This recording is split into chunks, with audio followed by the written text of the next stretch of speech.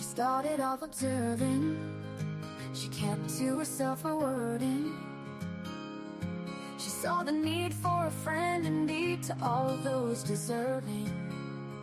She travels the world through your eyes. She listens and sometimes cries. She wants to know what makes you whole and cares without disguise. According to Leanie, she welcomes you here. A laugh, a song, sometimes a tear, a friend, a foe, a stranger. Your life story, your moments of glory. You're sad, you're happy, your dreams and your worries. She wants to know the ins and outs of all of you here. According to Leanie, according to Leanie, she welcomes you here. A laugh, a song, sometimes a tear, a friend, a foe, a stranger. Your life story, your moments of glory.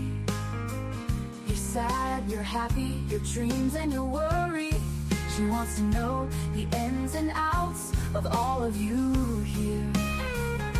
According to Leanie, she wants to know what it is all about. According to Leanie, you're welcome here while we all just figure life out. So sit back and yak, smile and laugh, have a cuppa or two. Leanie is coming on right now and she welcomes you. Let's hear life according to Leanie.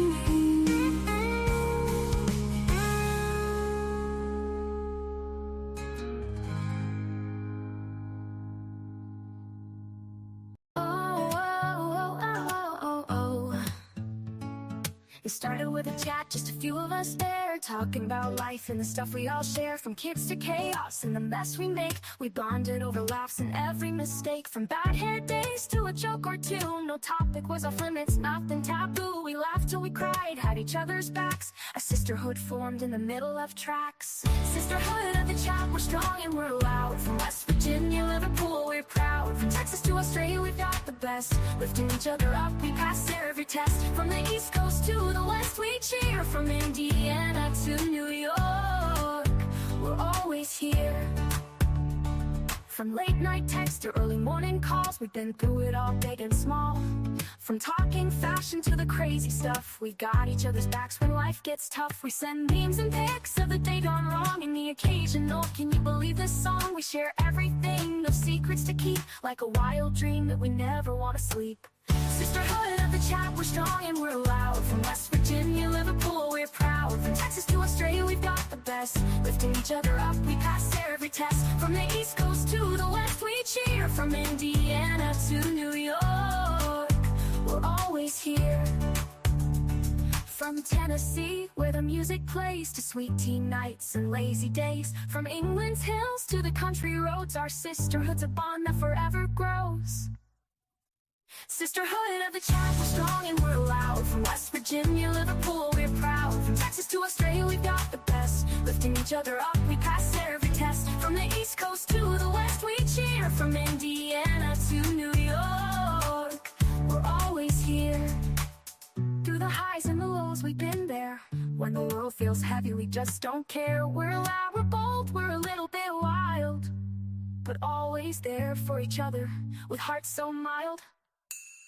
Sisterhood of the chat, we're strong and we're loud. From West Virginia, Liverpool, we're proud. From Texas to Australia, we've got the best. Lifting each other up, we pass every test. From the East Coast to the West, we cheer. From Indiana to New York, we're always here.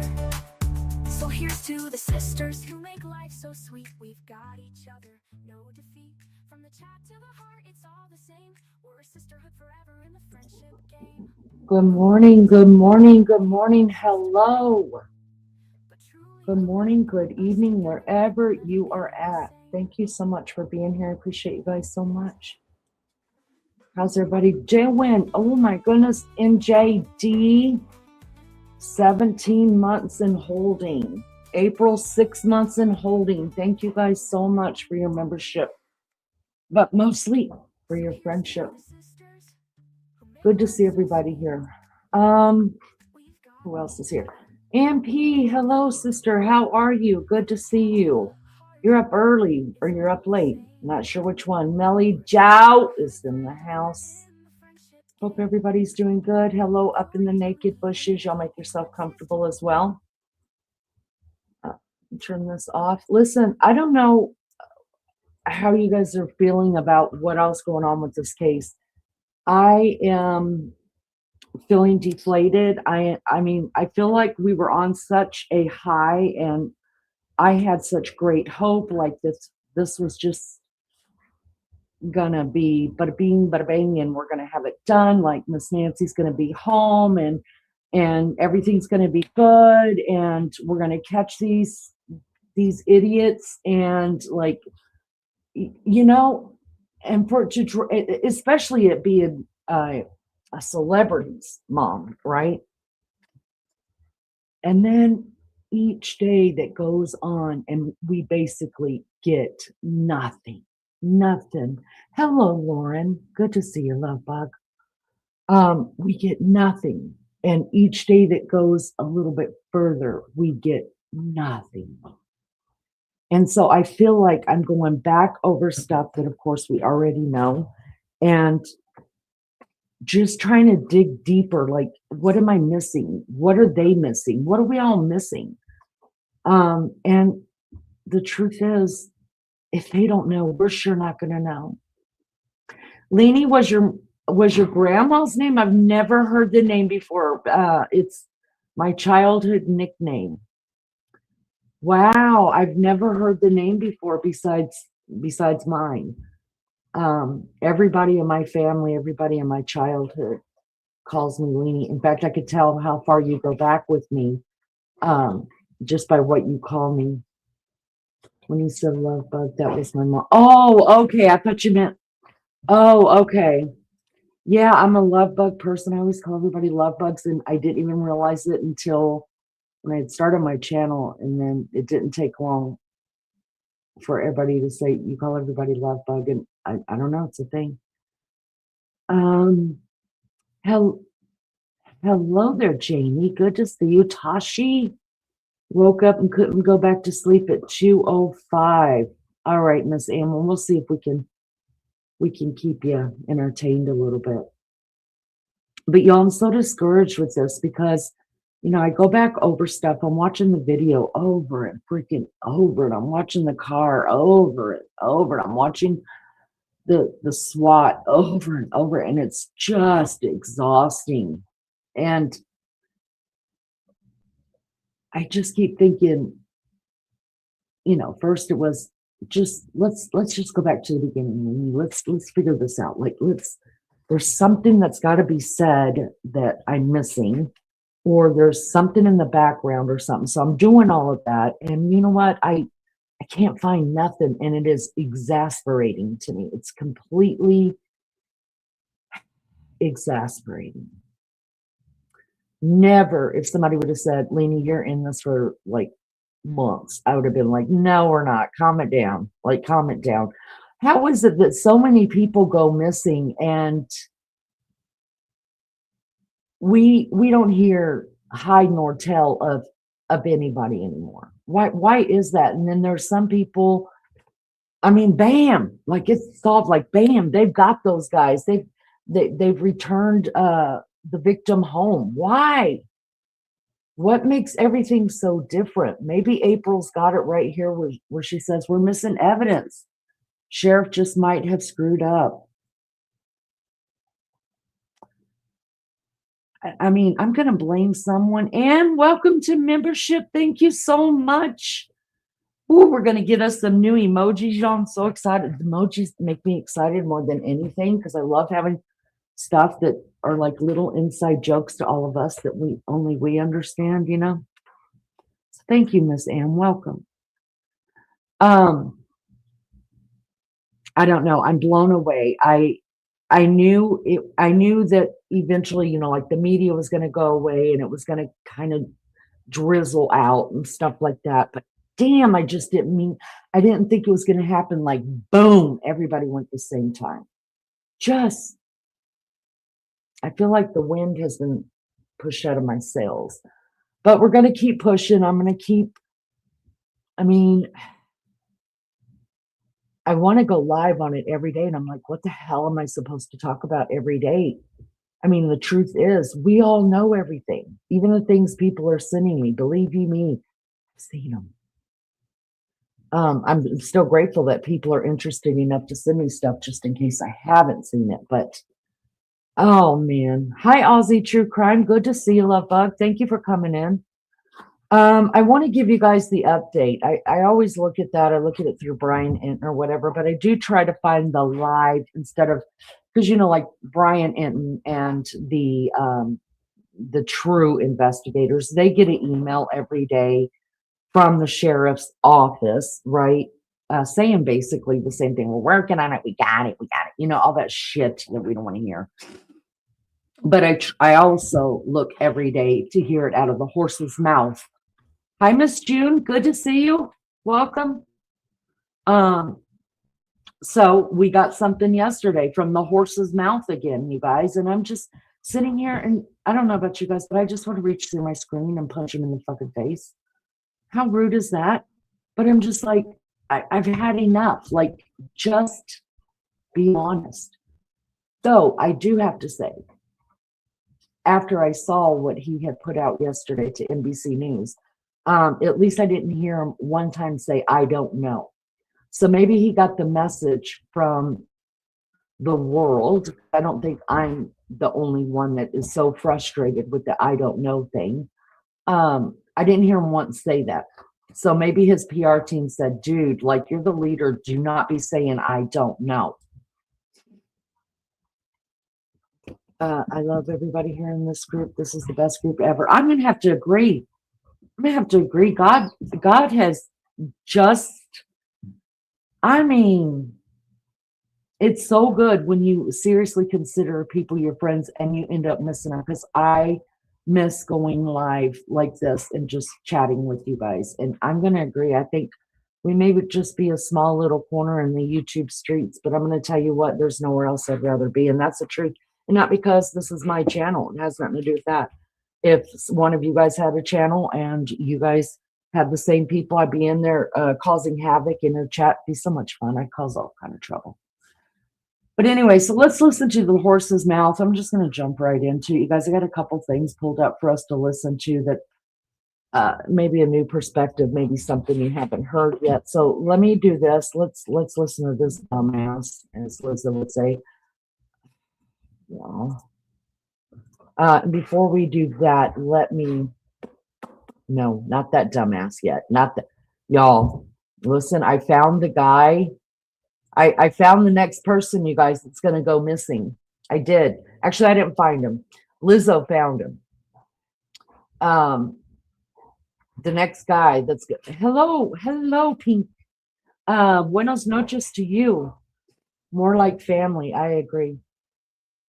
Yeah, I did find, we're going to talk about this guy that went up on JLR's when he was live streaming. This guy is a freaking idiot, and sadly it's out there for the world to see.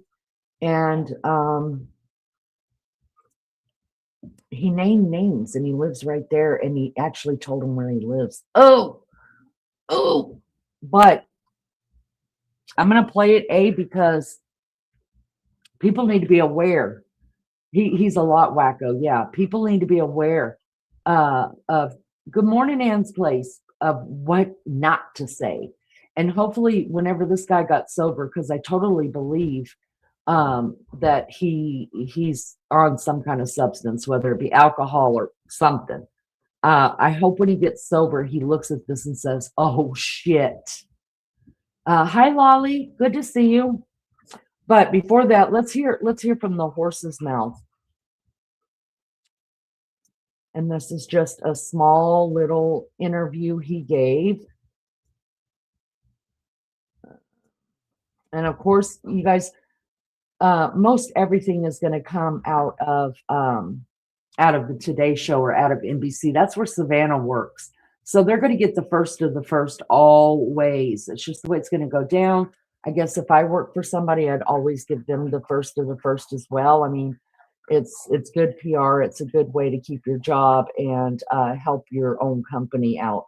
I'm not going to read this. You guys could go back to the Today Show and read the whole thing, but I'm just going to pull up the interview that was done with Sheriff. I don't know. Like I said, I am impressed that I don't hear "I don't know" out of his mouth not one time. So I think he got the memo that that's the wrong thing to say, especially if you're a leader. So let's take a listen to what he has to say about the case. You guys, my source is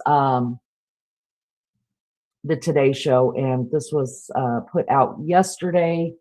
Would be today for some of us that are still awake from today, but it was put out on the 3rd. Let me just put it that way. And we are floating our no, I can't think. Why can't I think? What is wrong with me? Our fair use disclaimer copyright in the chat. And we are also floating it across the top of our screen. Fair use disclaimer Copyright Act of 1976 gives allowance for this content to be used for purposes of criticism, commenting, news reporting, teaching, scholarship, and research. Welcome, everybody. Thank you for being here. Take your shoes off, get comfy. I think I've got some good stuff to share. I hope it's good stuff. I hope you guys find some purpose in this and found it helpful. Good to see you, Erica. Thank you for coming in. All right, let's listen to Sheriff I Don't Know. Watch your ears. Also visiting that growing memorial, seen in this video, laying yellow flowers and a card with this handwritten message. Though we are surrounded by so much darkness and uncertainty, our love burns bright. We love you, Mommy. We miss you so much. Savannah later sharing this image on Instagram, saying, we feel the love and prayers from our neighbors, from the Tucson community, and from around the country. Pima County Sheriff Chris Nanos tells us he's also not giving up hope. So, Sheriff, it's been 30 days since Nancy Guthrie went missing. Are investigators any closer to finding the suspect or suspects? I think the investigators are definitely closer. We got a lot of intel, a lot of leads, but now it's time to just go to work. We also asked about that new Ring camera video obtained by Fox News Digital showing a car 2.5 miles away.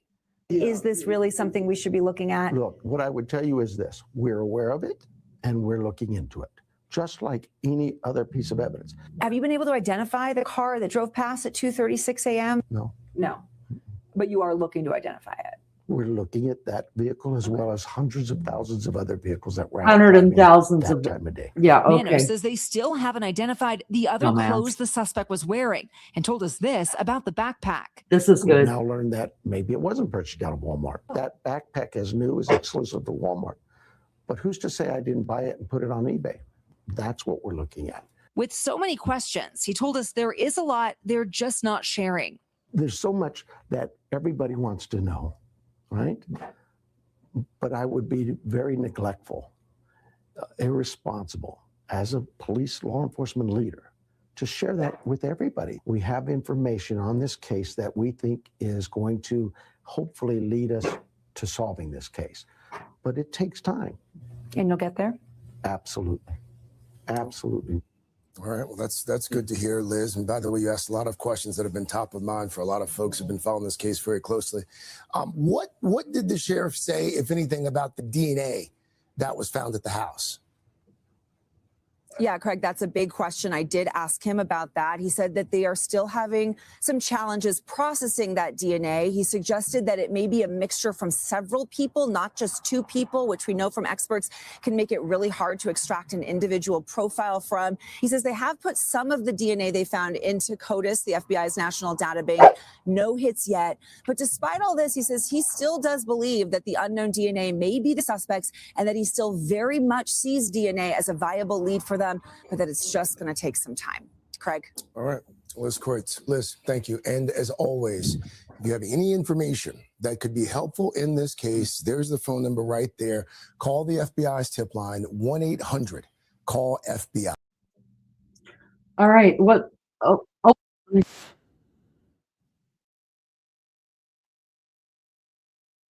Thank you. What says you guys about that? I mean, I'm grateful the man didn't say, I don't know. But there were a couple things that hit me with it. Hold on. I did see Miss June's comment, and I want to elaborate on that.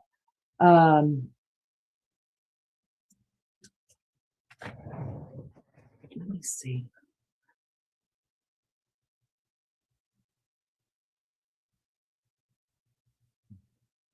I'm sorry. I have to scroll back up here to find it, and my mouse is just a bitch.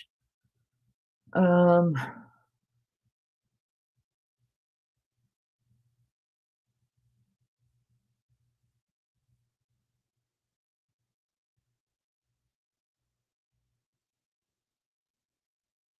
so sorry, you guys. Okay, so Miss June right here says, did you hear the neighbor got arrested there and there was a search warrant at his house, and they also took evidence out of his house? Sad. I did not know that. I'd like to know the source so we could pull it up. If you know, tell me where I can go and look for that. Jamie says, no, but I did see SWAT drive by earlier today. What intel, what leads? He needs to stop talking. Oh my goodness, he might be causing, he does. I think at this point, he just needs to be quiet. I mean, he's done so much where he's put shit out and then taken it back. It's like, I don't believe or hear anything out of his mouth really that I'm just like, I can hold on to some hope with. Like when he talks about the DNA at the end, when he said that he does believe that DNA is going to eventually be the thing to solve this case. Well, you've already told us that it can't be put into CODIS, and then it did get put into CODIS, and it didn't. And then now we're doing genealogy, IgG on it, but there's two different DNAs mixed together, and there's not enough of the DNA left to. It's just a mess. It's a mess. So what, we've got to wait 10 years for DNA to keep evolving? Oh, y'all, it's so disturbing. Yeah, the vehicle that drove by was the neighbor's car, and they ended up arresting him and then letting him go later. They impounded his car. Wow, was that the Kia Soul? Cooey Lulu, good to see ya. Was that the one that they saw everybody was saying was the Kia Soul? The guy's car got impounded. The neighbor, they didn't give it back. I just kept on thinking, why collect somebody who has a house and they're not desperate for money? Exactly. But can I just say this? So a bunch of us were talking this morning, and as you know, we have a lot of Aussies that come here. And the same time that this was going on with Nancy Guthrie in the early days, they also had a very similar case that happened in Australia. And I was talking to it with some of my Aussie friends this morning, and telling them that Maggie, my co-host, had actually sent me the details of what all had happened in that. Of course, it's terrible. It's completely terrible what they did to that old man. He was 80 something years old. He had dementia. He ended up being the wrong person kidnapped. They were trying to kidnap somebody else, but they got it wrong and ended up kidnapping this elderly man, and ended up unaliving him, killing him, and doing other stuff to him that is unfathomable. And they were asking for a lot of money. I'm getting numbers all mixed up now with this one, with the other one. But they were asking for tons of money. I think it was 30 million or something like that US. Anyways, turned out to be a case of the wrong people. They did catch the perpetrators, but guess what? This is what just threw me over the edge when Tashi told me this morning. The perpetrators, they were rich, y'all. They had money. Their parents were worth all kind of money. And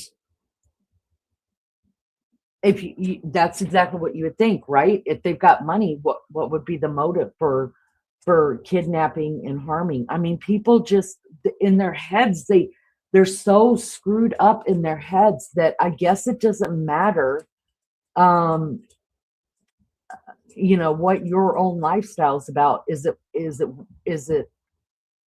the motive just the thrill? Can we get away with it? What will happen? It makes you wonder. Lulu says this is beyond ridiculous. That sheriff department is so ashamed. The guy was a fool. No way he didn't leave plenty of DNA evidence and clues. What is wrong with him? A cover up? I don't know. I don't know. Lolly says he's full of shit. April wants to know that's not the Kia though, right? Melly says I'm calling BS regarding vehicles. Right. See, that's another thing. When he said we're looking at that one and thousands of hundreds of vehicles that were out that day. First of all, it wasn't day, it was the middle of the night. Second of all, what did somebody count? There were 13 to 15 that went through from the 2 o'clock to the 6 o'clock in the morning. So there's not, what thousands of, what even 100 are you looking at? Fucking lie. Shut the hell up. Shut the hell up. I feel like he did leave DNA. He might have peed in the toilet because they were there for some time. Yeah, I mean, listen, when I get a little nervous, I gotta take Tums and I gotta pee. Imagine not being able to use the bathroom for 2 hours, and then I mean, you can't tell me at this point. I just don't think they swabbed the whole toilet. I just don't. Hundreds of thousands of cars is what got me. Yeah, I mean, come on, for the love of God. Quit being an idiot. He acts like we're idiots. I think it was Entertainment Tonight. He was interviewed. I do believe that's the source. Okay, I'll check out Entertainment Tonight about that.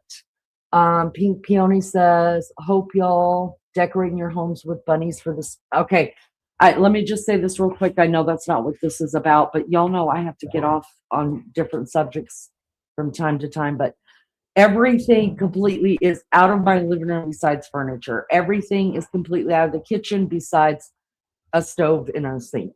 Everything has been bleached down. Everything's been cleaned, washed, because this week I am decorating for spring. Y'all, we're fixing spring forward. I'm super excited. Even though I'm freezing. Lulu says, there is no way he didn't leave saliva. When having that torch in his mouth, he would have drooled everywhere. You only need a tiny drop. Agreed. And yet, the mat is still there. And where do you think the saliva would mainly be? Once he got in the house, he wouldn't need the torch anymore, y'all. It's outside, all over that mat. That's where you would have found the DNA. And that's unless you just swabbed the whole sidewalk out there, the whole porch. Pick up the mat. I guarantee you it had a drop of saliva on it. Oh my gosh. How can you do IgG without DNA? That's right. But they say they've got a mixture of 2 DNAs, but they're struggling getting it apart. I just think that they've hit a dead end because they handled things wrong. Because remember, they said that they cleared all the family, right? Everybody's cleared. Y'all are clear to go. How did they clear the family? Did they just go off of, oh, I was asleep at that time? Yeah. I was asleep. Or did they use the DNA and use up some DNA to clear the family? MJD says hundreds of thousands of cars drive by those roads in that short of a time frame. Yeah, probably more like in a month's time. Fucking idiot. Miss June says, I think he was on Entertainment Tonight talking about it and being interviewed, and he was upset that he was being blamed. Oh, is he? Is he, Miss June? Is he upset? Is he butthurt? Have we heard his feelings? Oh. The kidnappers were found, and they are all they are now acing court or acting court. I think it only took less than 2 weeks to find the 2 perps over in Australia that kidnapped the wrong guy. But whether they kidnapped the wrong guy or not, somebody got murdered in that. And it wasn't because of the money, you guys. I think it was because of the thrill and just to see if they could get away with it. And if they did, they'd probably be serial murderers from there on out because they didn't need the money. I read about that. So horrible. I couldn't believe it when Maggie sent it to me. 50 million. Thank you, Tashi. Thank you. Which is just beyond ridiculous. I mean, that makes this case look small, right? They only asked for what, 6 million? Gosh, you guys. Oh, thrill seeking, yes. Yep, lazy rich kids. Very exclusive areas they live. See, so that was a thrill kill and possibly on their way to becoming serial killers. Miss June says, okay, so the parents had money, not the perpetrators. You can still have kids that rich and have parents, but kids don't have anything. But true, but those kids get anything they want. I mean, I just think it was more of a thrill kill. And now I'm not saying that the people who I believe, sadly, I don't believe Nancy's with us anymore, and I hope I'm wrong. Do I believe these people were rich that went in there and committed this crime against Nancy? No. Because I don't think this was a thrill crime at all. This was a hire, but hired by who? And says criminals are criminals that do things only because they want to, not because of money so much. It's a thrill. Miss June says, money to keep the money going. People are weird when it comes to money. They want to keep that lifestyle going. That's true. And that's very true. Lulu says, the animals. Okay. Are you safe with all the stuff in Iran? Erica says, a couple weeks ago, Brian came out and said that somebody had told him that the DNA wasn't viable. That's right, Erica. They said that what they had was not viable anymore. Unbelievable. It's still a bit cold, but should warm up soon. Okay. This sheriff is bananas we're talking about. Yes, I agree. And please be safe. Yes, looks like World War III coming soon, Lily. Yes.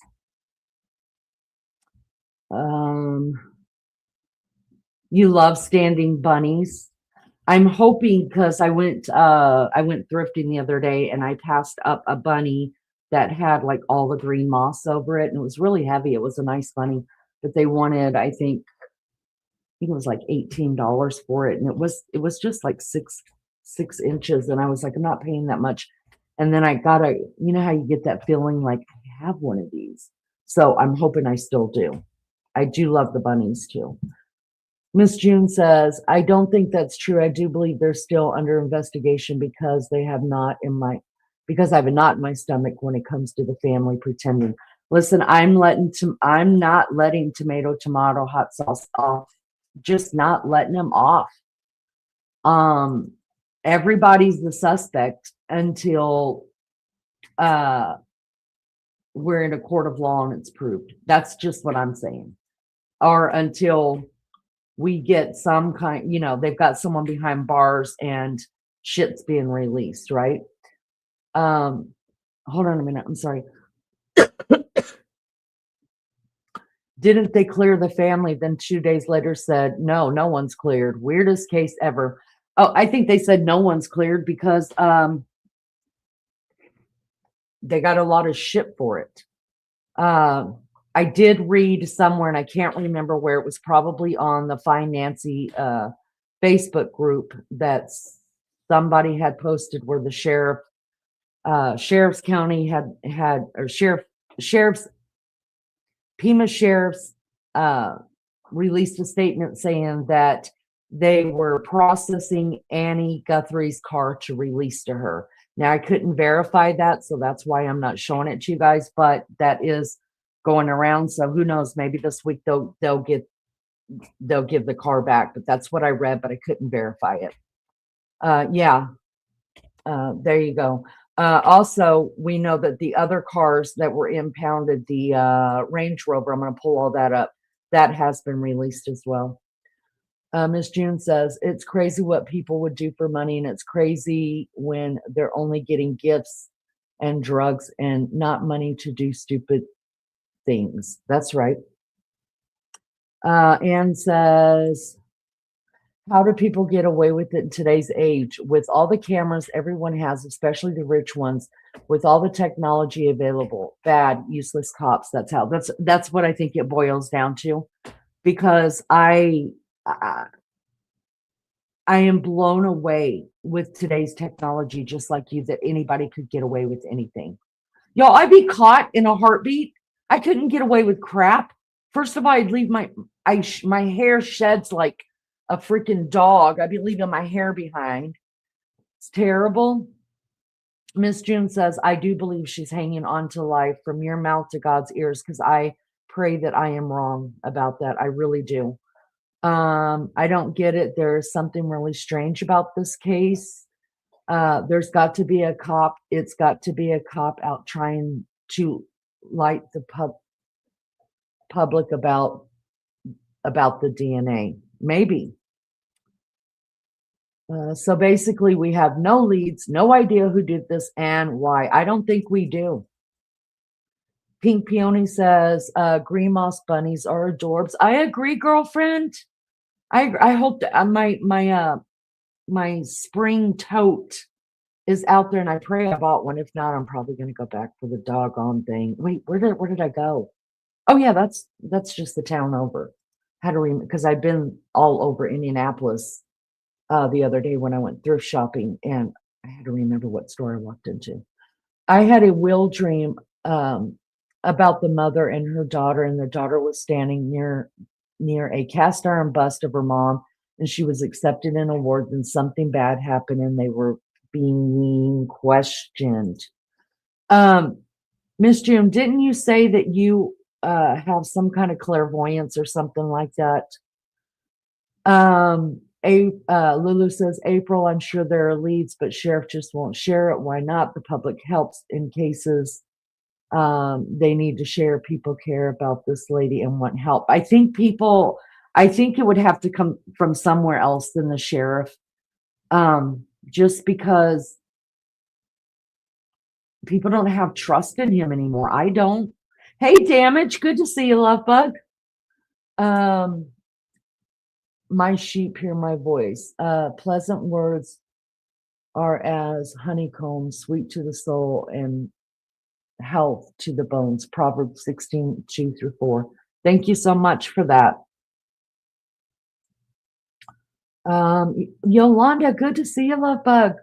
They gave Annie's car back today. I think it was Brian that reported it tonight. Yolanda, thank you. I knew I had read it, but I couldn't verify it, so I didn't want to bring it up. I was just going to let you guys know. I can't read whatever is put in chat by ANEX. Hope it was nice. Hope it was sweet. And hit the interpret button so I'll know what you're saying. Lie about the DNA. It's not coming out right with Google speech to text. I don't know what's going on. Hi, Freeway Girl. Good to see you, love bug. I believe the theory of the family member, the money needs, but I'm starting to consider an obsession or grudge with Savannah or with Nancy. I think that's highly probable. I think I was pulling towards that way because I had gone back into some of the, listen, I said that I am willing to consider anything, right? And even people who come in and say this has something to do with the Epstein case, you know, and the things that Savannah was reporting and the last person she interviewed and stuff like that. So I did go and look at a couple of things. You guys, I will never cover Epstein. And here's why. I'm not smart enough to do that. Okay. Sure. I could sit here and read off names and then tell you that's been redacted and that's been redacted. But Epstein goes way, way before my time, like way out there, right? Like back in the 80s. I just can't do it. I wish I was smart enough to do it. I wish I understood everything more. But for me, it would just be reading off a piece of paper names and then been like, wait, what? And then a bunch of nothing. That's what would happen. because I can sit here and elaborate all day. Okay, well, this one looks guilty because they moved out of country. This one looks guilty because they changed their they're no longer American citizens, so they changed citizenship. This one looks guilty because he's in office. This one's been known to do this before. This has been known. Y'all, that is so fucked up too. It's all fucked up. The whole thing's fucked up. And I do have probably unpopular opinions of a lot of it. And so, but I'm willing to look at how that could have affected, or if Nancy, or what Savannah's background into that is, and her husband, in order to glean information and understand that, yeah, she could have definitely pissed somebody off. That's a big thing. But why would it be her? I mean, there's a lot of us out here pissed off. I'm really pissed off about the whole Epstein thing and about all the shit and all the stuff that's going on in the world. But you're not going to get $6 million from me. You're probably going to get $6 if you're lucky from me, you know. Erica says, you know, what's funny to me is there are other times when somebody is missing and the sheriff's department or police department would be out searching for him every day, and serve bananas is not doing nothing. Yeah. I mean, even JLR today, you guys, he did like a search thing. Oh, that was kind of comical watching. I got to tell you the truth. And I am going to bring up something that I think this guy, if he goes missing, I wouldn't be surprised. I freaked out a nurse the other day when I described the whole kitchen to her, and her countertops and her son's room, and I'm still questioning why I can't get everything for Nancy. I thought you had some of that in you, girlfriend. I remember some things. It's so nice to have you guys here back in chat. Oh, I love this so much. There is a girl who is going to the court systems and pulling all the warrants for the house and reading them offline. She's also like digging the court system for other things. I will look it up. Thank you so much for that. I appreciate you. All right, guys. April says, JLR cracked me up today. Coyotes. Oh, goodness. Forrester, how are you, love bug? So good to see you. It's been a minute. Let's bring this up. Okay, we watched Sheriff's I Don't Know. So you guys know, remember the SWAT on, there were SWATs going, well, okay, remember the SWAT that Friday night? We all got excited, and I ate a whole jar of antacids. It was terrible. And I worked myself up to a frenzy. And then simultaneously, when that was happening, there was something going down at the Culvers where they had a car impounded, or they were impounding a car there, searching it, put a tarp over it, and detained him, and everybody was detained for 6 to 7 hours. Well, they're coming out. That was Lucas Daly is his given name, and his mom, both giving interviews about that night. I'm kind of worried. I kind of am like, is this the time to do it? But I guess if I were innocent, now I'm telling you guys, I'm not saying the man's innocent at all. Nobody's innocent to me yet, except for me over here in Indiana, because I haven't gone anywhere, and y'all can prove it. I've been here with you every night, almost every night. I'm doing all right. Hope you've been well, Leaning Forster. I've been doing so good. Thank you. Thank you for coming in. It's been a minute. Anyways, so, but I guess if it was me, and he knows, and his mother knows, that their name has been thrown under the bus many, many, many times. And knowing me and how I am just like, I want, even if I always want the truth, you know what I mean? I always, no matter how painful the truth is, I want it out.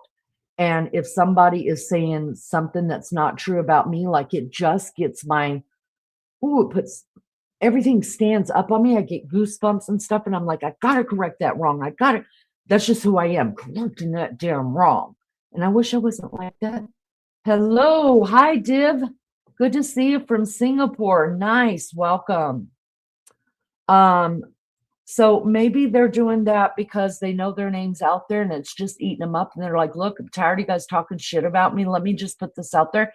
But y'all, when I watched it, I'm just sitting here going, ho hum. I still am side-eyeing you. Let's watch Luke's first. And you guys tell me what you think. I don't know if you've seen this already.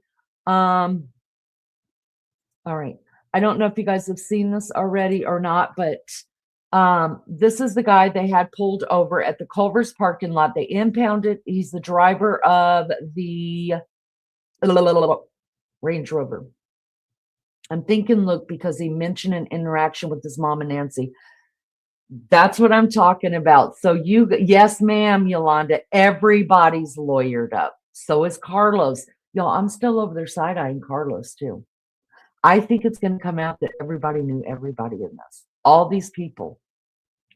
And so you guys tell me what you think. Does this make him look more guilty, or does it make you go, we'll just leave him alone for a while? Hi, Rocket Roller. Good to see you. We're talking about the Nancy Guthrie case. So let me bring this up, and you guys just tell me what vibe he gives you, and what do you think about this? Watch your ears, guys. I can't control your volume. Here we go. This is my sources, YouTube, Brianna Whitney. If you guys want to sub up to her, she works for 3 TV, CBS number 5. They just call it CBS 5. All right. So this is a Luke Daly sits down one-on-one after being detained in the Nancy Guthrie case and suspected online. Let's hear what he has to say, you guys. The abductor, the masked person. Is that you? It's not me. I don't see the resemblance of it looking like me, but absolutely not. I have nothing to do with this case. Nothing to do with it. Do you have any idea who is involved in the abduction? I don't. If I did, I would happily tell FBI, police, anything. I mean, I, like everyone else, just want Nancy to come home and be safe. But that being said, I have nothing to do with this case, and that's it. Explain to me what happened on the night you were detained, where you were, you're with your car. How did that unfold in your eyes? So I was driving home. I noticed 2 sheriff vehicles following me. They pulled me over at the Culver's right there, asked me to get out of the car, didn't tell me what it was about. So they had me cuffed in the back of a cop car, detained.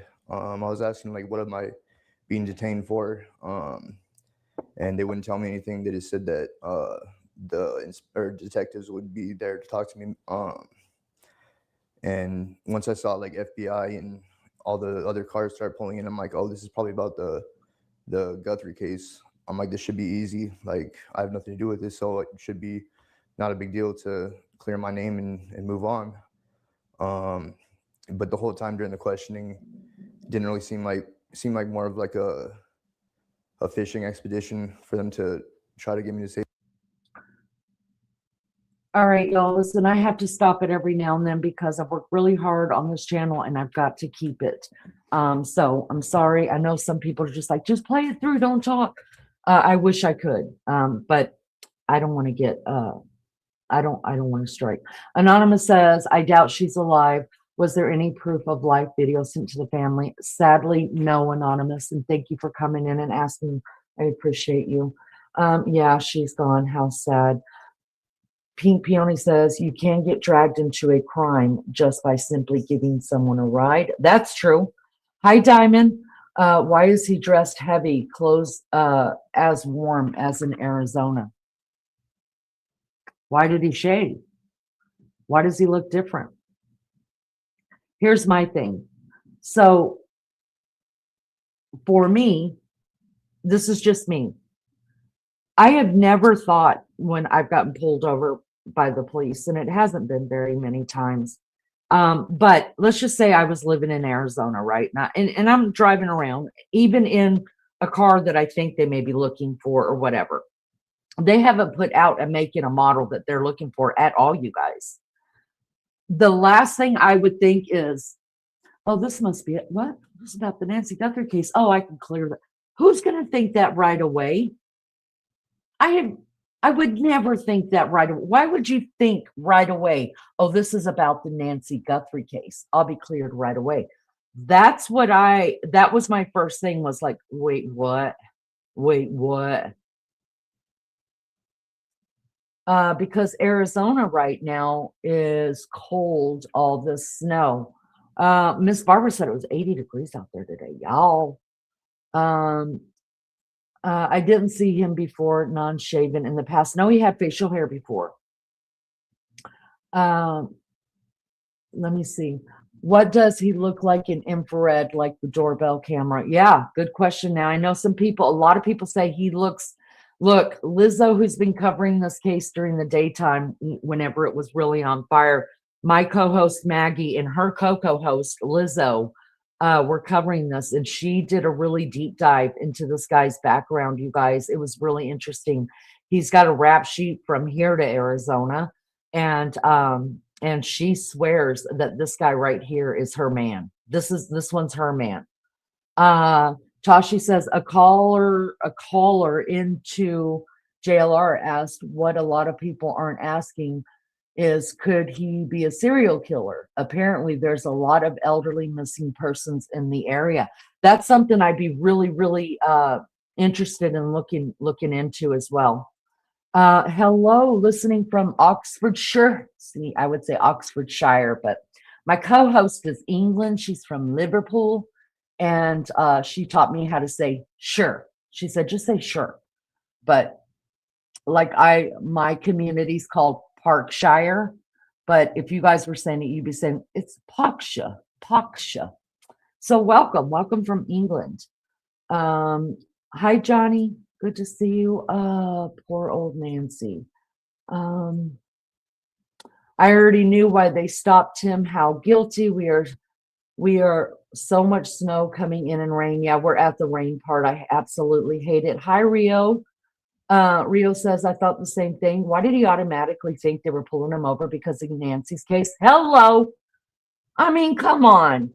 Nobody does that unless you're guilty. Nobody. And listen, I've never had to ask a cop, why am I being detained? Never. I knew I was being detained. Detained basically means that you're being stopped in your tracks. You're being detained, ma'am, because you're going 30 miles over the speed limit. We're releasing you to your own recognizances because you've got 6 kids in the car and nobody wants to put up with them 6 kids. Okay. Then I had to ask what recognizances means. Oh, y'all. Cooey from the warmth of Australia. Hope you're all keeping toasty. That's what our Lulu says. MJ says, I would think he thought it because that's why the FBI were there in his town. Yeah, but I mean, if you're an upstanding citizen, and I'm sure there's a lot of crimes going on. Now, I understand this was the biggest case in the whole wide world. If you're an upstanding citizen, I don't think you're going to think right away, oh, this is about the Nancy Guthrie case. Nope, not buying it. Melly Joe says, please double tap the screen for us. Yeah, y'all just double tap the screen, see what happens. Magic's going to happen. It's really good. I seen one, but it was in Phoenix. Lots of fluffy snow here yesterday. Subbed and liked. Thank you so much, John. Please stay and join chat. We love chat. Plato says, do not double tap screen chat. Listen, Plato, nobody's listening to you. That must be Rapper. Rapper, is it you? Just say hi, Rapper. I don't care if you troll the chat. Just say hi. Said his mom was following the case, so he knows the FBI are close by. I wouldn't put. Listen, if it happened, this is me. Honestly, if you know the FBI are close by, you know something bad happened over there. If they pull you over, or is that going to be your first thought? Is, oh, they're looking for me? That would never be my first thought. I don't care if the FBI were next door, because I'm not a criminal. I don't do shady shit. This guy does shady shit. Now, I'm not saying he's guilty of the crime. I don't know, but I'm still side-eyeing him. Hell here in Missouri right now. Well, sit and stay warm and join chat. We love having you. Let's see. But his mom, and I'm going to play his mom's as well. His mother also says the very same thing, guys. She goes right into, oh, it must be Nancy Guthrie. Why? If you don't like it here, then leave, Jamie says. Pink Peony says he has small beady eyes. The door video shows large eyes, and they were really, really pretty. Too quick for me, you little gunslingers. Stuff looks so different on night vision, though. Thank goodness they are gone. The trolls put a mask on that face, matches eyes. He is a strong match. Lego, good to see you back. If the masks don't fit, you must have quit. Oh gosh, Lord of mercy.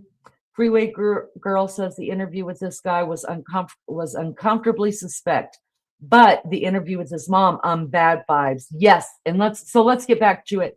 43 in the chat. Miss June says hit the 3 dots to show your love. Thank you so much for that. John says I don't know much about this case, but last week that's why I came here. Come on in. We know way too much about this case, and it's easy to catch up. It's really fast to catch up, and I'm so happy you're here.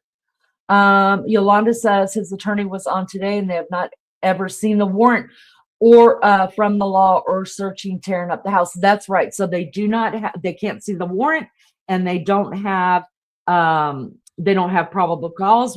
They don't have the probable cause yet, and they don't have a list of what all they took from the house. Because guess what, you guys, guess what? All that's under seal. I still think the brother-in-law is guilty. Michael, you and I are on the same page in that book. Yes. Yes. Anonymous says they can simply record video of him infrared and match to the doorbell camera. Go tell them, because nobody's listening to us over here. All right. I'm gonna make this go just a little bit faster because I don't like to be away from chat that long. So let's move it up to 125. If we can't understand it, I'll move it back down. All right, tell us more lies. Let's go. Say something, because all the dates I was telling where I was, things like that. I'm like, all you'd have to do is look at my phone and see my location. It was nowhere near anywhere or have any connection to this. But still, it was tough, like being there. Like, I mean, I don't trust the FBI to the extent that I'm like thinking that there's pressure on this case and they want to find the person. So like the whole time while I'm sitting in the back of the cop car, I'm like panicking, thinking that I'm going to be framed for this, or they're trying to pin this on me somehow. Did they tell you what led them to you? I mean, something made them believe they needed to talk to you about it. What was that? I asked them. They didn't tell me any information about that. And I have thought of any type of reason why they could have come after me. But there's nothing. And I think that's why they didn't tell me. Were you in the area of the home at the time, like the overnight, or would it have been something like, we've tracked this person near? Well, I live near her house, but I mean, I didn't even know that until after the fact. Like, I barely just learned where her actual house was in relation to mine.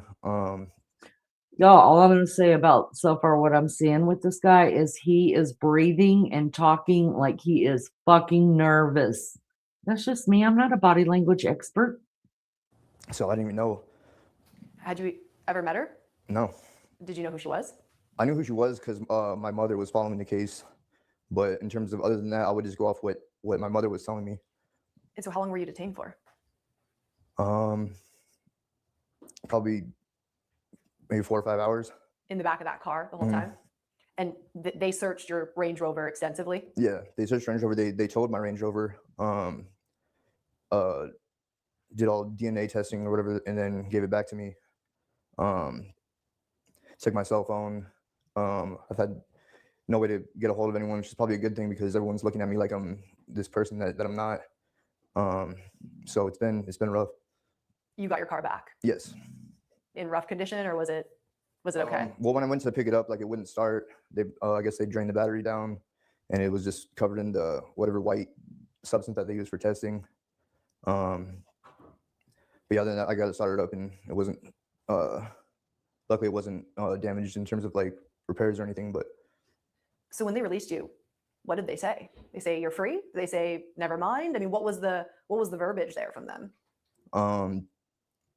they had just told me that they were still at my house, so I couldn't go home, but they drove me somewhere near the house and just dropped me off.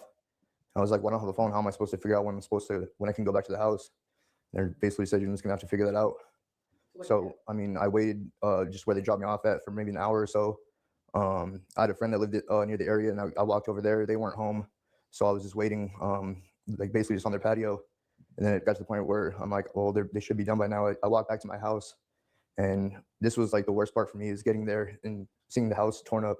But the worst part was my mom not being there, and her being elderly and having AFib and things like that. I'm thinking the worst. Like, I see her car's here, but she's not there, and I don't have my phone to get a hold of her. So I'm wondering what happened, if I need to start calling hospitals or what the deal was. But luckily, I guess she went to one of the neighbors, but I didn't find it out until the next day. Right. You were detained and released, but you've said it, your face, your name, it's everywhere online. People still believe you were either involved or did this. What's that been like for you to have your name, your picture, even a past mugshot all over the internet associated with this case? I mean, for me, it's terrible. It's hard to go anywhere, and the hard part is they're making all these assumptions based on things that have absolutely no relevance, and they're just bringing up my past, which I haven't. I mean, I do have a past, but nothing violent or anything like that. All my past has just been involved with using drugs, and I haven't been in that life for over 2 years now. So all the things that they're bringing up, I guess it's public record, but it would have came out if it wasn't for all these people speculating and doing things like that. So now people that had no idea about my past, so I've done like a good job of working past it and not having anything to do with it. So them doing that now is kind of just reopening this whole speculation and make me out to look like this bad person, which I'm not. And it's not just been you. People have found, records of an alleged girlfriend of yours. There's been a lot of rumors swirling around. What do you want to say about those rumors, about you, about her, about everybody that people have looked at and said, well, they could do this? Yeah, first of all, that's not my girlfriend. I barely knew that girl, and I was arrested with her on a completely different circumstance over a year ago. I haven't talked to her since, and I guess they're just going off of the arrest, saying that I was arrested with her. So, but I hardly know her and don't associate with her. But in terms of everything else, I mean, all the speculation is just going off of, I don't even know if people really believe it, but online it just seems like they're pushing this narrative and trying to make connections with things that are, I don't know, basically like circumstantial, like saying my eyelashes match the guy in the ski mask picture, which I'm sure like if you could use anyone's picture and find similarities. And you don't recognize the person on that, no. In that footage? No, I don't. But in terms of all this, like I said, that was dumb, because if he did recognize himself, would he say, oh yeah, it looks just like me. Check it out. Looks just like me, y'all. Come on, don't be dumb. Don't be a dumbass. We're not dealing with this. I like what somebody said up here that she wishes he would ask. I think it was anonymous who said it.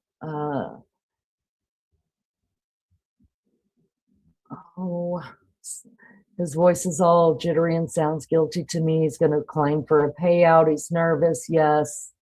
Here, Lego Mike says, I hope she asked what was in the back of his Range Rover. I would love to know that too. Another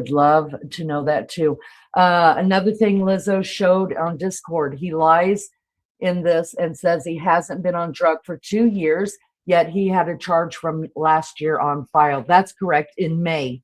Lizzo she deep dived this guy, y'all, and he's going to say on here that he hasn't had any, he's been clean for 2 years, he's all this, but he had a drug charge in May. And the girl that he's talking about, that he doesn't know her, and he was just arrested with her last year on a different charge or whatever, however he put it, that's Kayla Noel Day. Kayla Noel Day is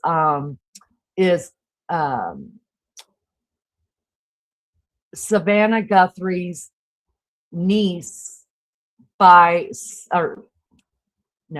Savannah Guthrie's cousin by marriage. So in other words, her aunt married into the Guthrie family, and she already had Kayla. So she's she's not blood relative, but she's a relative. Miss June says, I understand how he feels being blamed for something someone else did. I have someone who's doing similar to me, and it's a headache. It's like crazy. Everyone working with this murderer. I'm sorry to hear that. That's terrible. We might not have got to that point yet. No, it's okay, because it's good that you said it, Tashi, before we got there. That way they understand the fucker's lying. What else is he lying about? For money, of course, I got to say allegedly. Diamond says, lie. He was arrested last year, not 2 years ago. Lawsuit if he's clear. That's right. Who knows? He could have actively on his phone proven where he was or something. Yeah, but a lot of people, even I don't buy that shit. Here, take my phone. We already know that the guys, that wasn't a phone in that guy's pocket like I thought it was, you guys. There's been too many people that are what do you call it?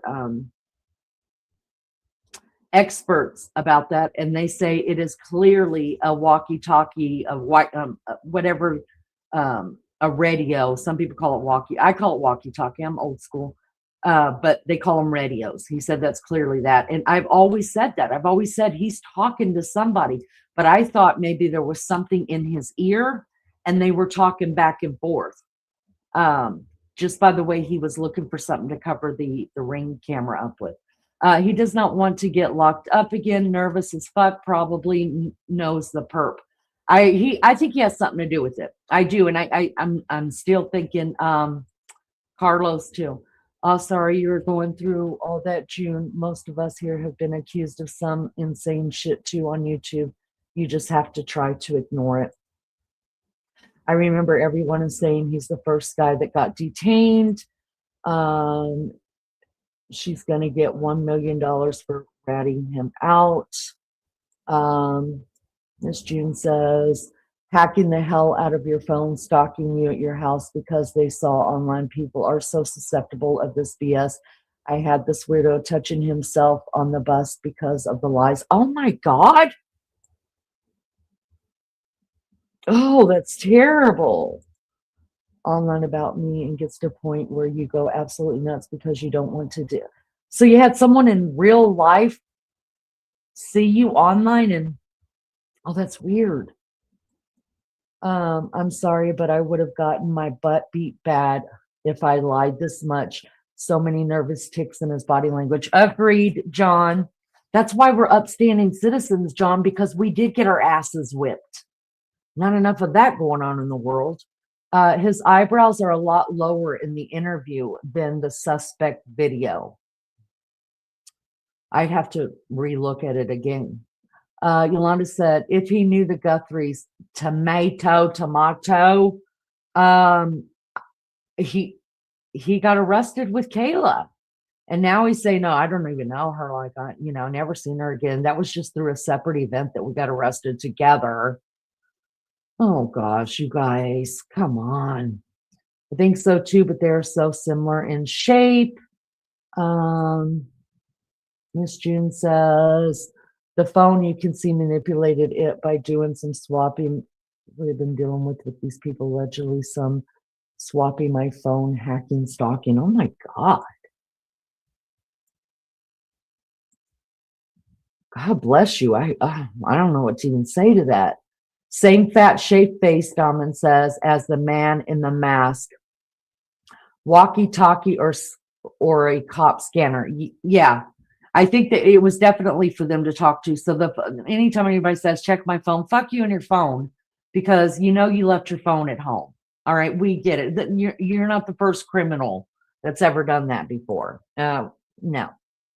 Phones don't prove shit unless they prove that you're right there in the area and you've been hanging out at their house.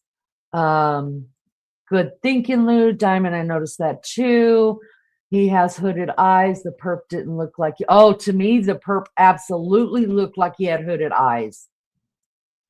Absolutely, April. In fact, that's one of the first things I said is he's got hooded eyes and beautiful eyelashes. And they're really, really long and dark. They're so dark that it almost looks like in the the view of the camera, it looks like he has eyeliner on. That's why his eyes look so beautiful to me. Now, I'm blonde, y'all. My eyelashes are as white as the top of my head. So whenever I see, I know good eyelashes, people. Not the fake ones either. I'm talking about y'all that have those beautiful fringed dark eyelashes. I'm so jealous of you. And I will stare at you for hours because I think it's so beautiful. Need a pic of his backside. Yeah, tell him to turn around and walk away for us. Maybe spin around, reach down, pick something up. That'd be good. Get ignored when this woman has violated my space, pay my DNA. Oh my God. Miss June, who the hell you hanging out with, love bug? Oh, Peachy says he seems a little bulkier than the suspect too, but look how much clothes he has on. I think now, remember, we're looking at two different pictures, right? I believe the two different pictures are two different men, because the one without the backpack looks like an older man to me, the way he's standing. It looks like he's got a gut on him. His shoulders are drooped a little bit more. The guy with the backpack stands like, to me, this is my opinion, he stands like he's taller and more, not, I wouldn't say muscular, but he's got a younger body. You know, as you get older, you slump more, you know, your shoulders go down, your back crunches. I don't have to tell you guys, you know what's happening. This guy, you could tell, you know, his back is straight, he's straight up. So is this guy the second guy without the backpack? Plus, how much clothes does this guy have on? We see a tie, we see a jacket and a button-up shirt. I don't know. And he's sitting down, so that also crumples. Y'all know when you sit down and you're overweight, all your fat lays around and your chin lays on your chest is laying on your belly's laying on your knees. Oh, it's terrible getting old, y'all. We need June on panel one night. Would love to hear from June. Absolutely. If she would ever come up, that'd be great. Freeway Girl says the short statement he made about his mom knowing about Nancy. That's a red flag for me. Sons fight battles for their moms, or being a bad kid would do things to make his mom happy. Right. Well, he's lying because he said that, well, it's going to come out. I'll just wait and let you guys listen. You'll catch all the lies just like I did. I don't think he looks like the person in the videos, MJD says, or the screenshots. Miss June says, people are so weird. They believe anything they read online, and this person has gone above and beyond to spread the lies, but I'm going to get paid allegedly. Of course, I got to say that. All right. Tim Mack, hello. Good to see you. Thank you so much for coming in. Says, I think it's a police scanner in his pocket. It's ironic that the 911 call about the lady hanging out of the window to the dispatcher said over the air, there was no chopper in the air. That's when he moved. Oh, that's so interesting. Nobody has ever said that. I love it when someone comes in here and they have a whole different thing to throw at me. That's so freaking interesting. Never thought about that. Oh, April's eyelashes are so gorgeous. I want his eyelashes. I want the dark eyelashes. Nice eyelashes until he took the mask off, right? Yeah. I don't know the person's boyfriend at the time. That's why I don't do readings at all. Interesting theory, Peachy said. Yes, I've never heard that one before. I can't wait to share that with Maggie, who is my co-host, and Lizzo. That is amazing. Amazing thought. I've never heard anybody say that yet.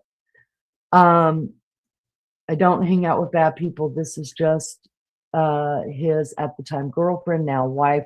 Oh, yeah. That makes a little bit more sense. I thought this was just somebody who you met online and they're like, you know everything about you. That's scary. As long as he's fully dressed. Hi, Karen. Karen says his mom has a fibrillator heart issue. All right, let me jump through just about, it's maybe his eyebrows that look higher on the perp. I think it might be a different guy, but he is quite big, so I'm not sure if they're the same guy because the other guy had the neck. This one don't. Yeah, definitely. This is a chilly show. Does that mean we're cold? This guy is more like a potato head. But remember the guy without the backpack, y'all. His body is different. His head is different. Diamond Lucidity says he didn't get swatted for nothing. He wasn't cleared. He was released from detainment. That's right. That's right. That's exactly right. Nobody's cleared. Why didn't he have a picture of Nancy Guthrie on his? Why did he have a picture? Oh, see, Erica, I did not know that. Did he have a picture of Nancy Guthrie on his phone? I had no clue. John says I'm 67 and Spry is 66 years old. Right on, come on, cut us. Listen, I just call it as I see it, and I wasn't talking about y'all. I was talking about exactly what's happening here. Y'all just all squished down. It's all terrible. And I'm 57 and it's all just terrible when, oh man, there's no help here. It's a sad, sad case that's going on in this chair right now, y'all, for real. Hi, Twinkle. Good to see you. Maybe a homeless.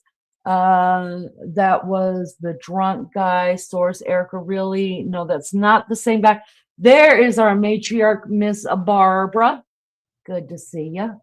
Yolanda says, never heard about Nancy's photos of him. Fair use disclaimer, Copyright Act of 1976 gives allowance for this content to be used for purposes of criticism, comment, news reporting, teaching, scholarship, and research. Thank you, Melly Joe. All right. You're 61 and still feel 60. You two are adorable. That was the guy that was arrested in front of Nancy's house. Okay. All right. Let's get back to this, you guys. Let's listen to more from Luke. We're almost done with this. We have about 6 minutes, but it'll go faster because I've got it on 125 speed, so maybe 5 minutes. So they're comparing my face to this. They're talking about my Range Rover, which I didn't even buy until after she was reported missing. It was a new car, yeah, for you? Mm-hmm. Yeah. They're talking about another car that was sold off my property. That car wasn't an accident, has nothing to do with this. It wasn't towed in relation to this case. It was being told by the insurance company to assume if it was totaled or not. We already know that, asshole. We did your background check. And I thought the Range Rover was bought the week that she went missing. Could be wrong. All right. So that had nothing to do with the case. There's no evidence to point towards me other than speculation. You really have no idea what led them to you in this case? Absolutely not. Still a mystery to you? Yes, and I would love to find out. Were you dealing mostly with sheriff's deputies or FBI agents when you were detained? When I was detained by the sheriffs, but in terms of all the questioning was done by the FBI. What would you like to say to both PCSD and the FBI? Basically what I told them before, if there's anything, I'm happy to help. If there actually was something real that I could help them with, but like I said, they have my phone. They went to my phone. So, I mean, if it was anything real, they could look through that and hope clear my name. But in terms of the collateral damages, this being part of it, there's not really any type of way. There's no going back from this. For your whole family too. I mean, your mom has had to go through this too. As a family, how has this made you guys feel collectively together to kind of be in this public shock, this public scrutiny? It all just seems like a nightmare. I mean, it doesn't seem real, and it's just been, we're all it's just been a nightmare. I know my mom, she has like problem with stress, and like she was doing good before this. After this, she's been a lot more stressed. It's been hard. I'll let her speak to how it's affected her, but I mean, in terms of collectively as a family, it's been a nightmare. You know, what's your message for Nancy Guthrie's family? I mean, I, like everyone else, I want to see her come home. I want the actual suspect to be found. I think it's really unfair to them to give them false hope by going off whatever they went off to have this huge investigation and raid happen. To me, it's like giving them false hope that they had a suspect and then it was nothing. and I'm not the first person either. So I think it's wrong in that sense. This is your first interview since you've been detained. What's your hope in putting your voice out there now that people will get from this interview? I mean, for my personal interest, I would just say just not to go off speculation of everything you hear on the internet and kind of like the hive mind mentality that someone says something and then they just go off of it based on no evidence, no truth. But I mean, in terms of like moving forward, I just want to be cleared, have actual verification that I was cleared by the FBI and sheriff, whoever else. Have they officially cleared you? This is just going off what I've heard, but I guess I've been cleared, but they don't close any case, I guess, because it's still ongoing. But I mean, I know personally there's nothing else that they're gonna come across that points towards me. So unequivocally, you are not the person, you are not involved. Absolutely, 100%. Is there anything else you want to clear up that people may have said, that you've seen, that you feel that you have the opportunity now to address? Nothing particular is coming to mind right now. Obviously, I'm nervous. This is, like I said, my first interview, and I mean, I'm not trying to get any more attention from this. I just want to put it out there for me that I had nothing to do with this, and I'm hoping that the truth will come out, whatever that may be. I have no idea. I appreciate your time. Chris, do you have anything that you want Luke to address or add? Luke, is there anything else that I didn't ask you that you want to address or talk about while you're here? Just want to make sure that you get your opportunity to say anything you want to.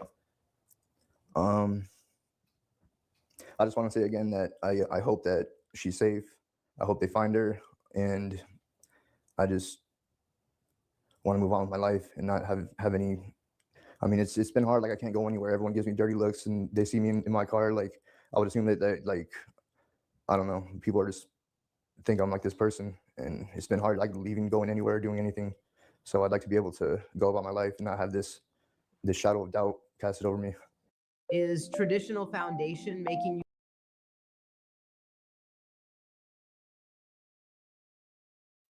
What says y'all? I want to answer this for John Q real quick.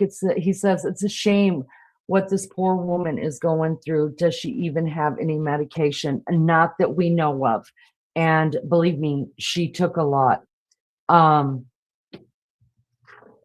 Early on the first week, Brian Enton talked with an ex-Border Patrol agent, and he took him through the woods, kind of down from Nancy's house, to show him like how easy it would be for someone to get, it's not woods, I'm sorry, through the desert. Showed him how easy it would be for somebody to go unnoticed in there because of the way that the foliage is and different things like that. And that you would actually need, you could either walk through it if you knew the area, or like most people would use ATVs or four-wheeler stuff like that. But at nighttime, they wouldn't if they're going to have a crime like that, because obviously they're too loud, like motorcycles. Well, Brian Enton did ask him about medication, like if they took her over to Mexico, what's the chances? And while we were live one night, I pulled up some stuff where Brian Enton actually did go over to Mexico, and it would be very, very easy, very easy. Let me repeat, very easy if she was taken to Mexico, or even if she was still in the Tucson area, for her to get medication from over in Mexico, because basically they don't care. And a lot of stuff is sold in their pharmacies that we have to have a prescription for here. So all they would do is they would take you to one of their doctors would prescribe, and you would just go get it, because it's more about the money to them. Same thing with if she was still in Tucson, they would take her over to the doctors, and he said they don't ask any questions. They get their money and they prescribe. So for me, I've never really been worried too much about the medication that she didn't take with her, because if they wanted to keep her alive, I believe that it is that easy to get the medication. But I don't think, I mean, who's going to want to hold a 74-year-old woman for all this time and take care of her? That's just my opinion. I could be wrong. Thank you guys so much for being here. Will you do me a favor? Double tap the screen and give me a like, or up in one of the corners of your phone, there's 3 dots. Click on that and then give me a thumbs up. That's all I ever ask of anybody. I never ask anything else. Thank you for being here though. Miss June says she believes he's more husky than the guy in the photo. Looks nothing like this guy. Miss Barbara's here. She says the one with the picture was driving around like the crazy person. Yeah. Yeah, he did have a picture on his phone. That's right. He was holding it up and stopping in front of her house. And the dumbass, you guys was smoking marijuana right there in his car. But he's been released. They detained him for a DUI. They actually have pictures of him laughing and stuff with the police, and he was high. He drove past Nancy's house like 50 to 100 times, right? I think he was high, and surely you'd have to know the cops were around there, you know what I mean? And he just wanted to be a looky-loo too. I'm a looky-loo all the way over here in Indiana. Y'all been looking and looing. Eric says, okay, thank you for answering Erica's question for me. I appreciate that. Twinkle says, if I drive by your house daily because that's my routine and you disappeared, am I automatically guilty? Not at all. But this was the guy who they're talking about. Twinkle wasn't driving around like all day long. It was like he was really high. And he'd go up, it was at nighttime. He would go up the street, turn around, drive back down the street, turn around, drive back up there. And he was just doing it over and over. It wasn't like he was going off somewhere and coming back. It just was a constant thing until the police got called out there. And then he was sitting there talking to police, smoking a joint. And he had a picture of Nancy on his phone that he kept looking at. And he would look at the house, look at everybody else, and I think he was just freaking high, y'all. It's bad because he got red flags all over him when it comes to drug issues, and being connected to the family kind of sucks. Yolanda says, no, I still think it's Tomato and his bandmate. I'm on that same page. I don't know about the bandmate, but I'm side-eyeing him. But I'm going to sit on that fence until the cops pull me down. I believe that Tomato hot sauce dude is the one that's behind this 100%. It is unsettling when you got people sticking their cameras in your face everywhere you go, doing stupid things to you because they believe what they see online is quite insane. I would just take pepper spray. If it was me, just spraying the hell out of everybody, kick people in the nuts, keep walking, He seriously looks like the second guy, Erica says. Melly just says he looks like the second guy photo, more now solid built. I could put that up for you guys. Let me put up what we're talking about. I've got a side-by-side picture that Maggie put up here. Let me find it really quick, and you be the judge. Now the police have not come right out and said that these are 2 different people. Some are saying it's 2 different nights. There was no time stamp given to us on. All we know is this is the perpetrator. The police have not come out and said it's 2 different people, but they've not said that it's one person. I believe these are 2 separate people. I believe that his body type, with him just sitting down and me not seeing him walking, absolutely does look like the perpetrator that does not have the pew, the gun in front of him, or the backpack on. What says you? The one with the backpack on and the gun in front of him, he just holds his body differently. He acts younger. He stands younger. He's standing up. Whereas the blob here looks more like me, right? Shoulders down, stomach. Well, my stomach doesn't go that far out there, but I could arch my back and probably do it, just not as round. My legs aren't that skinny. This guy kind of looks like alienish to me, but he's definitely got something in his pockets. Both of them do. We know that. So that's who we're talking about, where people are saying, does he look like this guy or not? That's the picture right there. All right. Let me jump back in the chat, catch up. Hopefully Notice he had a couple of layers on for the interview. Right. Miss June says that's all pain medication that she takes. The heart medicine is like, I do believe 2 or 3 pills, but the pain medication she takes is a lot. Also, 84 years old. 70 in chat. Hit the 3 dots to show your love. Thank you so much for saying that. Twinkle, thank you for subscribing. God bless you. Welcome to Love Bugs. Tashi says, I think we need to know if the ransoms came in before or after the case made public news. No, because they didn't even hear from the supposed kidnappers for ransom until 3 days later. 84 years old. Did I say 70? Did I say 7? Y'all, because I liken this a lot to my mom.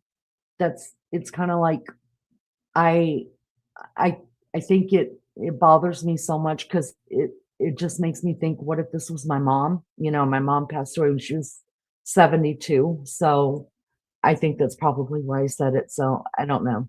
It's kind of, she looks nothing like my mom, but I love my mom. And I think I would react a whole lot differently. I would like to hope I would. I have no idea who released ransom notes, but they were released and I got to see it on a live. It's crazy public knowledge, right?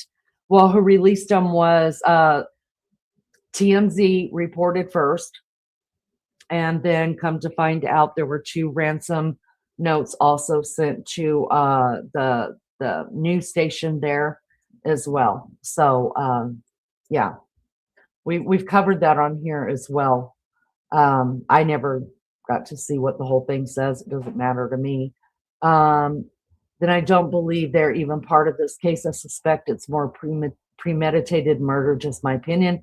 We're on the same page, Tosh. Pink Peony says, I know a lot of people that prefer meds bought from Mexico, a lot of intravenous ones as well. They bring them on the plane, no problem. Right. We've got a huge, here in Indianapolis, we've got a huge community of Hispanic people.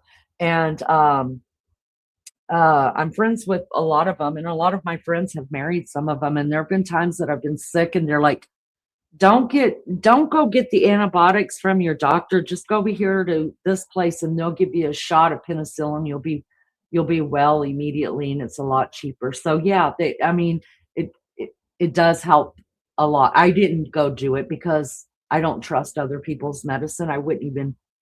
I would take I would take a penicillin of my husband's, I think, but you know what I mean? Like, you're definitely not putting a needle in me. MJD says, well, if it's the same guy in the screenshots of the video on different days, then he was casing the place possibility. Absolutely. That's absolutely right. But he didn't case very well. I don't know if I believe the whole casing thing. I don't know what I believe, but if he was casing regardless, he's a fucking idiot, because if you're casing a place, the first thing you would notice is, oh shit, there's a camera. I better bring some tape and cover that shit up, instead of just walking up and saying, oh, I forgot about the damn camera. Let me grab these flowers over here and throw it up there. I mean, not sticking up for sheep bananas. But if we can't trust him on things, then we have no idea if he lied about her not having meds, etc. You were completely right. You were completely 100% right. Because remember, they didn't tell us shit. It was after the supposed ransom came out and said, and TMZ is the one that put it out. So the sheriff had to come out and talk on it. Because up until then, we didn't know what was left in that house. We didn't know what made them say, okay, this is an abduction rather than a murder, right? We had no idea. It wasn't until TMZ came out and didn't read the letter through, but told us what was in the letter. And what was in the letter was that her wallet, her keys, and her cell phone were left in there, like on a counter or something. Then another ransom note came out and said, and the news didn't put it out there, you guys. They didn't give us, they just said that they received them. They aren't the ones that gave us details of it. But TMZ, you guys, they're not a news source. They're the paparazzi. It's what they do. It's what they've made their money on, is salacious stuff like this. So you would expect this from them. Would you expect a person who kidnapped someone to send their ransom to ransom notes to TMZ. No, that's not serious. I would not be doing that. But anyways, TMZ is also the one that came out and said that her Apple Watch was plugged up next to her bed. And then a little bit later, like already in the third week of this, it came out that also she was hard of hearing and that they left her hearing aids there. So that's why TMZ was saying, oh, this is a ransom, because only they knew the details, because the police didn't put that out to any of us. We had no idea why they called it an abduction until all that came out. Now, I still believe 100% that somebody did send the notes, but to throw off law enforcement, to get them off their tail for a little bit so that they could dispose of her body. And I hope I'm wrong. Twinkle says, my name is Scott. Oh, it's Twinkie. I have really bad eyesight. Sorry, Twinkie. My name is Scott. I used to deliver Twinkies, and my truck number was 27271. Well, bring me some Twinkies, Scott. What the hell is wrong with you? If you're going to be my friend, I want Twinkies. Actually, I can't eat them right now. I'm on a diet. Not that everything's still not going to sit in my lap. It's just, it'll be thinner sitting in my lap.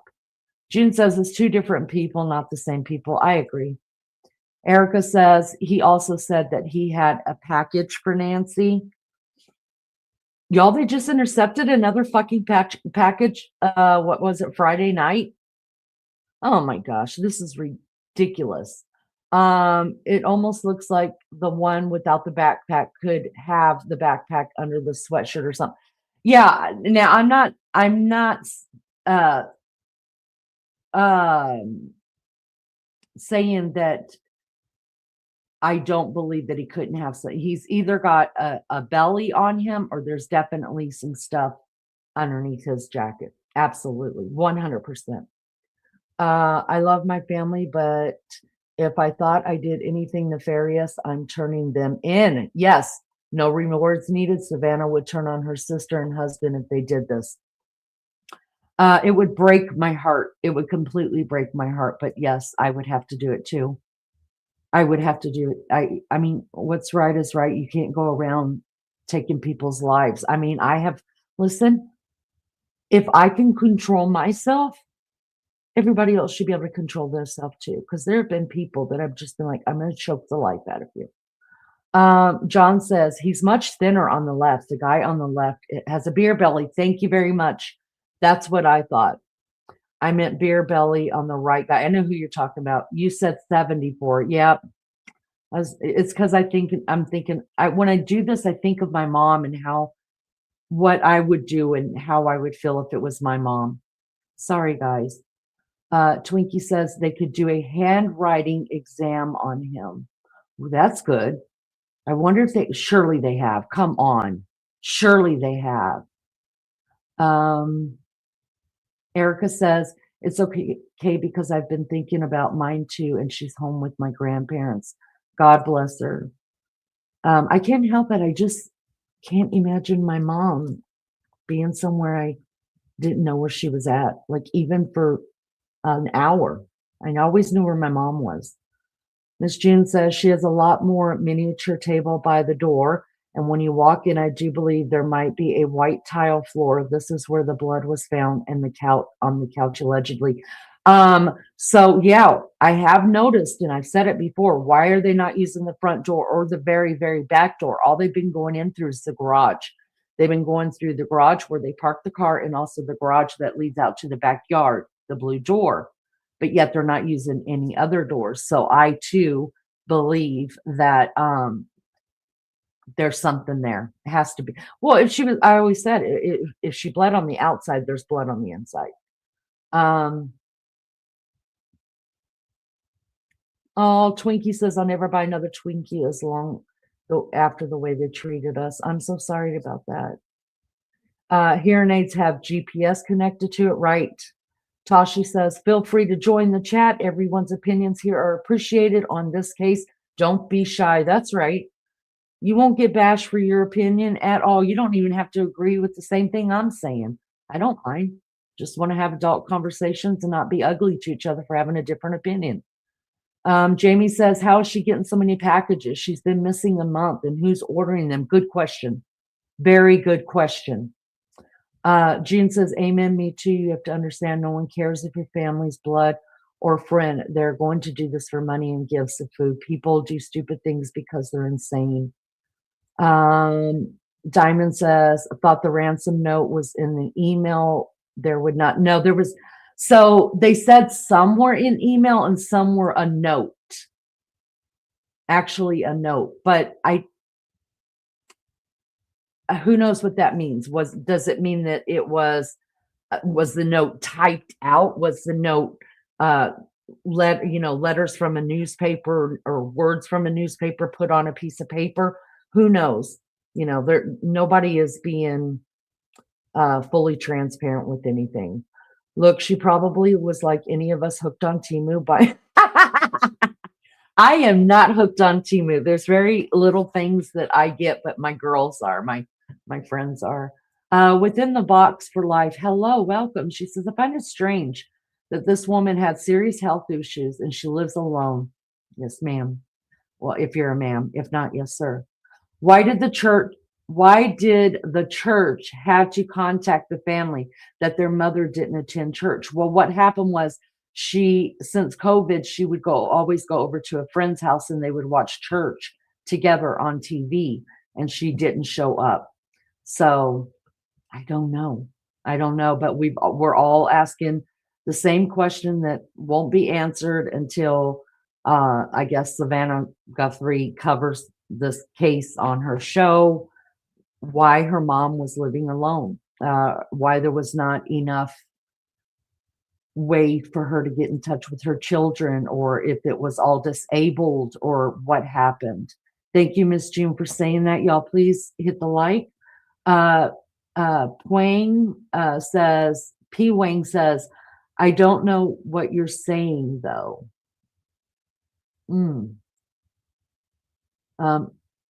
If that's for me, I don't know what you're asking.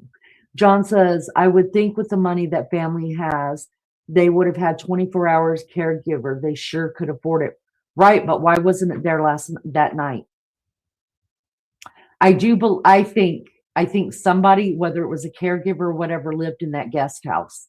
And that once Miss Nancy went to bed at nighttime, they would go home over to their guest house, and then they would come like first thing in the morning. That's just me.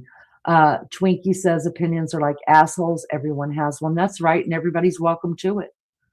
I saw it was an email and the ransom went through as an email, which is weird. Did she have some nurses or home health? We don't know.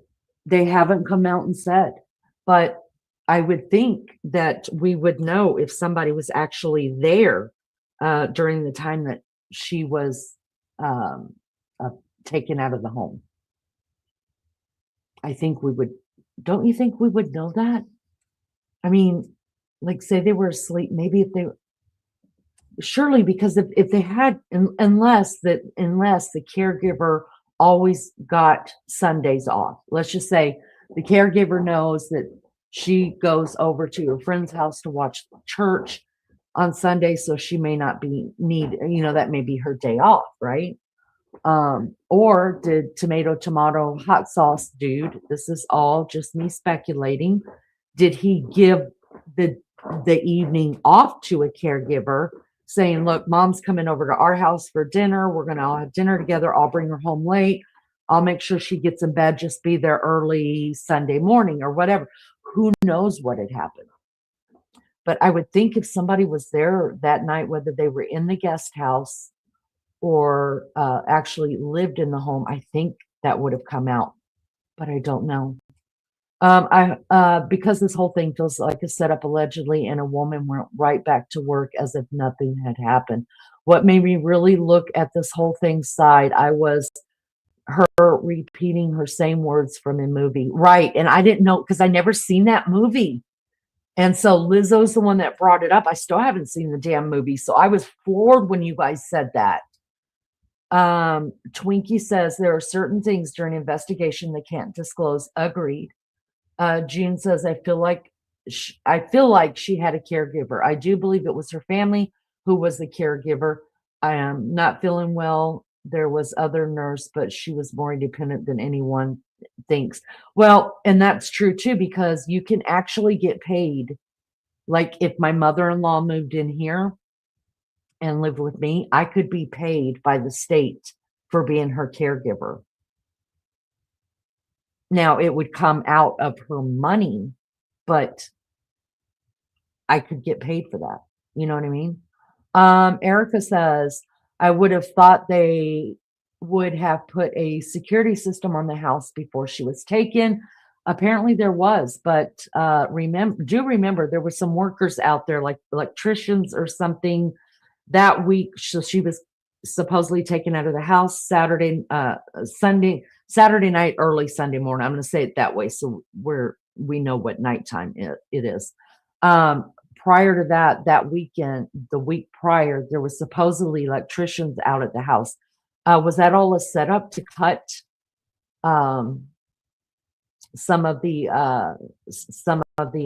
cameras, but didn't cut the front because maybe that's the one that was directly going to their phone, or Nancy's phone, or Savannah's or Annie's phone? Don't know. It seems that way, June, yet we are told she is frail and has trouble walking and can't survive without her meds. Right. Exactly. Wonder if the niece-in-law was the one who lived in the guest house. The plot will thicken heavily. That's right. Well, we know right now she was sentenced to 5 years. That just came out. I live with a bunch of old people and pretended to be frail. They are more lively than on their medication. So when they get their medicine, they have more pepping in their step. Rich people are cheap. They say this again and again.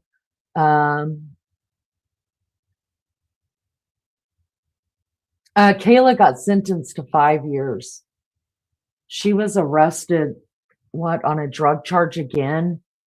But if you pull her up, she was given 5 years, and that was just a week and a half ago or something like that. All right. Now let's jump into the mother.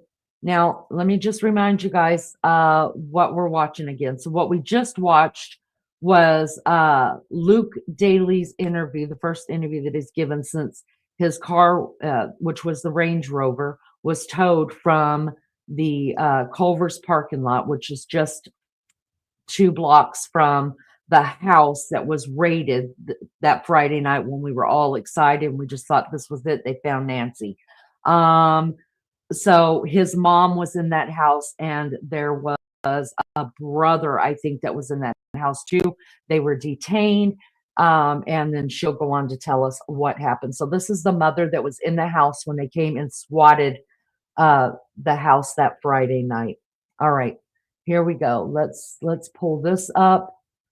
And listen, I'm going to say it right here. If these people are not guilty, I think they should sue the hell out of them.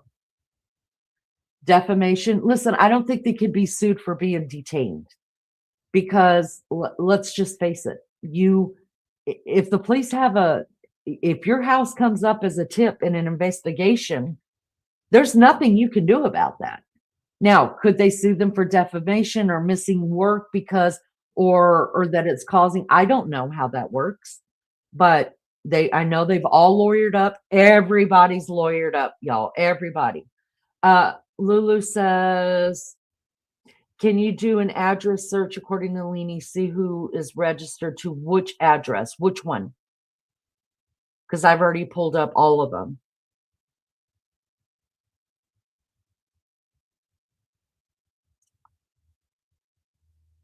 They just put the security system in the house after Nancy was taken. The FBI gave back to the house. Oh, Nancy's? Yeah, I could, let me see. Can you do an address search, Leanie? Who was registered to that address? It doesn't, okay. So it doesn't give you, because they lived in the house since the 70s, it doesn't say who owns the house. What you have to do is so like this house, we bought this house 4 years ago, right? So if you go to my address, it won't tell you on there who owns it unless I go to the app and click in I own this house. Then it'll put my name on there. Most people do not put their name on I own this house unless it is a house owned by a company. And we're having a lot of that happen in the United States where companies are just coming in. They're offering, I mean, whatever you're asking for, they give it to you because they want the house, because they make a lot of money off of renting houses. So if that's the case, the owner of the company's name will be on the house. So yes, we already did a search on that. It doesn't give a name for anybody. We just know that the last time Nancy's house was sold was either 1972 or 74. I've looked up so many houses now, I've got them all mixed up in my head, but the house was built in the late 60s. I want to say 68 or 69. It was bought in 72 or 74 by Nancy and her husband, and that's where Savannah and her siblings grew up.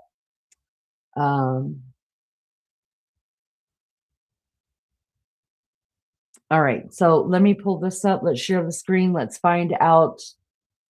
All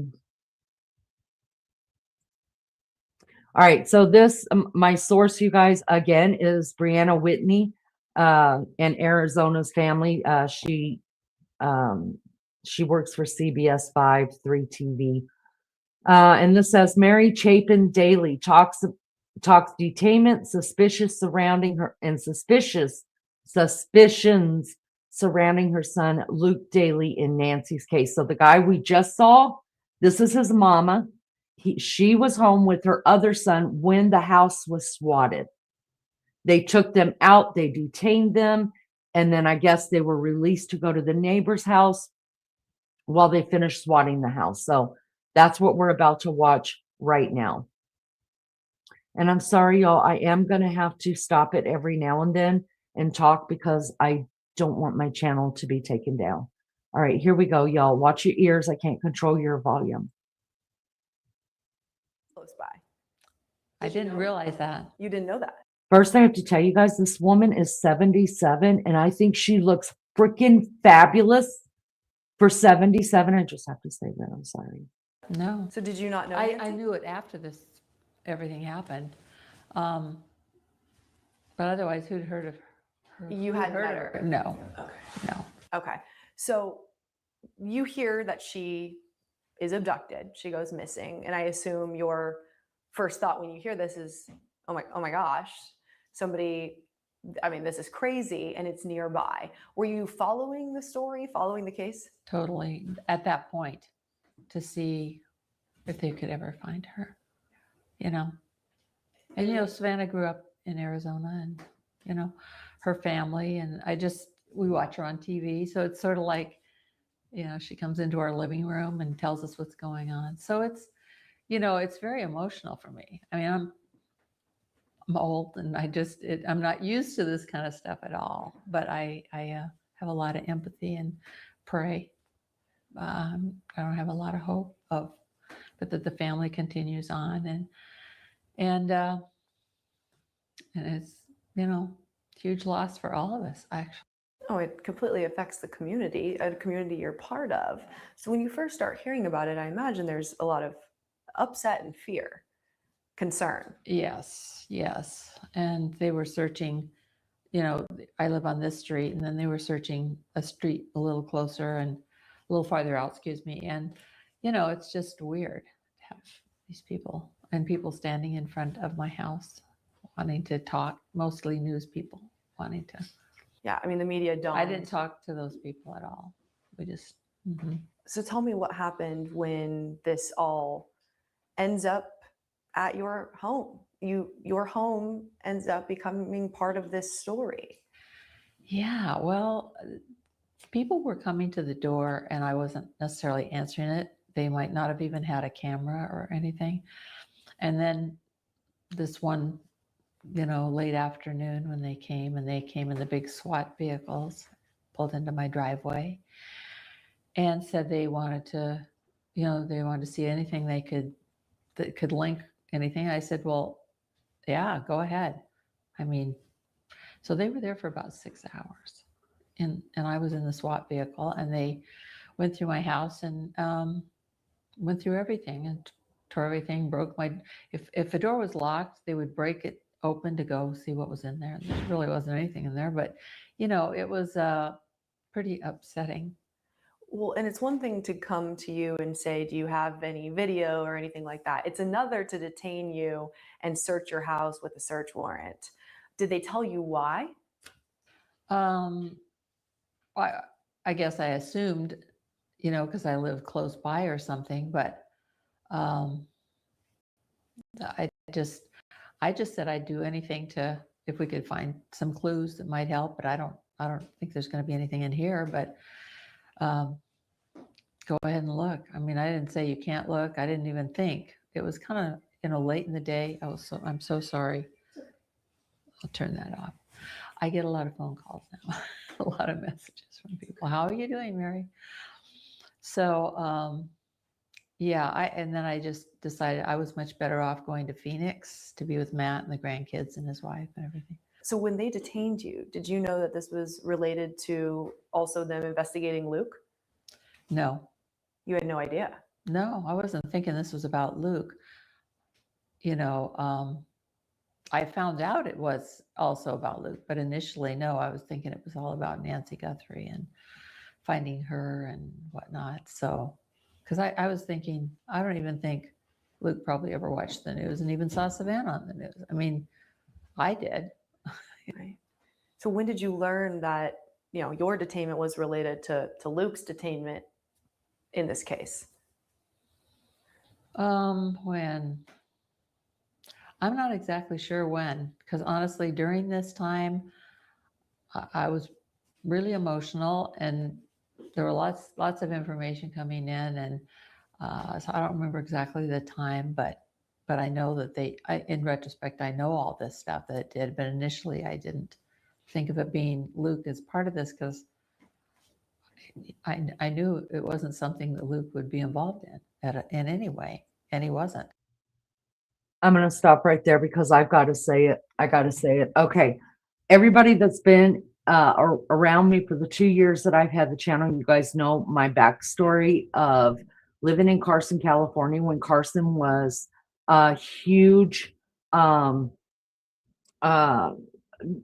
city. It was so scary to live in. And right next door to us, I'm not lying, you can look it up. I've shown it all on video.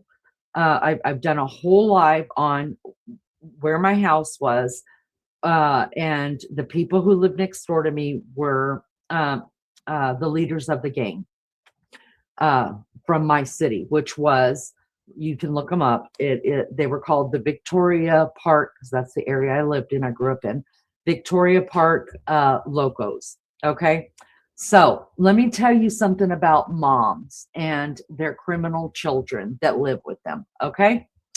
Her name, the lady's name who lived next door to us, and she was the mom of the boys who were the gang leaders. Her name was Connie. Yes, Connie Ramos. Her sons were Bobby, and I forget the youngest son's name, Raymond or something like that. Anyways, Bobby was the gang leader. He was well known. There were so many oh my God, the drugs and the gang violence and shit. Well, my dad, you guys, he bought this house in this place. My mom couldn't believe he bought it there, and he got a great deal, of course. And my dad knew who lived next door, and so after he got all of us settled in, living there like permanently, because we had a lot of work to do on the house before we moved totally into it. My dad strapped on, I call my dad the last American cowboy. And the reason why I call him that, you guys, is because my dad to this day is 84 years old. He still wears his cowboy hat. He still wears his cowboy boots. He still wears his jeans pulled up to his nipples. And And I love him for it. And I adore that about my dad. Now imagine living in Southern California in the 70s and 80s in in the Los Angeles area. My dad's the only one walking around like this, right? And so he strapped on his sidearm, and that's what he always called it, his sidearm. And it was a holster around his waist, and he even tied the damn thing to his strap around his leg. It's so precious, you guys, when I think back on these times. Love my dad. And he walked next door with his gun, strapped his leg. And he wanted to talk to Bobby. And Bobby came to the door, and my dad had a conversation that went something like this. Of course, I was not allowed over there, but through the years, of course, I knew what the conversation was. And my dad made a deal with him. My dad told him, look, he said, I'll protect your family and you're going to protect my family. Get the word out on the streets that I've got 5 daughters and 1 son and a wife. And this thing I sleep with, he showed him. And my dad wasn't lying, he slept with it. He said, I sleep with this, but there's plenty of other firearms around my house. You will, if somebody walks into my house, they will not walk out of my house. So get the word out. Don't fuck with my family, and I'll protect you. So they made a deal, you guys. They made a deal. And my dad highly respected him because all the years that my dad lived there, only once did our house ever get broken into, and Bobby knew who did it, and he went after him. And that was years and years after we lived there, like when new gang members were moving in to, and Bobby was kind of, he wasn't so much in charge anymore, but he was still highly respected in the gangs. And how my dad protected them was, I'm not kidding you. The freaking helicopters were over our house with those big old lights shining in our backyard almost every weekend, looking for either Bobby or his brothers or some other gangbangers that had killed somebody or done a crime.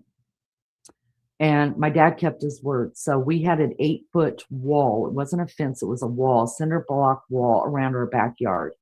And my dad knew Bobby and whoever they were looking for would jump over our fence, and around, I call it a fence, but it was a wall. And around the wall was a bunch of, my dad kept greenery out there. He planted all these evergreen things that never die. They stay green all year long, and these palm trees and stuff. And they would hop the wall over there.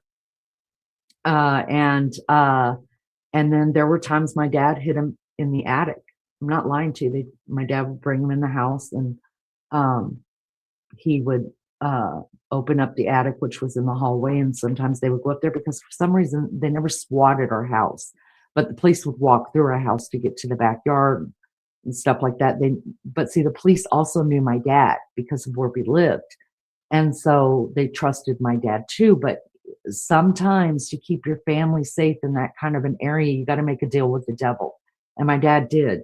And we were never harmed. We were never hurt. And there was shit happening on our block constantly, you guys, never did it happen to us because my dad kept his word, and Bobby kept his word, and we were never harmed. Never. Now, we weren't allowed to go out front like most kids were and play out on the street. We stayed in our backyard. And then whenever the police are like out and the helicopters are up, we would always have to sit in the hallway, because if guns started going off, which there were some shootings sometimes, and my parents would sit us down in the hallway, and because there were so many walls to get through to get, for a bullet to travel to get to any one of us kids. And it wouldn't have made it. These were plaster walls, you guys. These are really the kind of walls that'll stand a hurricane and never hurt your home, So we were in the safest place ever. And the police always knew that there were kids there and stuff. So they were pretty respectful of that. So let me tell you how these mamas work. The mamas know that their sons are criminals, just like Miss Connie knew that her boys were criminals too, and they were in these gangs, and some bad shit was happening, and they were murderers and different things going on too within the gang violence stuff going on. Now they weren't going out and just killing civilians, you guys. They were just killing rival gang people. And I'm not saying that that's good or bad, or it makes it okay. It doesn't, but that's just the life of a gang member, and I understand it a little bit more because of living there. So anyways, do you think Miss Connie would ever tell a reporter or the police, like, yeah, like when y'all came and swatted our house? Now their house got swatted all the time. When y'all came and swatted our house, I would have never dreamed that you were doing it because of Bobby or Raymond. Like never. Like, no, they're good boys. Like, yeah, I just automatically thought, oh, this must be happening because of the gangs that came into Victoria Park and they went and shot them up. No, they say the same thing. Their kids are good kids because to them they are good kids. They're their children. They're great kids, right? And they're very, very protective. So mama knows what's going on, but them boys are paying the bills from doing the drugs and gang banging and all that other stuff. That's how the bills are getting paid. So you can't tell me that this mama didn't think, what the fuck did he do now? I mean, he's got a rap sheet as long as to here. So if it was my kid, I'd be like, oh, I wonder what he did. You know, what I wouldn't be thinking, oh, this has to do with Nancy. You're the only person on your whole block and they're going to come to only your house and SWAT your house. That tells me maybe she hasn't been completely swatted before, but she's kind of used to these people, you know, like the police investigators and stuff coming to her door. Nothing about that was, I don't care what she says. She's not wounded by it, guys. She's going to get money in some sort of way out of this if her son turns up to be innocent, which I'm not going to say is, and I'm not going to say isn't. But she's a mama, just like the rest of us, y'all. And she's not going to give her son up because that's her son. And she has respect for him and he loves his mama and is going to make sure nothing ever happens to his mama. So don't be this crap that she's saying, y'all. It's just what, I mean, I don't know. I don't know what you guys would do as a mother, but I mean, we know his record enough that we know that she's lying through this. Nobody in their right mind would say, oh, it must be a Savannah Guthrie thing. I wonder what they're going to my house for, you know? No, be like, what the hell did my kid do again? That's what I'd be thinking. Now, would I say it? No, but I damn sure wouldn't have said, my first thought really was to Nancy Guthrie. Your Twinkie says my mom would give me up in a heartbeat. I could tell y'all another story where I did give up twice. I gave up 2 of my kids, called the police to them. And you know what? And it wasn't over shit like this. They were just being stupid and I wasn't going to have it. And I knew that if they stayed on the road they were on, that it was going to be, they were going to be dead. And as much as it broke my heart to call the police, my kids, and I'm not saying it because they're my kids, because if they were shitheads, I would tell y'all, you listen, my kids are shitheads. I don't mind telling y'all that, but they're really not. They're great kids. And one of them that I called the police to, he was wrong. He literally was, I called the police before somebody else did.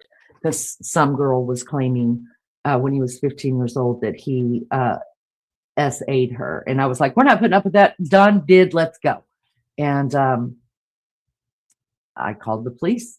Police took him in, did fingerprinting, did all that stuff. Went because the girl told he had broke up with her at 15 years old.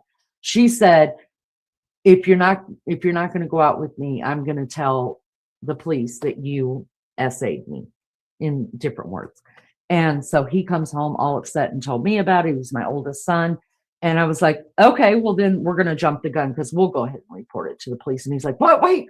And I was like, sorry, dude. I mean, you hang with bad people. This is what happens. You should have known girls are evil. Just like guys can be evil, girls can be fucking evil little bitches. At least she's not claiming you impregnated her. And so I called the police and I was like, look, this is what's being said. I need both of them taken down to the jailhouse and I want something figured out because I'll be damned. She's going to ruin my kid's life. If he tells me he didn't do anything inappropriate, I believe him. But you guys I can't prove it. You prove it. Y'all, they took my kid in. They went and picked up the little tramp who said that. This went on for about 2 weeks. They let them both go that night after they questioned them. They took it to family court. Or the police were taking it to family court. It went out of my hands because there was a crime against a victim. This was back in Oklahoma, and there was a crime against a victim. And when it was time to go to court over it, y'all, her mom called the police and told them that her daughter had lied, and it was because she loved my son so much, and she couldn't handle him breaking up with her. And I always told that I had 2 boys after him, and I always told them, I was like, look, I said, the minute you turn 18 years, thank God he was under 18, he was only 15 and she was 14. I said, the minute you turn 18, I don't care if you dated a girl for 3 years and she is 2 months away from being 18, guess what? You get to break up with her for 2 whole months and not see her. Because I'll be damned if this is ever going to happen again. And I was very, very strict on my boys because I'm aware things like that happen. You know, and mothers don't talk about that enough, and us as adults don't talk about what girls can do to ruin a young man's relationship and everything else. Y'all, she ended up having to leave the community, move away because she ended up getting jumped because, of course, it went around the school, you know. People had to be interviewed in the school and everything else. But do I regret doing that with my son? Hell no. Hell no. I would do it again and again. And to this day, that boy is the father of 4 girls and 1 boy. And he is an entrepreneur. He owns his own company. And God has been good to him, and I would do it again and again. And then my other kid, you know, she got messed up with a dealer, and I wasn't fucking having it. And I called the police, and I wanted to have her arrested, and I did. And you know what? It saved her life. She's been married now for 13 years. She's got a baby. He's 3 years old. At 20, I think all that happened when she was like 18. I had her arrested. She wasn't even living with me. I just went to her apartment, didn't like what I saw, and I was like, you're going to jail. I'm putting up with this shit. And y'all, she hated me, called me every name in the book. Y'all, it was terrible. My heart was hurt. I went home. I cried for days. But I was taught very young the value of discipline, and if you can't discipline, then you get disciplinary action. And I knew she was going down the wrong road with this bad dude, and my kid was not going to be a statistic. And so I did it, and looking back on it, it was the best thing I ever did for that youngin', because by the time she turned 20 years old, y'all, that child was working 3 jobs, never looked back, never nothing, married a soldier. He did 22 years and 2 wars in the military. I mean, just blessed. And I would do it over as much pain and heartache that I went through over doing that to my kids. The world would probably be in a totally different place right now if parents would love their kids that much. And that's all I'm going to say about that. So back to this. Yeah, I don't believe this mama at all. And by her saying, oh, I just thought that it was automatically connected to the Nancy Guthrie case. Bitch, listen, you're holding out something on us old Mary. You're going to have to start telling the truth, big girl. You're 77 years old, honey. You've got to start telling the truth. You got grandchildren. You're gonna raise all these criminals. You've already raised boys that are criminals. Now you're just like continuing the bad cycle in your family. You gotta break the generational curses. That's what this is about. So, yeah. And when you learned that, was there any thought that could he have been involved? No, I didn't think he ever could have been involved. Not at all. No. So you and Luke were not involved in Hi, anything Taz. in this case. Right, except seeing it on TV and acting and some of the consequences of, we want to search this. And I'm like, okay, if it helps find, because this was early on, we thought differently about. Did they take anything specific from your home? Did they take anything? I just wanted to say thank you to Yolanda for subscribing. I appreciate you so much. Thank you for that. That means so much to me. Your second favorite streamer's on. Taz, I know who your first favorite streamer is. That old Maggie girl. Everybody knows. Good to see you guys. Thank you guys for coming in. I can't think of anything they took. I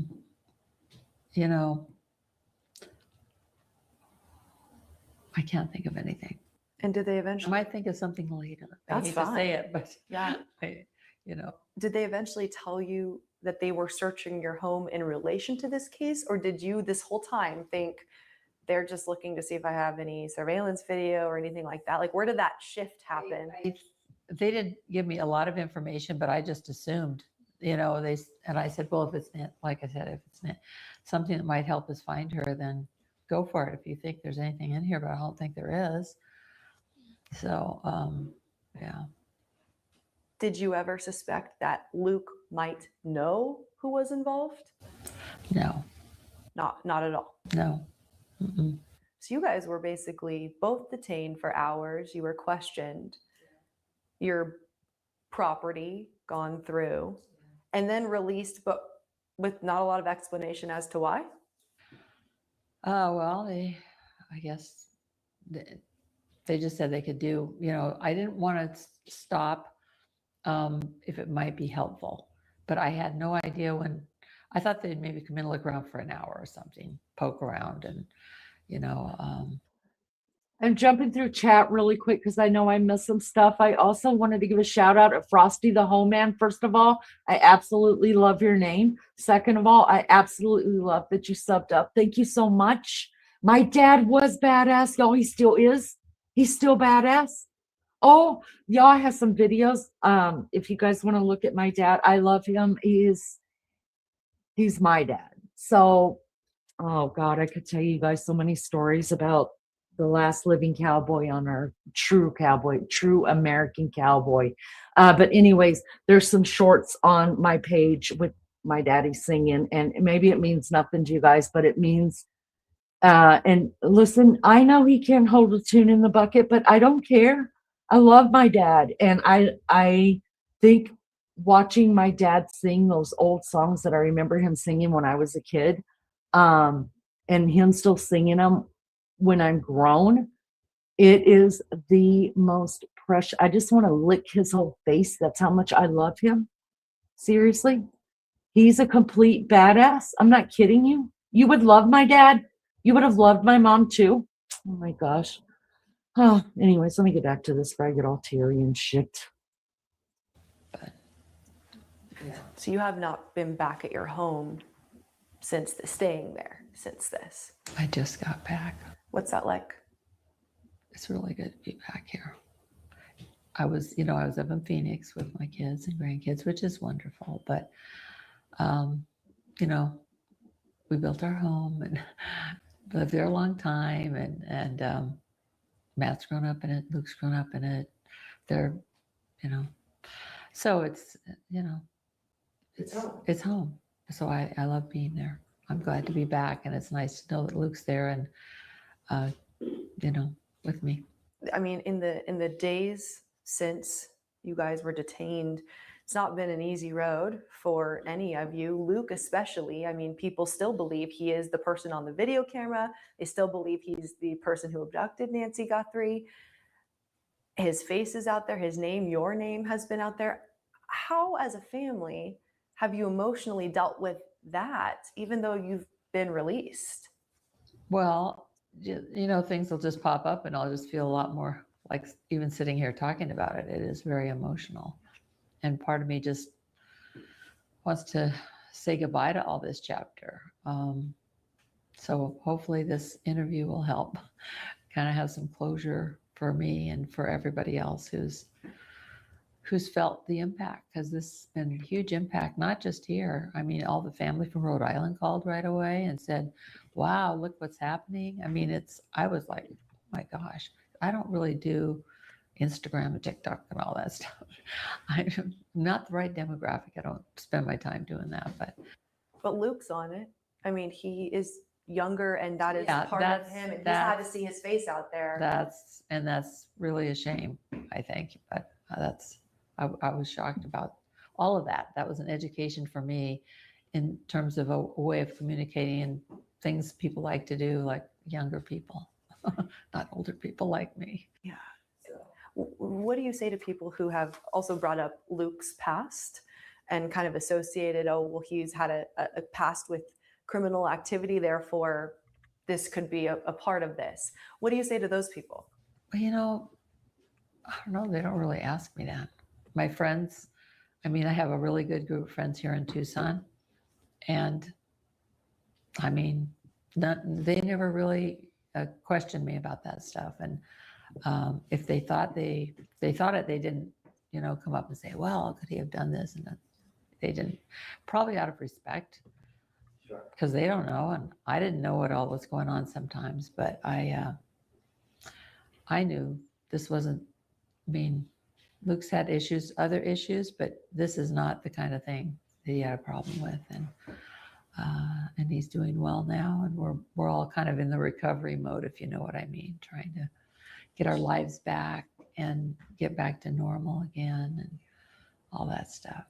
For your family, it's been tough. For the Guthrie family, it's been tough. I mean, what is your thought process trying to relate to the Guthries themselves going through this, but in the most awful way, in that they've lost Nancy and there's still no answers? Really, mostly I pray. Yeah. And they've asked for prayers. They've asked for prayers. And sometimes I can listen to Savannah's, she comes on and talks often. You guys all know that probably. And I've watched a little bit, but I can't watch too much because it just makes me want to cry. It's just so sad. And the longer it goes on, then the more hope is lost, For you guys in this neighborhood, it's a very tight knit. It's a beautiful neighborhood. It's quiet. It's quaint.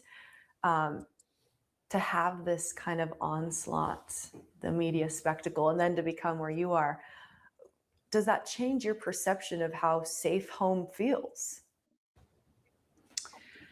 Well, I feel safe in my home now. I didn't for a while. That's why I went to Phoenix.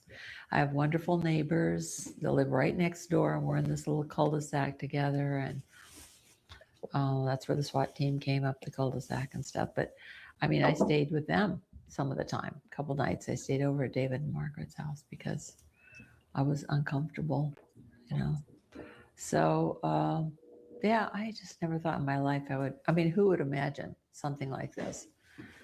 It was so much sadness. And I want to say global, but certainly our whole country, but it goes farther than that probably. Oh, it really does. The way media is today, I grew up in a different era, as you know. So it's amazing how things spread. So what do you want to say to the Guthrie family, especially for you and your son? If there was any possibility they still believed you guys could be involved, what do you want to say to the Guthries?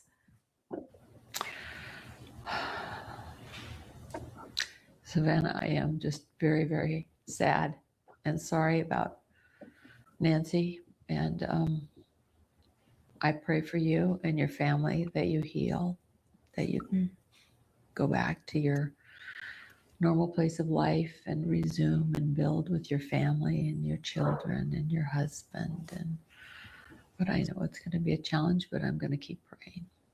Mm-hmm. And you want them to know no involvement from you and Luke. No involvement from Luke and I, no. Is adding chicken broth to dog food actually dangerous? So, Rob, what do you feed your dogs? You know, I used to think that I was making my dog's kibble extra special by giving them a little added warm water. Like, here you go, buddy. Fancy meal upgrade. But I found out it is a huge mistake. What? Damn it, Why? y'all. Damn it. So if you Damn it all to hell. kibble is only about 10%. I was out trying to grab a cigarette. Oh! When you saw All right, let me Savannah's stop video this. Let me stop today, this. the Stop. Get rid of this. Whew, there I am. Y'all was trying to grab a cigarette? Make them take a lie detector test. I wish we could make people do that, but I don't know, God. I think I would fail a lie detector just because I'd be so worried about it. Welcome everybody. Y'all up there in the naked bushes. We got naked bushes here. Jump down here and chat. Tell us what you think. Listen, you're not going to get no hate. You don't have to believe anything that I'm saying. You don't have to agree with me.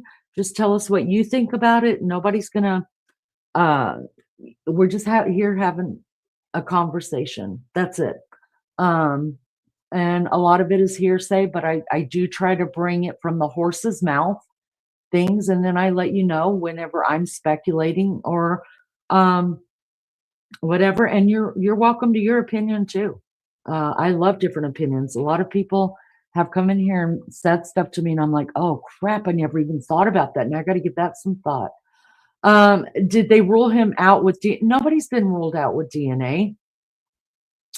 Because there's not enough DNA, supposedly. The only one that they said was ruled out was Nancy's children and their spouses. But how did they rule him out? I want to know. Thank you, Melly Joe, for putting our disclaimer in. I appreciate that so much. Tashi said he was only detained in the SWAT car, then released after 5 hours and dropped off on a street near his home. Correct. I wonder if they didn't see if his DNA matched up. Well, I'm sure his DNA is in CODIS. Listen, he's done some time. And if you're a felon, they get your DNA. It's just the way it goes down, y'all. So we do know his DNA is in CODIS. She ended sounding like she knows Nancy is unalive. Do you think so? So I was going to ask you guys about that. I saw someone up in chat say that they felt like she was being disingenuous. And I think that was one of the new subscribers, the one that I liked his name, Frosty. I think Frosty said it, that he felt like she was being disingenuous. What do you guys think? Did you think that it just sounded like someone who had their house swatted and didn't know what the hell was going on or why they would even choose her home, and she's just as bored as the rest of us? Or is she hiding something? Because to me, his interview completely, he looked 100% guilty. He barely could breathe, barely could answer questions. He looked like he needed antacids, and I get that. You know, when I get upset and I get too worked up, y'all have to take some antacids to calm my shit down, you know, because I get all kind of indigestion, y'all. Oh, it's terrible. Hello, Katrina. Good to see you, honey. Thank you for coming back. Oh, nothing. Not a lot has happened. That's the bad thing. We did get some interviews from if you remember, the house that was swatted 4 Friday nights ago. Luke Daly or Lucas Daly, he gave an interview and his mother gave an interview. But other than that, honey, there hasn't been much at all that's been said. They need to do a lie detector test on both the mother and son, but they have to agree to that, Erica, I'm sorry. They have to agree to it. They can't just force somebody into a lie detector test. You have to agree to it. But y'all, even though I know I'm innocent, like I'm over here, Wayne, Indiana, and all of you guys know that I mean, there's a lot of people on here that know the night that she was taken from her home. I was live right here. There's no way I could be in Indiana and Tucson at the same time, but I was live whenever she was taken. And and even though everybody who was here could prove it, they'd be like, no, we were listening to you right there talking shit. It's right there. But if they said take a lie detector test, y'all, still I probably failed it because I'm so scared. I would like to take a lie detector just to see if I could pass it. You know what I mean? I think it'd be neat. Leah, good to see you. Welcome back, girlfriend. Where you been? What you been doing? Who you been hanging out with? Thank y'all so much for being here. Come on out of the bushes, you guys. Let's have a discussion. A lie detector is inadmissible in court. That is correct. You think she's full of poppycock. Some people are really good about lying and getting people to feel sorry for them. I'm guilty of feeling sorry for people that I should never have felt guilty for, never felt sorry for. I think I'm gullible. I think I could be easily swayed. I don't know how accurate they are. I think it also depends on the person giving them as to how accurate they are. But anyways, I think that's why I wouldn't be a good juror. I would not. I would love to be a juror. I would love to be a juror on a murder case. I would love it, but I'd have to be honest and tell them, y'all don't want me to be a juror because I feel sorry for people. I'll be over there looking and I'll just be like, oh, he just doesn't look like he would have done something like that. He just looks so sweet sitting there looking at him. Y'all, because I'm serious, I just do. But when I know, when like I can like feel it in my heart, in my soul, and there's enough evidence, then I can switch that off and nothing's going to change my mind. And when you're guilty, you're freaking guilty. You can go straight to hell. I mean, seriously, I don't even want to pay my tax dollars to feed your sorry asses. Seriously, I'll throw you some carrot sprouts, let you start your own freaking carrot rows to feed yourself. I don't even want to fucking feed you if I think you're guilty of bullshit. So anyways, the other thing I wanted to watch was one other thing, if you guys are up for it.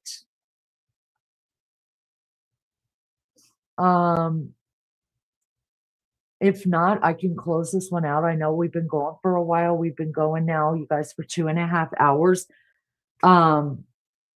If you guys don't, what I'll do is I'll go ahead and start playing it. It is Ashley Banfield, actually, and it's talking about the DNA trail. And I want to really watch. I'm all about this DNA, and I'm all about the map that's still sitting outside the door. Y'all, I'm all butthurt over the fucking map. Anyways, I'm going to play it. For those that don't want to stick around for it, I just want to thank you for being here and for hanging out with us. And I welcome you back anytime. Anytime, come out and chat.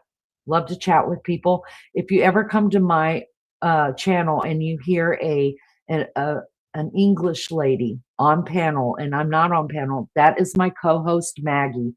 And sometimes Maggie will do a live by herself. Not very often, but there are times. So I just don't want you thinking, oh God, wait a minute, that's not the same live, So I do have a co-host. Her name is Maggie. And I'm telling you guys, you will love Maggie. Everybody loves Maggie. Everybody has a love-hate relationship with me, I feel like. But Maggie, if you don't love Maggie, like everybody's going to dogpile you and kick your ass. That's just the way it goes down. Everybody loves Mags.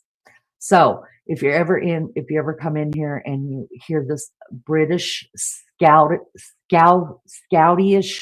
woman, she's from Liverpool, England, and she's just precious. Everybody loves Maggie. I guarantee you love her too. I never met anybody who didn't like Maggie.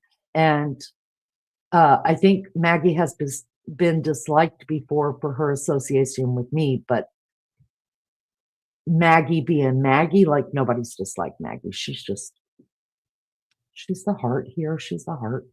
All right, so I'm going to go ahead and play this because I do want to follow the DNA. And I do like hearing from experts because it makes me smarter.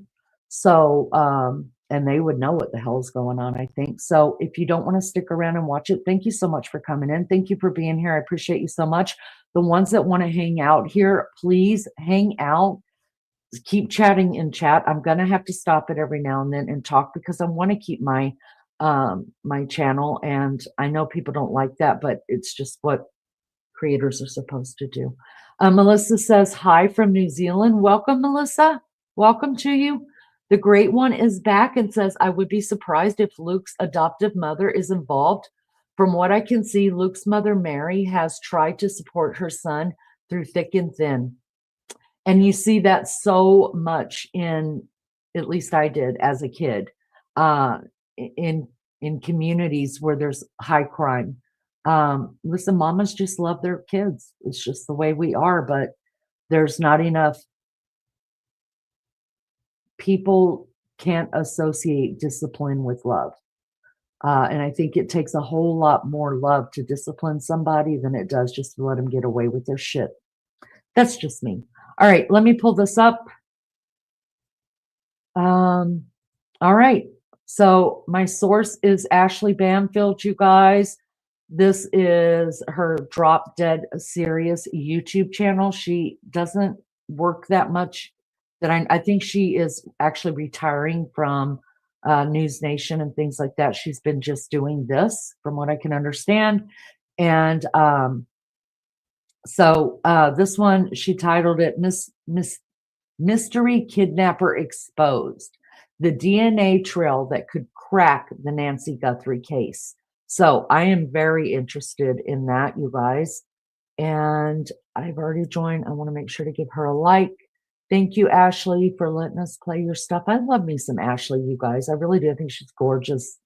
And she talks, I think me and her could vibe. Not as well as me and Maggie vibes, but I could vibe with her. She's a lot smarter than me, though. All right, so let's play this. We have our disclaimer floating through the chat. Thank you guys for being here. Appreciate everybody. And let's get on this. And I'm going to finish my cigarette, so I'm going to mute just a minute. Oh, watch your ears, guys. Big favor, hit subscribe. It really helps a lot. I so appreciate you. And I really love that you're here. Let's get right to it, shall we? It's another busy day. I didn't think it was going to be a busy day, but it is. It's March 3rd as I record this, which is day 31 in the Nancy Guthrie case. And I've talked to my law enforcement source who's told me a couple things that, you know, interesting but frustrating. No extremely active leads at this point, as of a couple of days ago. Not leads that would generate enough information to satisfy the warrant process, is what I'm told. And my source says don't expect any raids anytime soon. You know, we've already had two. The last one was February 13th. That's over 2 weeks ago. And so, you know, it's frustrating, but it doesn't mean that nothing's happening. I want to stop right there because I want to respond to what Leah says here. She says, yeah, look at the 13-year-old cheerleader that was killed in Florida by a schoolmate, and he was making TikTok in the back of the car. His mom washed his jeans and that he wore when he stabbed her. It was sickening. Yeah. Look, her name was Tristan Bailey. You guys, if you don't know that story, it was terribly sad. Luckily, there was so much video that the kid never stood a chance. He was the Ring door cameras and all of that. But not only that, they had cameras inside the house where it shows his mom grabbing the clothes that he wore the night before to kill Tristan and washed them. So she did time too as well for that. I think that went on trial last year, early last year it was on trial. And she did time as well. And you can even hear her. I think it was when he was being interviewed and they left him alone. She's asking him where the clothes are. Where's the clothes? Where's the clothes? Y'all dumbass people, but this is what people do. This is what people do. And mamas are the worst. They are the worst. And y'all, we've got to break that cycle. You've got to break that cycle. And sure, this kid's in prison for the rest of his life, but that's where he should be. To be able to stab somebody that many times with that much hate, it wasn't like he was going to grow up to be a productive member of society. Okay, so he should be in there. All right, I'm going to go back to this and get right back on this case. But if you have not looked at the Tristan Bailey case, it's completely sad. The Great One says it's the bite light. They have to have taken out the light at some point in some manner. That's right. That's right. All right, I'm going to shut the hell up and finish my cigarette. And to that end, I have such a good guest for you to hear today. I can't believe I haven't met Brandon Bess until now. He's a former Texas Ranger, and he is right out of Central Casting. I love this guy. And you Love are me going some to hear more Texas from Rangers, him y'all. in the podcast in the future, because he is smart as a whip.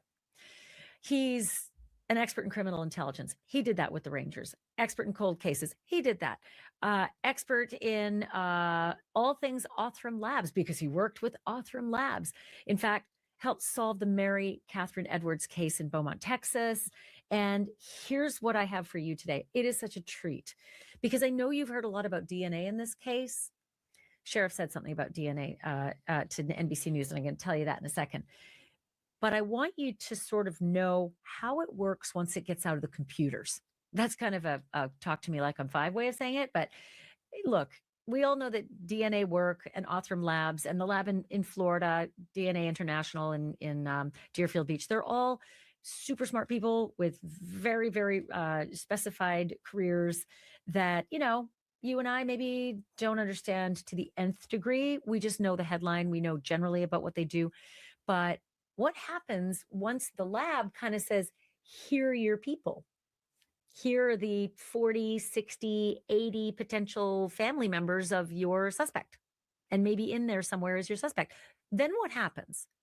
What are the cops and the detectives and the Rangers and the agents for the FBI? What do they do with this pool of dozens and dozens of people who might or might not be connected to this criminal? Well, they're connected in some way, but how do you get to the criminal? Because after the computers and the scientists in the lab get through their work, the gumshoe fellers and ladies do their work. They hit the pavement. They hit the sidewalk. They knock on the doors. They follow the possible, target, and they collect something to see if it's their guy. And it is a fascinating process. And so Brandon Bess, who you're about to meet, including his 10-gallon hat, which is amazing because I lived in Texas for 5 years, so I so love that culture. He will tell you the work that he did, the gumshoe, shoe leather work that he did to find these people, and how amazing it is when you find them, and how incredibly crazy it is when you approach people and ask them for their DNA, because they might actually be key to solving a crime. What would you say? Wait until you hear his responses of what some of his people have said when he's knocked on their doors. Okay, but let me get you through a bit of today, and then you're going to hear from this former Texas Ranger, who's just, again, so incredibly smart and so incredibly fascinating. The sheriff today, it was revealed, did an interview with NBC News, and it was aired on the Today Show. Again, the sheriff's not doing interviews with anybody else, just selectively every so often, just sits with someone. It's frustrating for the rest of us who are all trying to get, information straightened out or cleared up or even information. But he told NBC News that he thinks this case can, quote, absolutely be solved. That's good to hear. I'm happy to hear that. I hope it's true. I hope it's on target. I hope it's just not lip service. I hope that what he's saying is like, yeah, we have enough that we're going on. It's a lot of work, but it can absolutely be solved. To the vehicle that was found whizzing through some neighbors' doorbell cam, front doorbell facing camera, on the 1st of February at exactly the time that it's likely a vehicle would have left Nancy Guthrie's home and then 7 to 8 minutes later crossed through their camera purview. We had heard that was a dead end. Maybe not, because the sheriff said that they haven't yet identified that SUV, right? But not that it's out of play. And then said something else that was weird. Look, what I would tell you is this: we're aware of it and we're looking into it, just like any other piece of evidence. Have you been able to identify the car that drove past at 2:36 a.m.? No. But you are looking to identify it. We're looking at that vehicle as well as hundreds of thousands of other vehicles that were out driving that time of day. Okay. Hundreds of thousands of other vehicles? I don't get that. I'm sorry. First of all, what's the population of Tucson? I'll tell you the answer to that. It's roughly 560,000 people. So out of 560,000 people who live there, hundreds of thousands of them were driving at 2:30 in the morning. That seems like that statement wasn't thought through.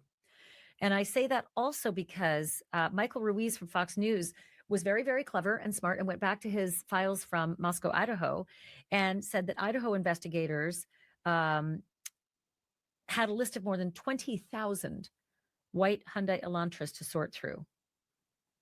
So, okay, that was one vehicle they were looking for very specifically, but 20,000 is a much more manageable number than hundreds of thousands, right? It was also seen in the middle of the night on these dark cameras and identified as a white Elantra.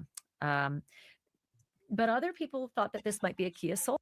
Hundred of thousands. That is just a bullshit number. He's a fucking idiot. And that's all I have to say about that. Oh, so I'm just curious as to why the sheriff would say we're looking at hundreds of thousands of vehicles, other vehicles. So some other things. The sheriff said the motive remains unclear. Okay, to me, that's huge. Because if there were evidence that, of course, we don't know about, they're not telling us everything, right? If there were evidence, say, somewhere in Nancy's home, say her bedroom, that led them to suspect maybe this was an attempted rape or something like that, well, he's saying no, the motive remains unclear. So the mystery gets bigger, but at least that kind of sheds the possibility of the parade of horribles that we were all hoping was not the case. Again, it's the sheriff, and a lot of times what he says has to be cleared up or corrected. So I don't know. Sad that I can't trust that that's ironclad, but it is what it is. The task force. Remember, we told you that, look, in every one of these cases, eventually there has to be a drawdown of personnel, and there were 400 people working on the Nancy Guthrie disappearance at one time. And the sheriff has used, certain euphemistic language to say that we're going to ebb and flow. These are my words. As needed, we'll adjust personnel. And so at the same time as saying that, the sheriff said there was a task force that had been established with Pima County Sheriff's Department homicide detectives, as well as FBI agents. All right, so that's nice that there's a defined group that's working on it, but it also tells me it's a smaller group than it used to be. And they said, or the sheriff said that they're still awaiting DNA updates, that task force is still awaiting DNA updates from the private lab in Florida. All right, then. I like this. The last we heard was that the sample was, an incomplete sample, that they had trouble separating it from a mixture, but that itself, it was incomplete and couldn't be loaded into CODIS, which is a yes or no, right? CODIS is the National Offender Database. You take your perfect sample, you stick it in there, you say, you got any guys like this? And it says yes or no. So with a partial sample, doesn't work. But that doesn't mean that you don't go another route, which is, investigative genealogy or familial DNA research. And I'm going to get into that in a moment with my guest, Brandon Best, because that's what I think was going on. But then the sheriff also said that they were still having some issues with the separating it from the mixture. But I spoke with an expert who said, bullshit. We have mixtures all the time. That's what rape cases are. They're a mixture. I don't know what to make of it. I'm just not super skilled in that science. But look, I'm going to take him at his word that they're struggling. Maybe there were multiple different pieces of DNA. Let me stop right there. Leah said, is this your latest video? Because the one I watched, she said that the sheriff's office said they looked into the car and it was not related. Now, the one that we just watched, where she just put it up there, we watched it in the beginning as well. That was the latest video that the sheriff did put out, and that was done yesterday. The thing that we did hear, though, is that they released the Range Rover, and they're saying the Range Rover that belonged to Luke Daly was not, they cleaned it. I mean, they did all of the testing on it and stuff like that, and it was not related to the Nancy Guthrie case. So there's that. Let me see what else. And they said that there were challenges at the DNA's office, and the more offices they go to, weaker that DNA is going to get. That's, well, yeah, that's right. That's right. Yeah. CODIS, well, here's the deal. I was thinking about this when I was out there smoking. First, they told us that they put it through CODIS. They put the DNA through CODIS. If you guys remember, they put DNA through CODIS, and it did not give us any hits, right? And then they said they were sending it over to IgG for genealogy testing to go that way and try to find the perp, right? And then they said that there were two, and that's what Ashley Banfield is fixing to talk about, the two mixed DNA, that there wasn't, they had to figure out who the two DNA belonged to before they could put it into, do the IgG on it. And then it came out that there wasn't enough DNA left, or DNA period, to put it through CODIS. So we've heard a couple of different things, you guys. We've heard a couple of different things. I'm talking about the video of the white car driving by the back road behind Nancy's house, the one with the neighbor caught. Yeah, so that's what the sheriff was talking about. They were asking him yesterday. The Today Show did an interview with him. They asked him yesterday about the car that had drove by. Had they identified what type of car it is, and is it connected in any way to the Nancy Guthrie case? And he said, yes, we are still looking. We have not identified the car at all, what kind of car it is. So they don't know if it is the Kia Soul. They've not identified the car, nor can they say that that car is involved in the case. And they are researching not only that car, but hundreds of thousands of other cars. So I don't know who was the one that said that that car didn't have anything to do with it. I don't know if they're getting mixed up with the Range Rover that was actually turned back over to Luke Daly. But the sheriff yesterday came out and said, no, we haven't identified the car. The Great One said, from what I understand, the Range Rover was brand new, as in Luke did not have that car until Miss Nancy went missing. There is, however, a smashed up car that Luke has just sitting there. Okay, so Luke Daly is saying that the car was bought after his Range Rover was bought after Nancy Guthrie went missing. I thought it was bought the same week, like a couple days before, like 3 days before. I don't know that for sure. Haven't dug into it. And then the smashed up car, before Luke Daly ever put it out, it was proven that that car was actually in some kind of a front end collision thing. And when it wasn't the police that had it towed away, it was the for insurance purposes. So that car has nothing to do with it. No. Actually, Banfield today, one of her videos, and Megan Kelly. Sweetheart, I gotta sleep. Pleased to meet you, and I'll be back. Oh, Twinkie, it was so nice meeting you too. I can't wait to meet Maggie. Thank you for coming in. I love when people call me sweetheart. Oh my God, that's such a sweet name. Good to see you, honey. Listen, get you some rest. We'll be back around. Hope to see you again. Thank you for subbing up. I appreciate you. I'm not sure, Leah, which one you're talking about. I'm not sure. I'll have to while we're watching this, I'll go and try to pull up what you're talking about. I probably won't be able to show it tonight because We're coming up on 3 hours of already being alive. Being on a live. So let me look up while we're finishing watching this. No, Banfield today. Okay. All right. Let me do some research on that. First, let me see exactly. Let's find out exactly when this was put out. All right. This one was put out 6 hours ago. So this would be the very latest one that she did.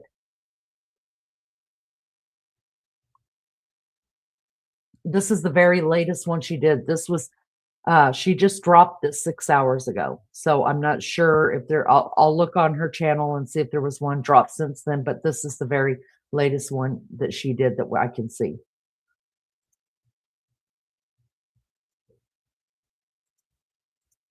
That were mixed into that mixture, and they're trying to separate out the unknown from some of the knowns. Whatever it is, the work is still going on. That was the point of me bringing that to you, because I'm happy about that. It means that there's still optimism.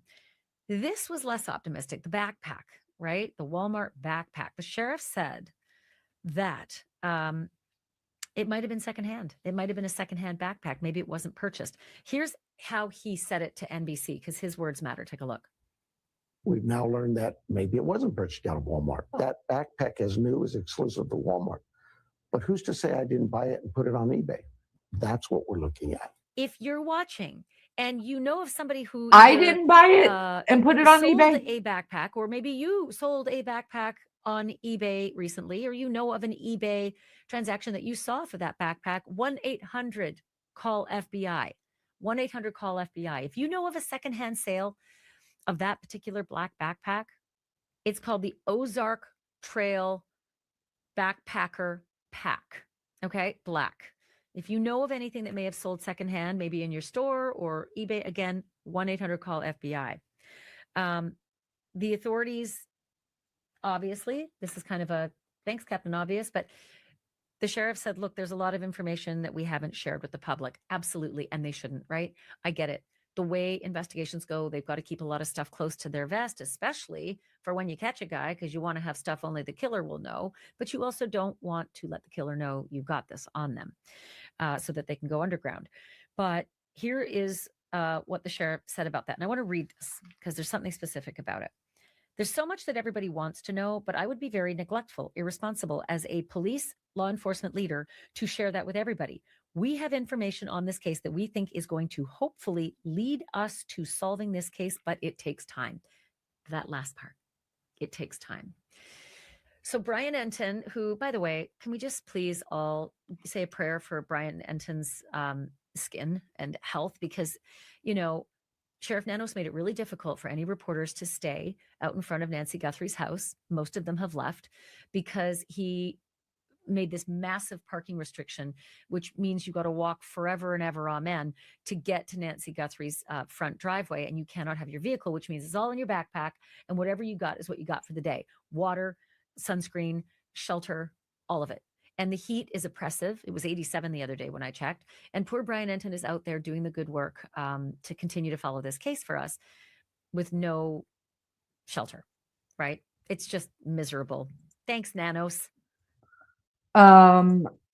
Yeah, big shout out to Brian Enton. We love you, Brian, here at this channel, and to JLR. I just appreciate JLR. Oh my gosh. Listen, he could have struck every one of us, but he told everybody on YouTube, you're welcome to use my lives. Now, does that help him? Does that help us? Yes, but I always believe people's hearts are pure right away. I just do. And maybe the motive is wrong or whatever, but I choose to believe that the reason why he's doing it is just like what he says he's doing, that he just wants to keep her name out there. So shout out to Brian Enton and to JLR, who are the ones that are left back there. I do know of another creator, and I have nothing to say about that. So anyways, yeah, but I think she's being a little bit weird because we do know that Brian Enton has met some neighbors and they have allowed him to park in their driveway.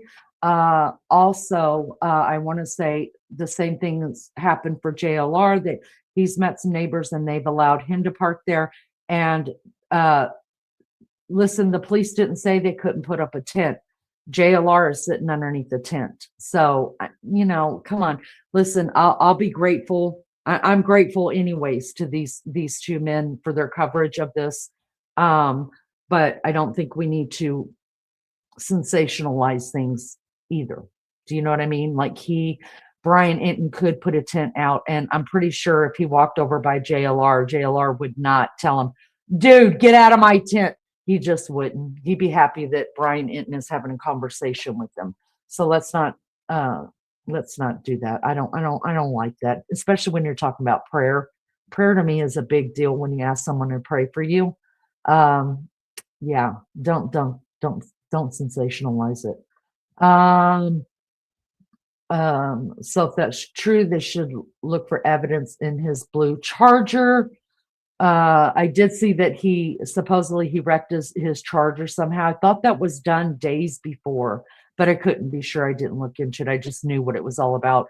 Leah says, why the hell would you go on eBay through the trouble and sell a $10 backpack from Walmart unless if you want to get rid of it? I don't know someone that would buy it offline. It's at Walmart, right?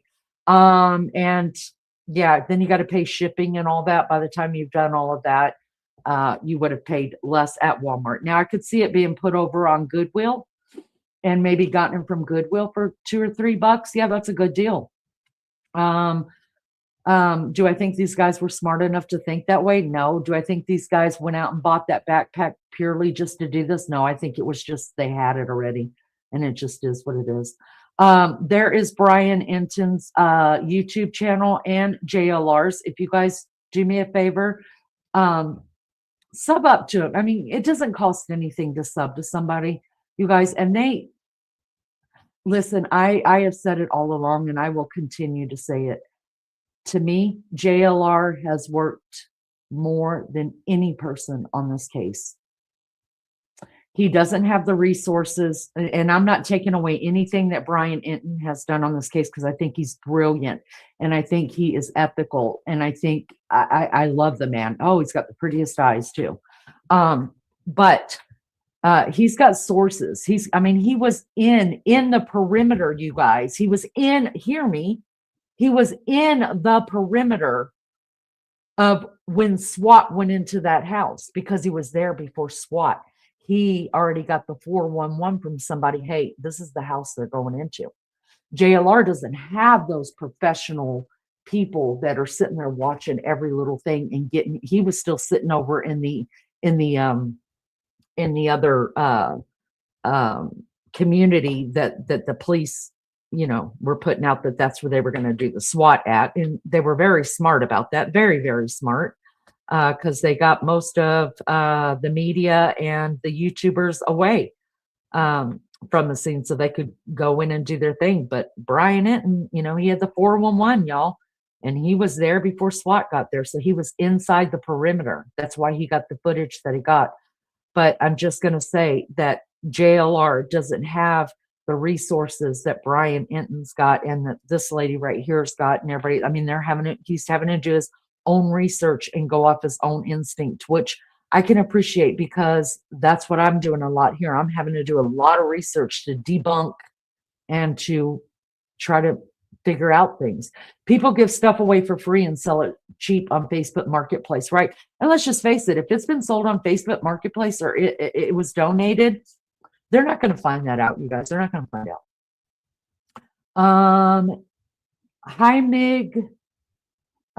Says, praying for Nancy, amen and amen. First, God will resolve soon. Pray for Nancy Guthrie. God bless all her family. Amen. Leah says, I was watching JLR Life. I was watching JLR.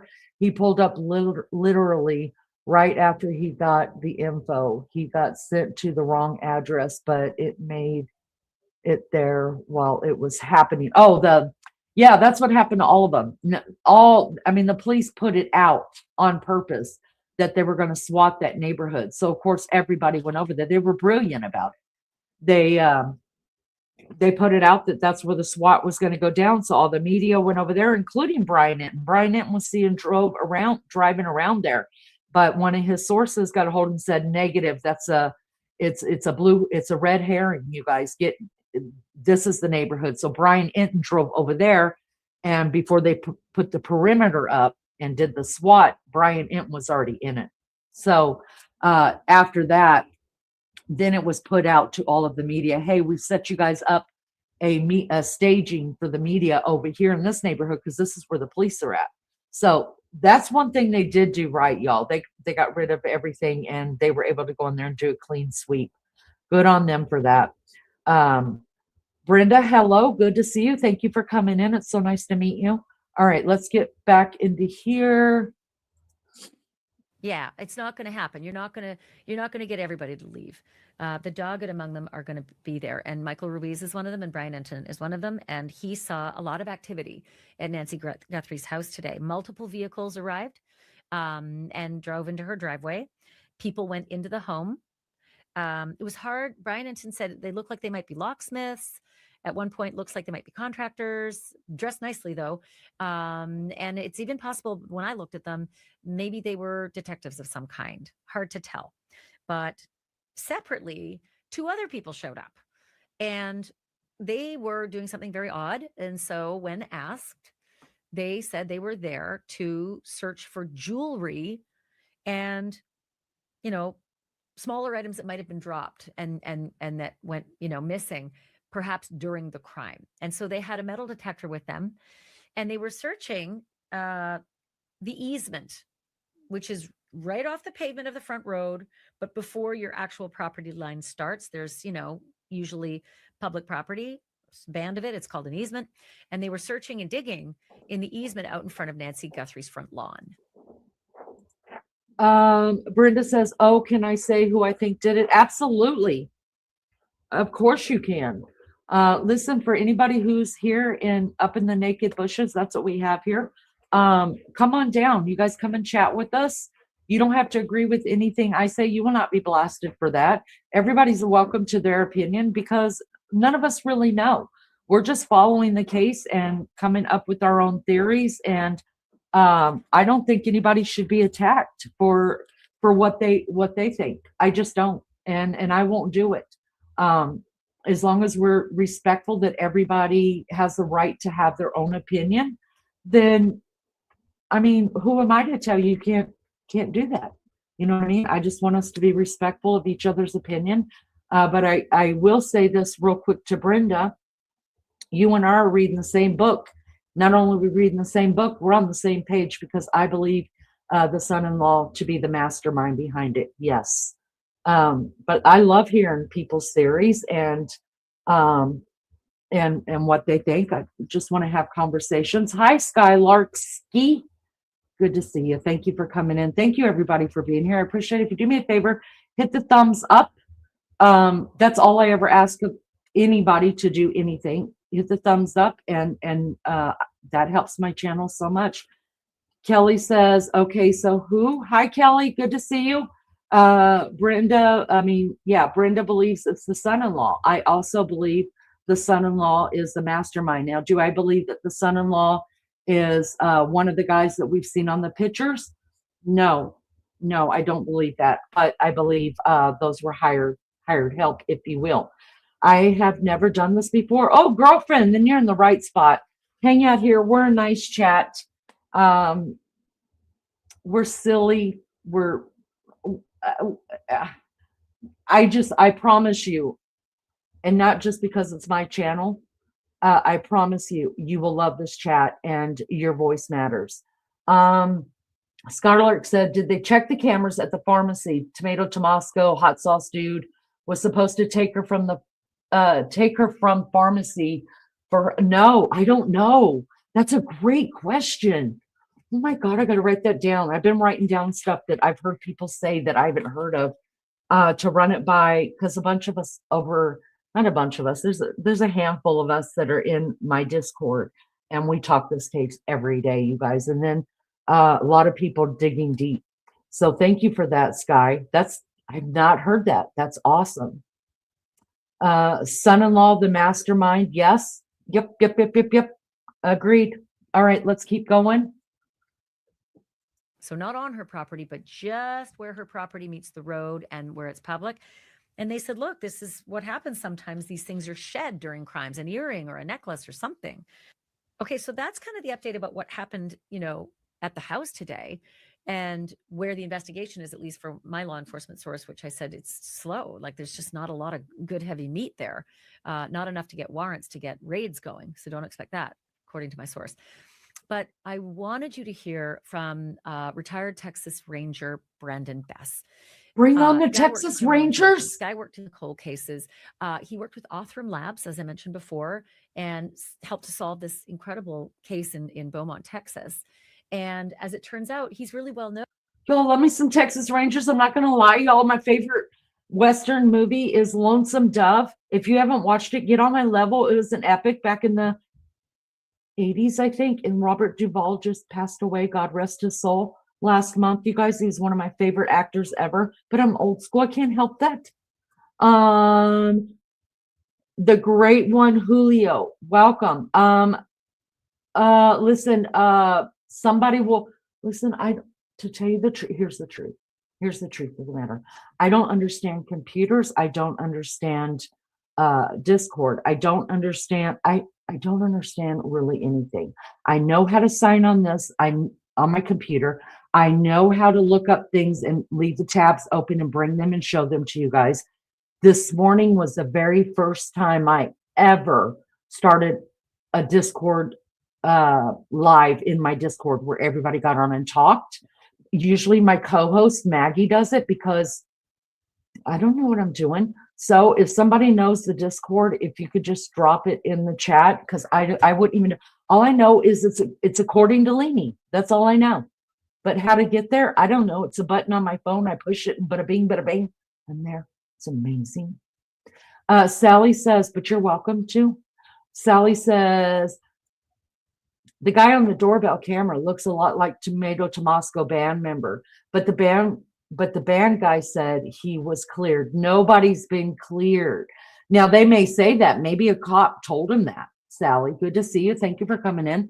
Maybe a cop told him that, but they can lie about anything, right? The only time a cop ever has to tell the truth about anything, or when he's supposed to tell the truth about anything, is when he's signing on the dotted line and he's before a judge. That's it. They could say anything they want to you. But we know for a fact nobody's been cleared.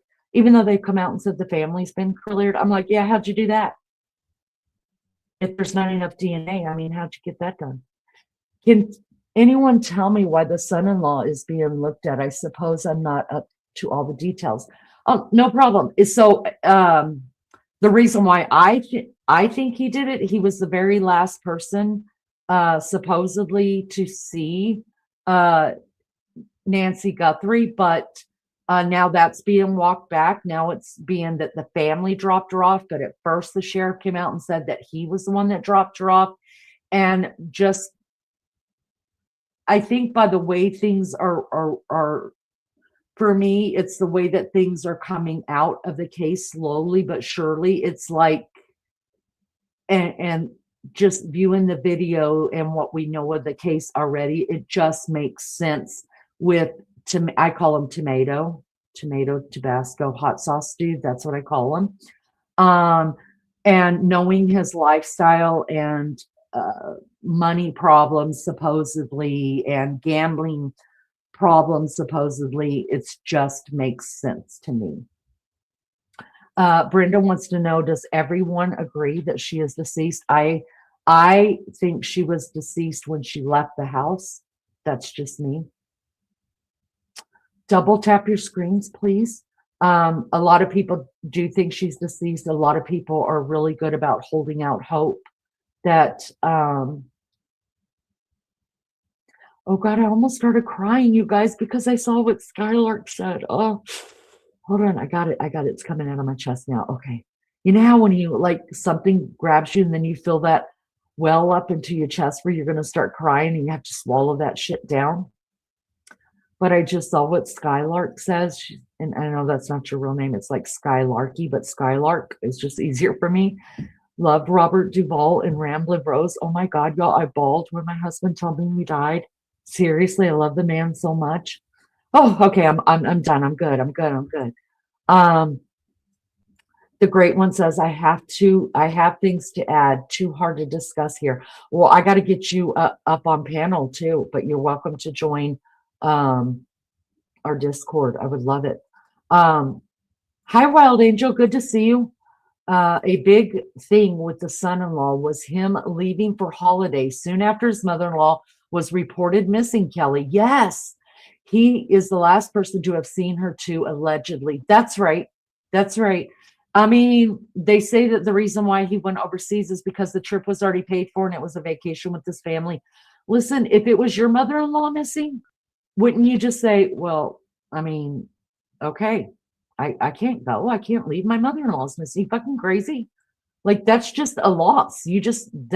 There's many times that we lose money during our life for situations and circumstance. Well, that is one situation and circumstance that money should have been lost on, but it wasn't. I thought the doorbell person looks just like Savannah, Kelly. A lot of people have said that. The eyes, a lot of people have said that. Listen, nothing is out of the realm of possibility. When you said I'm old school, I can't help that. You sounded just like Maggie, the way the ends with your words. I did. Oh my God, Maggie is so good with her interpretations of. She's trying to learn the English accent, which I didn't ever know we had an accent, but they say we do. I guess we do. But yeah, I'm very old school. But thank you for saying that. I sound like Maggie.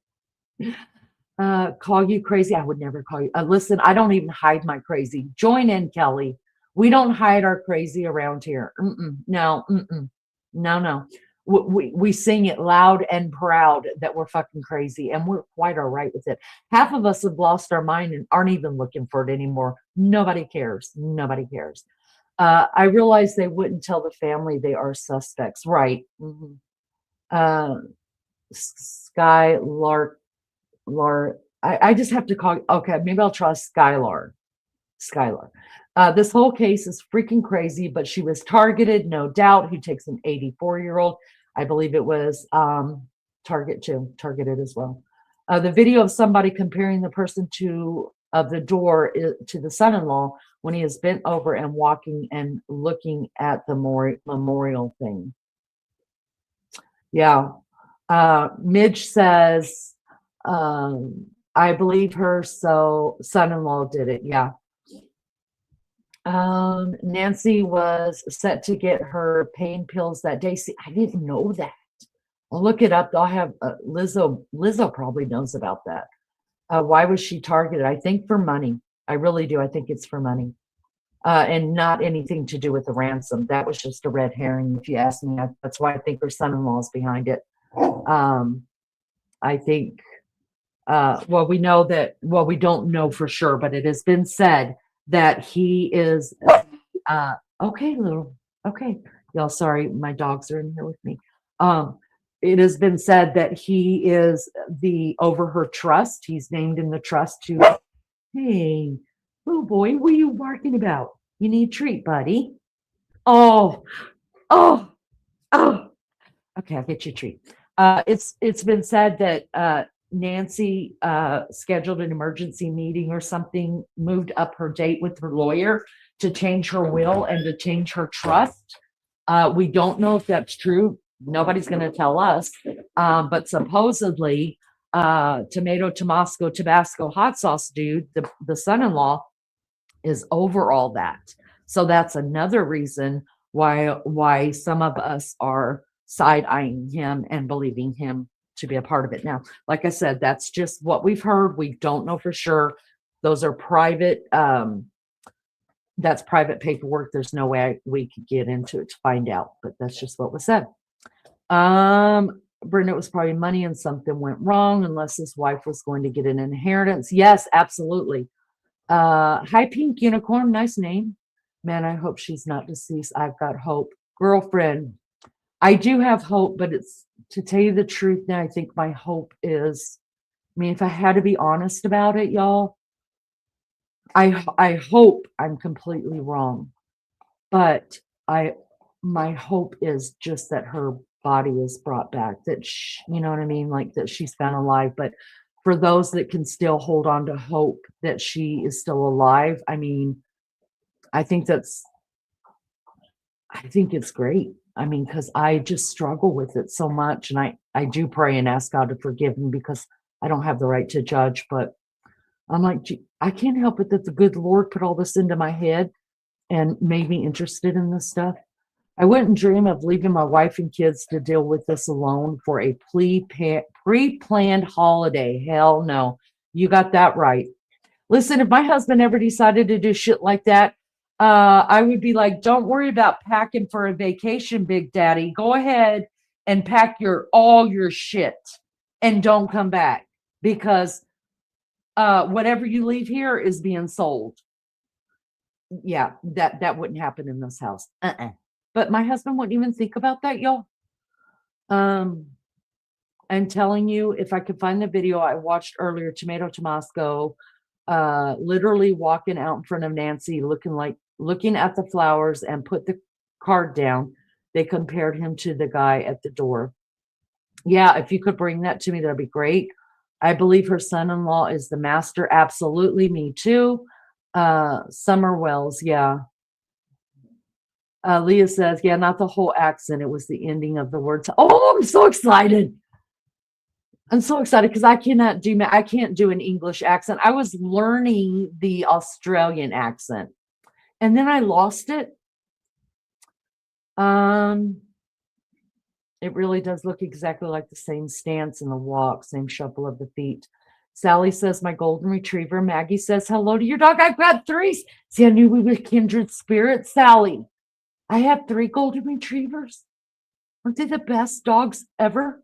And I'm biased, I know. Listen, whatever dog you guys have, those are the best dogs ever too. But for me, golden retrievers, I speak golden retriever. I really do. I am the golden retriever whisperer. So I've got a 6-year-old, a 3-year-old, and a 4-month-old golden retriever. And that bark that you heard was coming from Laramie. He's our new one. Everybody around these parts call him Larry because Maggie can't say Laramie. And his name is Laramie from Wyoming, because my first golden retriever, her name was Cheyenne from Wyoming too. So there's that. And I have some shorts on my page of my dogs and the big messes that I let them make in my house. And they are my life now that I am an empty nester. My dogs are my world. Who'd he go on? Just supposedly, Brenda, he went on holiday with his family. I guess like his brothers, sisters. It just said family, but we don't know for sure if Annie went or not. It hasn't been confirmed. Did you see the interview JLR did with the guy and the neighbors? It's the neighbor's son. The guy has crazy hair and talking crazy. He knows who did it. Yeah, I actually had that pulled up. But because this live was going long, I took it down. I'll do it on the next live. I believe she fought, but who knows what this idiot brought with them. That's right. So Apostle was a great movie too. Oh, I love that man, y'all. I think the whole family had it done. You know what? Lizzo, who is Maggie's co-host from the UK, she believes that the whole family had something to do with it. Yeah. You understood what her bark means. Yeah. All right, let's get into this some more. I'm really interested in this DNA stuff. I'll shut up for a minute. Among the super smart DNA community because he did this for decades. And what I wanted to learn from him and help you to learn as well is what these guys do with the scientists. Once they get their information from the scientists, what these guys do on the pavement to weed out the dozens and dozens and dozens of possible family members down to the actual suspect, because it is a fascinating process. But before you hear from Brandon, and trust me, it's amazing. Like, he's got this 10-gallon hat on. He pulled over. He's out on the road. He pulled over in his truck, and he's like facing into the Texas sun. So he's all lit up in the sun, but the sun was going down as I was interviewing. So it was getting darker and darker and darker as I was interviewing him. And I tried to say, well, turn on your interior light. And, but he's just great. I mean, nothing can stop this guy. So before I go to Brendan Bass, today's episode is sponsored by CyberGhost VPN. Have you ever thought twice about connecting to public Wi-Fi? When you're in the airport, etc. Are you ever worried somebody might steal your information? Because here's the solution. CyberGhost VPN. It's one of the best VPN services out. VPN.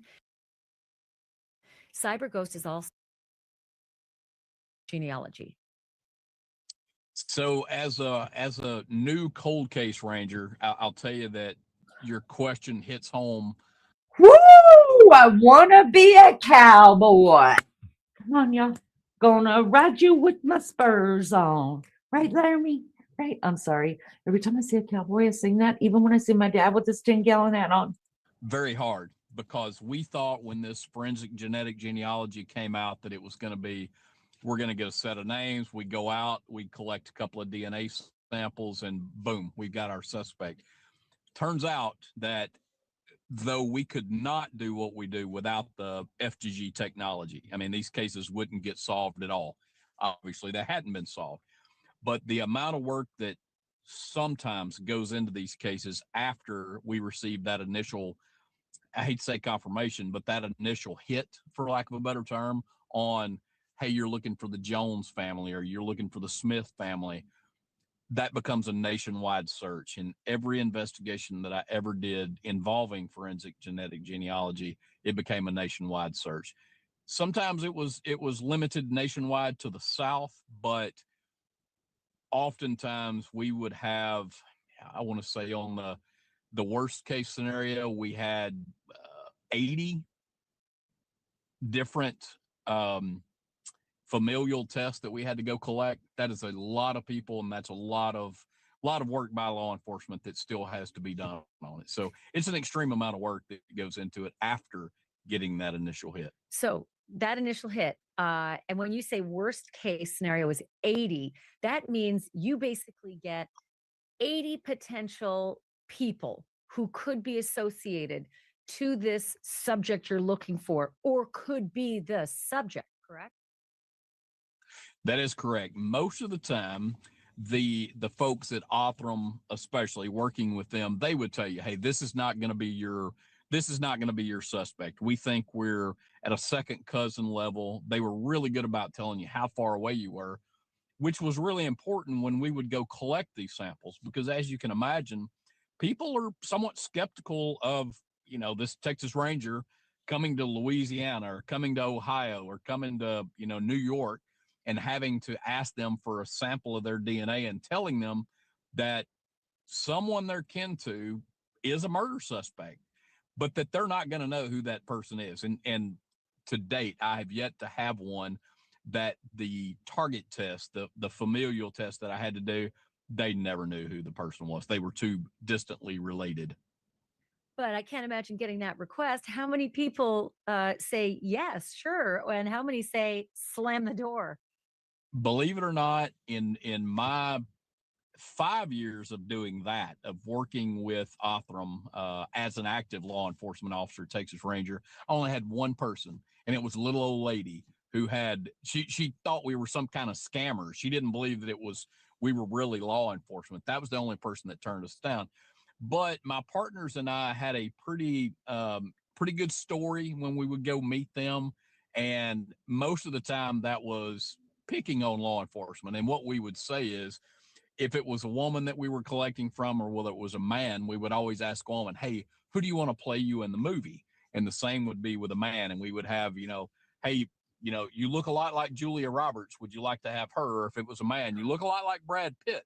Would you like to have Brad Pitt pay you in this movie? And of course they would ask, well, I'm like, we're Texas Rangers. There's going to be a movie about what we do. And that usually put us right over the top, and they understood. And it became a little bit of a joke that worked every time. Seriously, it was literally a sales job like that that could convince someone to hand over their DNA to help in the investigation. It was, yes. It's just remarkable to me. I assume most people would be skeptical right off the bat, but that's only part of the job. I mean, let's roll back a little bit to the point where you get the Jones family and you get 80 names. What's the first thing you do? Look for the females who definitely aren't the suspect and kind of cut it in half? Yes, that is one of the easier ways for sure. Um, looking at criminal histories of people, especially when you have a decent idea of, hey, we think it's Mr. Jones, but we're at a first cousin level right now. Let's look at these. Let's look at these folks. Let's look at all the options that Othram sent us, and who has a criminal history, who has been dealt with by law enforcement in the past, and we would steer away from those. We would look for, in Texas we'd call them the solid citizen. We would look for that solid citizen who's never been involved with anything, is pro law enforcement. And it's podcasts like yours, believe it or not, that both the good guys and the bad guys understand what it's really all about. So the good guys understand because of listening to podcasts, because of watching cold case TV shows, that, hey, they understand what it's about and they want to be a part of it. And that was a part of the sales pitch too, was that, hey, you get to be a part of something really big. You get to give answers to a family that may not have had answers for 30, 40. I've got a case that's 50 years old. You get to be a part of that. And you're good, again, solid citizen. They want to be a part of that. They want to volunteer and give that DNA to help you get to it.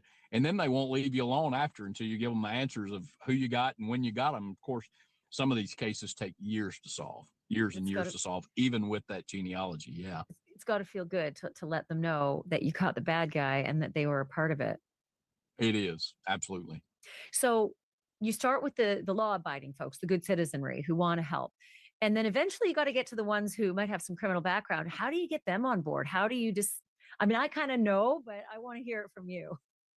So it's you have to convince them that they are not a target of the investigation. They're not a suspect. And you have to do that by knowing their history, knowing where they were at the time, knowing that, they might have been 12 years old when this crime was committed, and just convincing them that you're not trying to trick them, that you can give them other numbers of people. You can show them television shows that you've been on, podcasts you've been on, kind of sell it to them ahead of time. Like, hey, we know that this is difficult to understand, or this may be difficult to believe, but watch these few things and you'll see that we're telling you the truth. We're not out to get you. This is not trickery, because if we were, it could ruin our criminal case. And most of the time that works. One of the difficult things that I ran into a couple of times, though, and this was with Othram, was first off endogamy in a case, which meant there was a lot of inbreeding, for lack of a better term. And that was going back to the 1800s. That wasn't anything in modern history. But to tell someone, hey, your great grandparents were actually first cousins, what's taboo now, they didn't even know back then. They didn't understand that they lived, 20 miles apart. They had never heard of each other in their lifetime.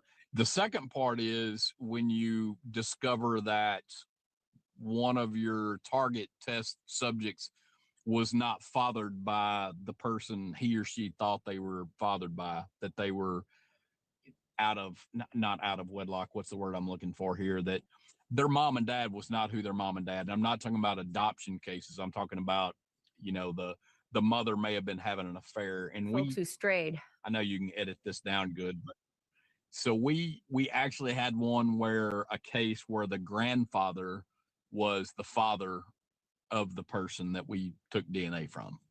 He had sexually assaulted his grandchild, his daughter. That child was born and that child was given up for adoption to another family member. And we discovered that in all that. So that one was extremely difficult. And as a matter of fact, we never went back to we didn't have it in us to tell him that. We left it alone. He had lived his life not knowing that. And there's those things that you run into. There's obstacles that you run into in these cases that you would never think humanly possible. But the biggest one being All right, we're going to stop it right there. Just a second. I want to jump back in the chat really quick and also want to keep my channel, y'all, so I have to stop it every now and then. Callie says Nancy Guthrie was abducted and sacrificed by Antifa, radical trans. The Tucson police are sexually compromised in order to stand down or get exposed.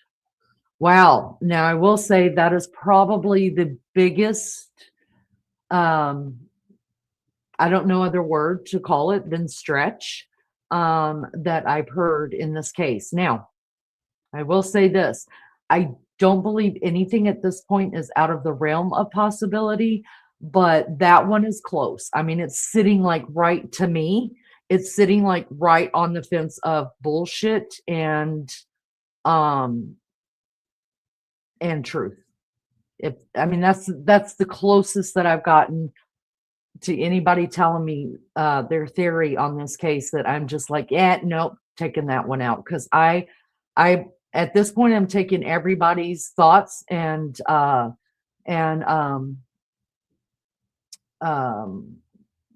their theories of what happened in this case very, very seriously. But that one right there, I pray that's not true. I pray that's not true. That's one I haven't heard. Yeah, that's the first one that came in and said anything even close to that. So, thank you for putting it in there. And that's all I know what to say to that, because that's really hard for me to believe, to tell you the truth. Aren't they all fairly new? And listen, I could go down the trail of DNA, and maybe we'll talk about it after this guy's done talking, because I find a lot of the stuff that he is saying very interesting about DNA. But when he said that he didn't tell the guy that his who he knows to be his grandfather's, not only his grandfather but his father, automatically my whole moral compass went up. Like, do you have the right not to tell him? Or it's kind of like if you knew your best friend was her husband was having an affair, do you tell him? What's the moral thing to do? Even though it's going to break their heart and may cause you never to be friends again. What is morally right? But I think this is on a whole new level. I would hate to be put in that position where you actually have to tell somebody that. And I guess it would depend on their age. I guess so. All right, let's keep going. And that daddy is not daddy. Yeah, yeah. And let's roll back even before you get out into sort of like, hitting the streets. When you're first dealing with that case and you start sorting, right? You start sorting who absolutely can't possibly be and who potentially can be. What are all the categories that you start with? And I get it. Male, female would be first, right? Clearly our perp isn't a female. So Yes. all the females are gone. What are the next categories that you start sorting? Age is the biggest one.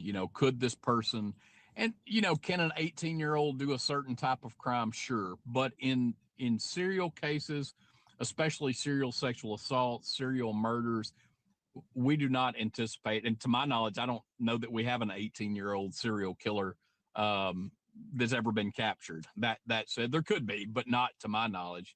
So one of the things that you start looking at is how old was that family member at the time of the crime, going through that. Where did that family member live? Because 1960s, 1970s, some of these folks were born with 5, 6, 7, 10 siblings.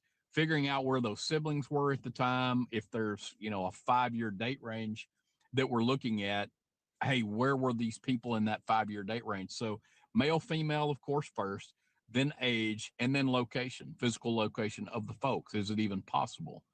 We had a case in Beaumont that there were two brothers, and obviously it's 50-50 shot which one it could have been. And that was after just an extreme amount of genealogy work had gone into it. I mean, 6 months of just brutal work by the genealogist, by Othram, and of course by us going out, law enforcement on the ground going out and collecting those samples from people. But that one, when it came down to two brothers, we literally looked at criminal history and location. Those were the two things. That was easy. A lot of times it's not that easy.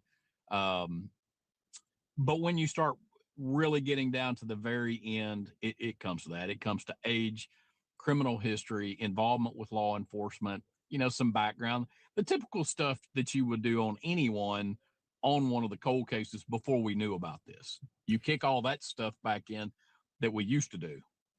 So you get rid of all the chaff, the wheat from the chaff, so to speak.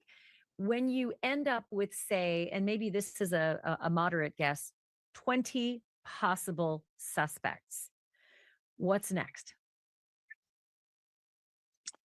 So then that's when you go back to Othram again. That's when you go back and they run those numbers on what you've got. Who are the most likely on those? Because, if every one of them got down to 50, or got down to 20, let's say, you're still talking about a huge amount of time that it could take. So that literally comes down to Othram Labs looking at the numbers that you've got and them doing what they do, them doing the smart people work, and that is which one of the numbers that they have actually is closest to it, letting them weed those down for us, letting those sort those and tell us, hey, this is the most likely from the 20. They can whittle it down to 5 or 6. You get it down to that 5 or 6 and go that direction. Now, I will say that we have had in the past, you get down to that 5 or 6 and you're going the wrong direction. But the good thing about them is they push you in the right direction really quickly. When you have, like, for instance, I think about the Golden State Killer that was out in California. And of course, the Long Island serial killer suspect, Rex Heuermann, up in New York. They followed him on the street and picked up a pizza that he discarded into the garbage, and they were right behind him and picked it right back up. Talk to me a little bit about that part of the shoe leather work, because I'm fascinated in how some people just aren't going to give you that sample, and others you don't want them to know that you're looking for their sample. So walk me through that part of it all. A couple of cases that I can think about, one in particular, the Mary Catherine Edwards case out of Beaumont, Texas, with the Beaumont Police Department. That case, we had a college professor that we were looking at, and that college professor lived in a gated community. We had a hard time getting to his house, but we did finally get to his house. So we actually snuck in the middle of the night up to his house into his driveway and swabbed the door handles on his truck that were, it was parked in an open spot. We swabbed those door handles. Well, that didn't work. So we had to go to the university, follow him around, attempted to catch him dropping some things. And I'll say he was not the suspect. We finally got a coffee cup that he discarded, and it was not him. And we moved on to another suspect. That suspect that we actually got his DNA from the trash, and we used our partners in the FBI and a local sheriff's office in Ohio to go do what's called a trash run. And the trash run is when someone discards their trash, puts it in a barrel, and it goes out by the road for a company to pick up. Then we go through that trash. So they pulled his trash, and it happened to be during COVID time. So there was a great number of COVID masks, but there was also a toothbrush and a razor, I believe, in that case. So we were able to verify him through that trash run. And you talk about an exciting moment. I mean, we had worked and worked and worked, and there were so many people that were, I'm not going to say suspects, so many people that we had to eliminate in that case to finally get that one guy from a trash run in Ohio was just huge, huge, huge. Well, I'm going to ask you about the trash run in a minute, because when you got a household of like 6 people, you got 6 people's trash out on. All I hear is music, Brenda says. Brenda, are you behind on the stream? Push the stream all the way forward. That's the only thing I can think of why you're still hearing music. You're hearing the beginning of my live, I think. Does everybody else? Okay, good. Okay. You guys, this has 16 minutes left to it. But we're only going to listen to just her finish up with him. I'm not going to listen to her saying goodbye and stuff like that. So just bear with us. On the curb. And I should just tell our audience that it's perfectly legal to go through someone's trash once they put it out into public property. You can't do it on private property. That needs a warrant. But if they put it out, for pickup, they've sent it off into the public space. So that's really a great opportunity for law enforcement. But before I get to that, go back to that professor, because this is the work that I'm so curious about. I don't know how many agents and officers and police officers and rangers and all the rest you had assigned to your case, but it would seem to me that it would take a lot of people and a lot of man hours to just track that one guy until you finally got the coffee cup that turned into a dead end. I mean, that's the kind of work that I think a lot of people don't understand is going on when the authorities say this could take weeks, months, years. So unfortunately, the Texas Department of Public Safety cold case team within the Texas Rangers, when I was there were only 6 of us for the entire state of Texas, not just for Houston, for the entire state of Texas. Fortunately, in the last year and a half, they've doubled that. So I think there's about 15 Rangers now that are in the cold case, but you're still talking about for the entire state of Texas. The majority of cold case work is done by a very small group of people. And, cold case work, though it's very rewarding, it's very difficult. And it's very difficult. One of the reasons is because there's only so few of us that do it. There's so few of us that have the partners in local agencies that they can spare the people to do it. If a case is going unsolved for 10, 15, 20 years, it's not that people don't care, but there's new cases dropping every day. So for an agency to be able to dedicate someone to go with us to work these cases, because it's really their case that we're working. And I say we're as the Texas Rangers. So for your listeners, the Texas Rangers are an investigative agency within the Texas State Police. But our primary role is assisting other agencies with their investigations. And that specifically on cold cases is the case. We don't investigate. I shouldn't say that. It's not that we don't investigate our own. The cases that the cold case team with the Texas Rangers work are normally cases that are from other agencies. 99% of them are other agency cases that we pick up with them. And it's usually 2 to 3 people at most that are working these cases. So a couple of questions. The fact that it boggles my mind to think that you were only 6 people on your team and now it might be upwards of 12 to 15. But, for cold cases, I get it. But nowadays we've got these cases that are falling into our laps that aren't cold, but may require the IgG work or the familial DNA work. So in a case like Nancy Guthrie's in Tucson, would that also fall into the very overworked cold case team's lap if they have to go out searching now for investigative genealogy and do the gumshoe work maybe all over the country for whoever this perpetrator is?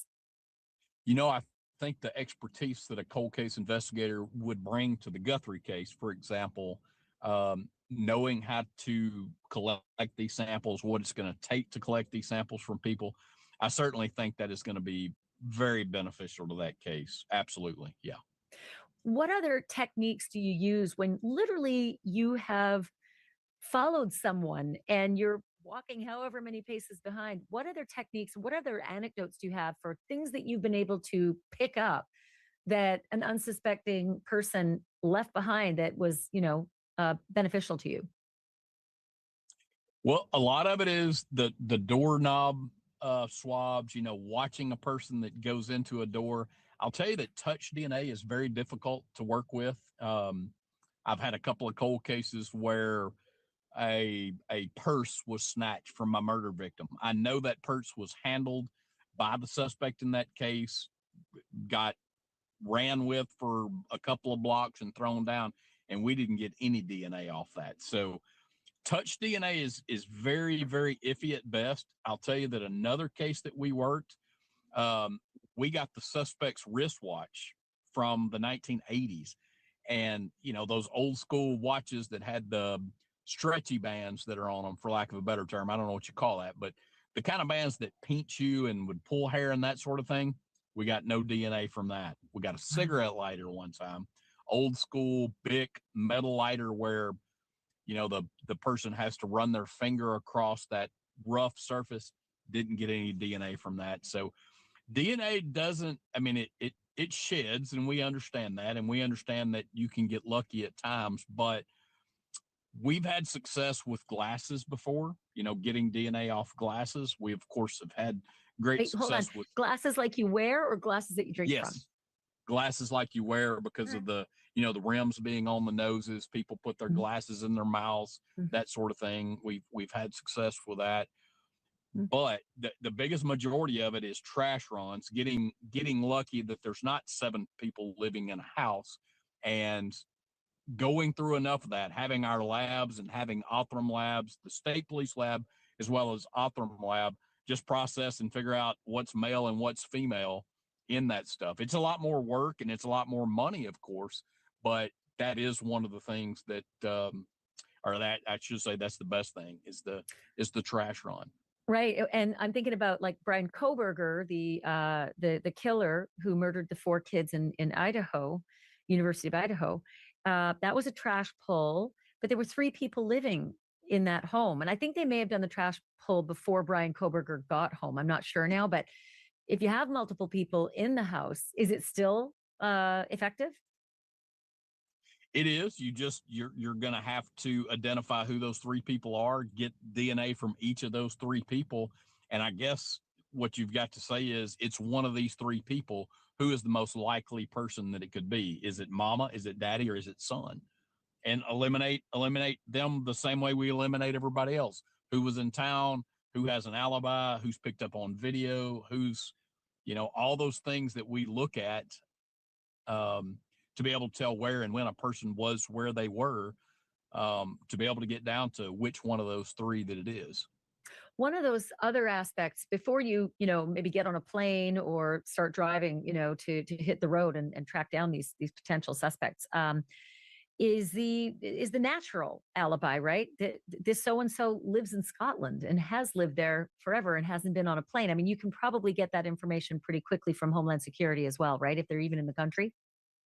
Not really quickly, but currently we're a little better off than we were some years ago with federal cooperation.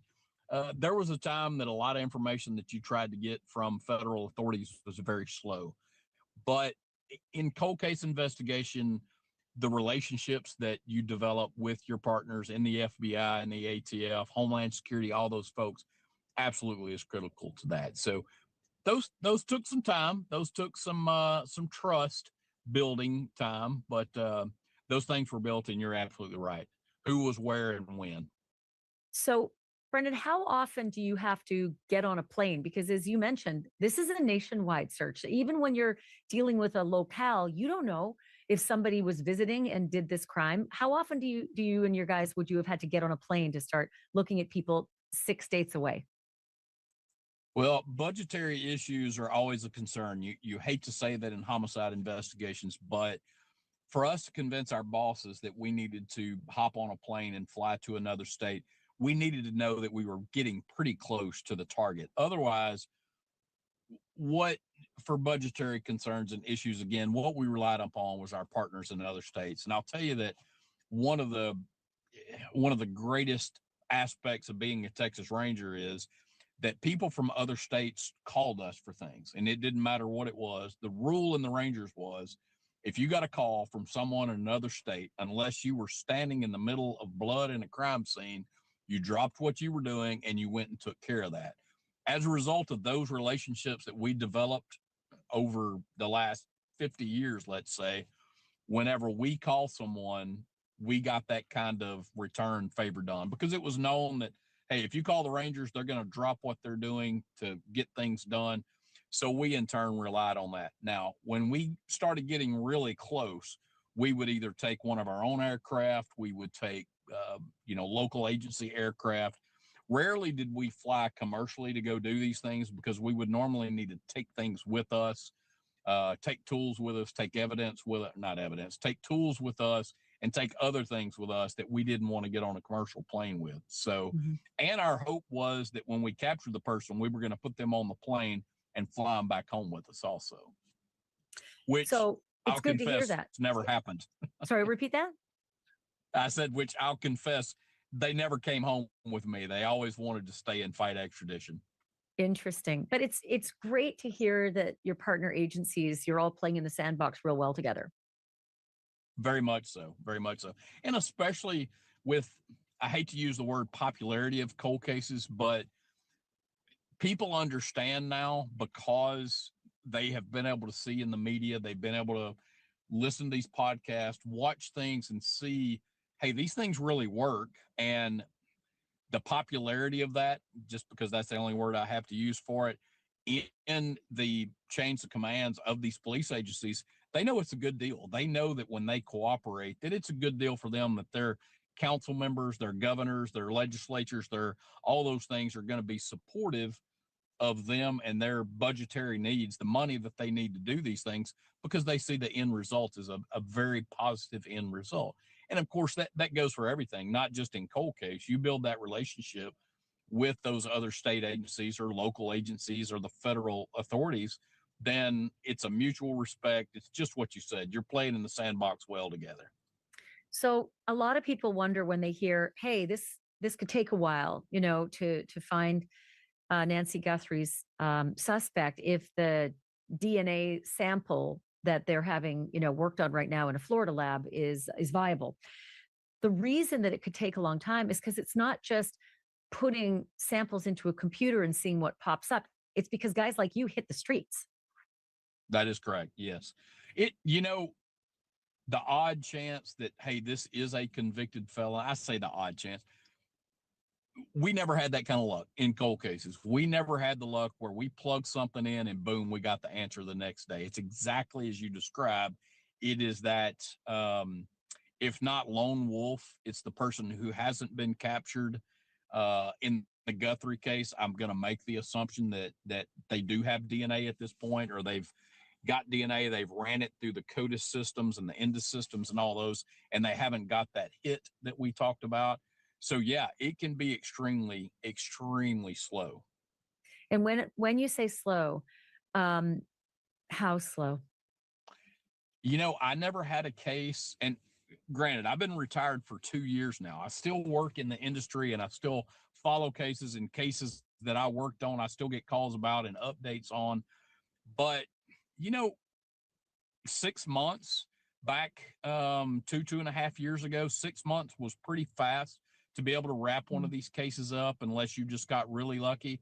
I would say today, and with all the support that the Guthrie case is getting, the monies that are available there,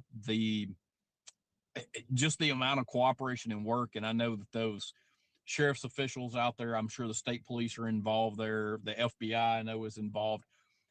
I'm sure they're working 24/7 on this.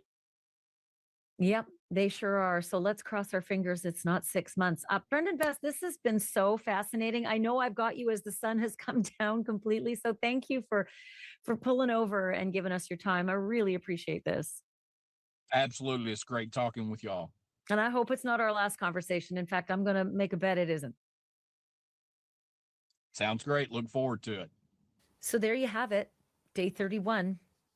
It's just maddening if you think about this, right? Because each time I go back to the video of this, what I think is a buffoon on the video camera at the front door, I see a guy who wasn't really, skilled. It doesn't look like a cartel guy.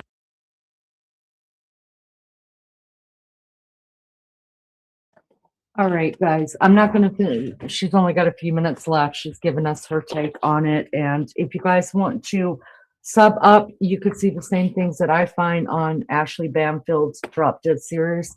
I like watching her because she's been in this field for a shit ton long time.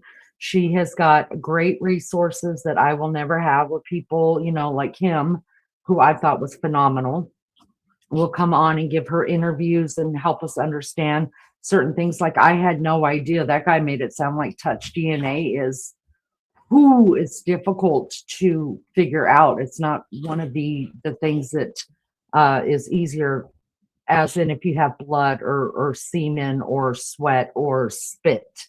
Touch DNA seems to be like the hardest, I guess, to be able to get through and figure out a perpetrator through that. I had no idea, but I like watching Ashley. I like watching Nancy Grace is my hero. I used to couldn't stand Nancy Grace, y'all. Couldn't stand her when I was younger, but now that I'm older and I'm a pissed off postmenopausal woman, I totally get Nancy Grace. I love her to death. Listen, I'm telling you guys right now, just love me some Nancy Grace.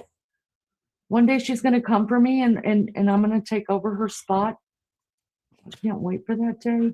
I'll bring Maggie and we're going to be out of here, guys. But anyways, so I like Nancy Grace. I like Megyn Kelly. I can deal with in spurts. But I still like, for this case, I do watch mostly.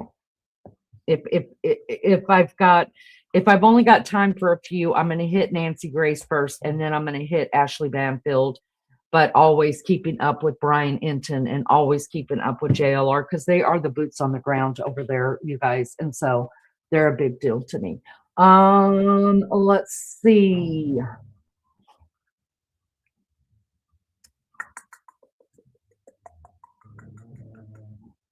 Where's what? I'm sorry. I'm a little behind. So I usually come on at 1:30 a.m. Eastern Standard Time. So 1:30 in the morning, Indiana time, or New York time over here on the East in the United States. So I don't know if you're from the United States, Brenda, then I know from the UK, I'm 5 hours ahead of the UK. So when I normally come on the UK, it's like 6:30 in the morning because we're 5 hours difference from them. And Australia, it's like 12 hours, 14 hours, somewhere in there. So I try to be here nightly, but I have a very, very large family, and they like me, y'all. It's just the weirdest thing. And they like me, and they like me to be around them and stuff. And so I oblige. And then, I've got my 3 dogs, and I've got my husband and my bonus child that still lives here. And my youngest child is graduating college in May. And then in June, he's moving out of state to go and start his life. And I'm an emotional wreck, you guys, to tell you the truth. I'm an emotional wreck. And I come here and hang out with you guys to try to forget that I'm an emotional wreck. But I'm going to get through it. I'm going to get through it. I've raised 5 kids. I'm grateful for that. I've got 10 grandbabies. I've been with my husband for 27 years this year, and I'm just living life. I'm living the dream over here in the Ville. That's what's happening. And I got 3 dogs who think I hung the moon. Got a great life, but I love hanging out with you guys. I love doing what we do here, even when it's not true crime. Even if it's me and Maggie up here taking the piss out of each other, as she would say, and laughing and just talking about real freaking life.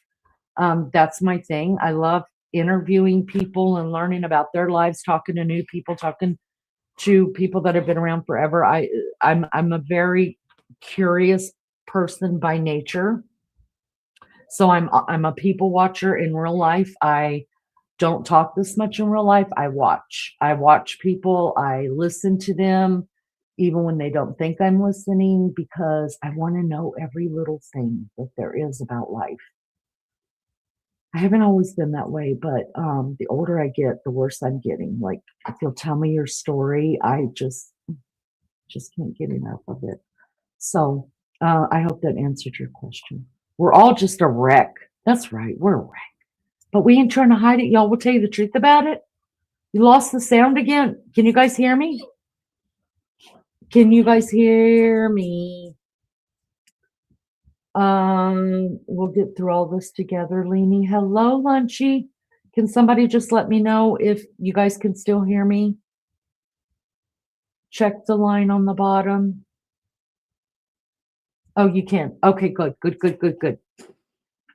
All right, so there's that. I wrote a couple things down, you guys, and I just want to go over them, and then I will close this one out. We've been on for 4 hours, and I'm sure you guys are about sick of me. I'm sick of me too. So we talked about the DNA. I couldn't believe that I didn't think touch DNA would be that big of a deal. But then when he was talking about it, and I was sitting here thinking, okay, touch DNA. Okay. And then I thought about the Long Island killer, Rex Heuermann. Y'all, that case is something else. It took 17 years to arrest Rex Heuermann. And just like they said, I think it was a box of pizza that he threw out into the trash, and they just were walking behind him and picked it right up and kept walking, because trash is trash and anybody can get it. So that's how they got it. But to think about how many people he killed, and even I believe they don't even have a full scope of how many people he actually did kill. It took this long because of the DNA. And I think there's going to be many, many more people, but it's they can only prove it now through the DNA, because his crimes went on for so long. 17 years is a long time. And y'all, he was pretty well respected businessman there in New York. I think he's a freaking pig, but maybe I wouldn't have thought that if I didn't know all the stuff that I know about him now. But so when the sheriff came out a couple weeks ago and he said this could take days, months, years, I was like, oh. And I think all the rest of us were like, oh. And get down, little guy. And nobody wants this to go on for years. So hopefully, prayerfully, I got an itch, just an itchy feeling that maybe they have an idea who the person is, but they can't prove it yet. And they're either waiting for the DNA to be completed, or they're still looking for more DNA, right? Like following this guy around, waiting for him to throw out a Coke can or a cigarette or something like that. Maybe the guy really didn't leave any touch DNA. I have to believe, though, that with that thing stuck in it, that bite cam, that bite light in his mouth, y'all know you put something in your mouth, leave it there for a while. I mean, you're just going to start, salivating. That's just how our mouths work. So, but the problem is maybe where he salivated at is still on that porch, as in the mat is still there. And I know you guys are done hearing me talk about the mat, but I'm not going to stop. So there's that. And then the whole BK thing, I saw you guys in chat talking about it. I was digging that conversation. Imagine this. Imagine had his dad's sister, I think is the one that started it, put in, started doing genealogy, and she put in her DNA, right, to a database. And then the dad put in his, and they're just trying to figure out their family tree. Y'all, I mean, if touch DNA is that hard, I'm with April. Brian Koberger, we know, you guys, was head to toe covered. Now, the accident still happened. Could a hair have escaped? Could something out of his car been on his, I don't know, but that would be like finding a needle in a haystack. So maybe there was really no touch DNA there. That makes more sense now that he said that. But imagine, had his family not started any kind of genealogy, y'all, we might still be looking for the killer of those 4 students. Maybe stupid Brian Koberger didn't even know that he had to worry about genealogy, or did he even know that his dad and his aunt and their family had actually submitted DNA, and that it could be used against him. They got his DNA, yes, off the sheath, but the only reason they were able to, he wasn't in CODIS. So they would have put that DNA into CODIS and waited for it to happen had they not done IgG. You see what I'm saying? That was only the source, but they had no way to prove where that DNA came from because he wasn't in CODIS. So then they went through IgG and they found a match with his aunt, and then they narrowed it down that it was actually a male from his dad, and his dad only had one son, so that ran the whole thing. But what I'm saying is, if his family had not started the genealogy thing, yes, they would have had a CODIS match for the perpetrator who killed them kids. But when would they have solved it? Because the only way they found him was through his dad's DNA from doing genealogy. Thank you, Lizzo. Good to see you. Good to see you. You see what I'm saying, Leah? So yeah, it would have been in CODIS, but if the genealogy had not been started, they wouldn't have been able to find him unless he committed another crime and then matched up the DNA that way. So y'all, I'm telling you, it's like I get answers. I don't know if you guys feel this way, but like we get answers, like I'm understanding DNA so much more, so it's all making sense. But at the same time, it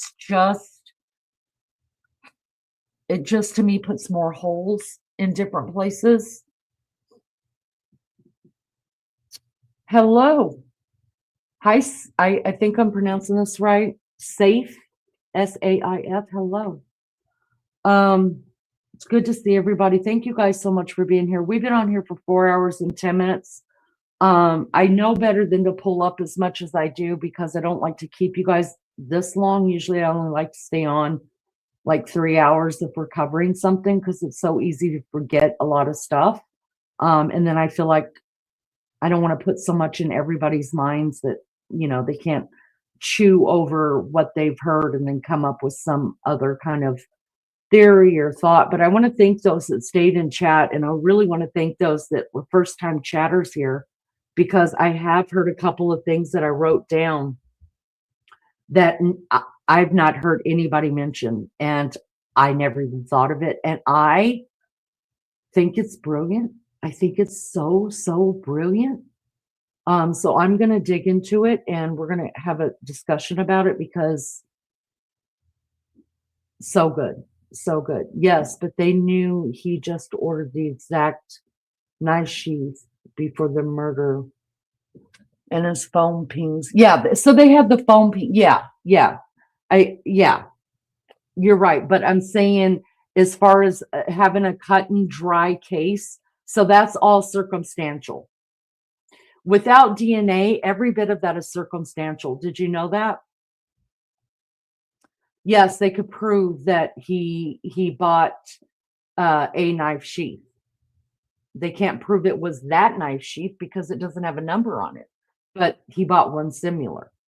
And they could prove that he bought clothing that looked like to be the clothing on what was described him as to be wearing and things like that. But all of that is circumstantial. The only thing that is like slap dab foolproof, you cannot argue with it, is DNA. The phone pings, he could have just, he was already saying it. Yeah, I drive at nighttime, big deal. It's still circumstantial, and it's only about being what a jury's going to believe at that point. When it comes to circumstantial evidence, yes, this is exactly true. He drove around for a while. Yes, he had a knife sheath and a knife that were very much alike, the exact same one that was used to murder these kids. Yes, he owned clothing, or at least he purchased clothing that is what is said that he was wearing that night. That's all circumstantial, though. You can argue that. That's what circumstantial means. It can be argued, and depending on how well you lay it out, if the jury's going to believe it or not. But you can't argue with DNA.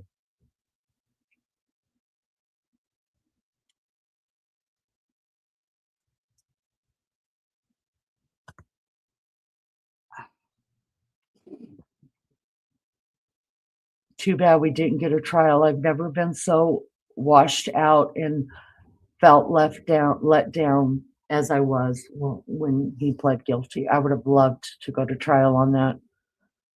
Hi, Patrick. Good to see you.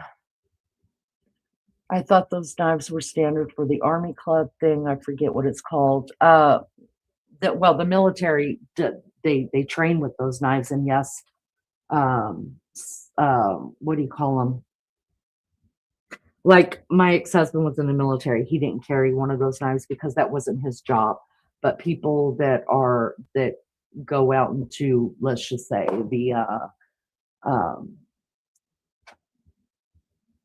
the jungles, you know what I mean? Yes, they would carry those knives.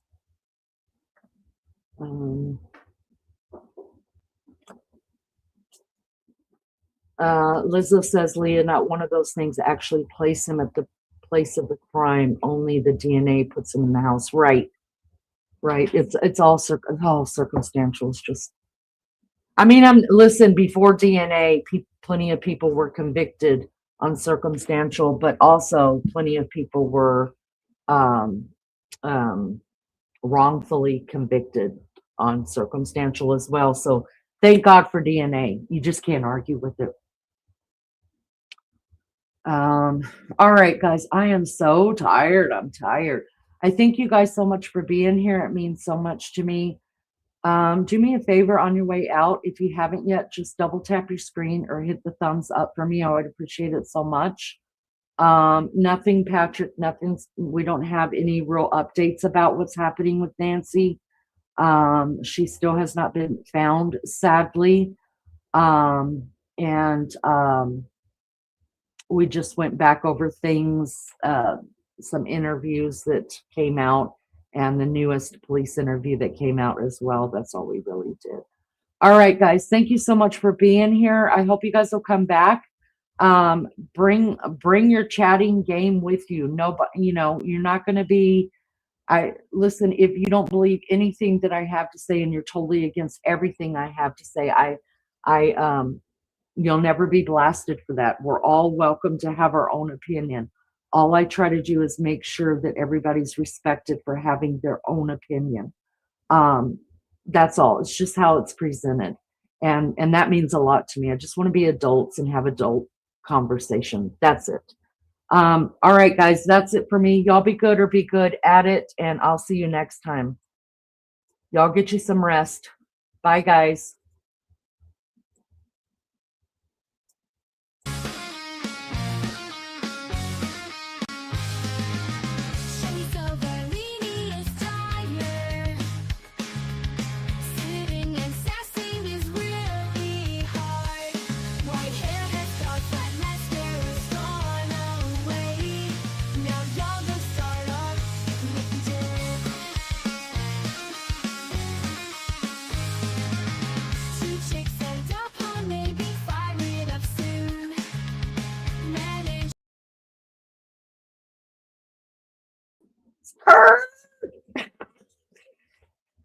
Skirt. I never go back to chat, but I really went back to chat and I saw Maggie in chat. Maggie, do you want to come up for a minute? Maggie has been nursing a dislocated shoulder and a couple of broken ribs. She is my co-host over from England. And usually I never come back into chat because somebody will get to talking and I want to talk back. So I just trying to do my outro and stuff like that. But for some reason I came back and I saw Maggie there. Maggie, do you want to come up a minute? We'll have a little yarn, a little chat, if you will. There's so many people that want to meet you. Y'all tell Maggie, I see her posting over there. Erica, it was so good to see you. I see Maggie posting over there in Discord, y'all. Tell Maggie, somebody post in Discord and tell Maggie to come here. Maggie took a really bad fall a week ago, Brenda. Thank you for asking. And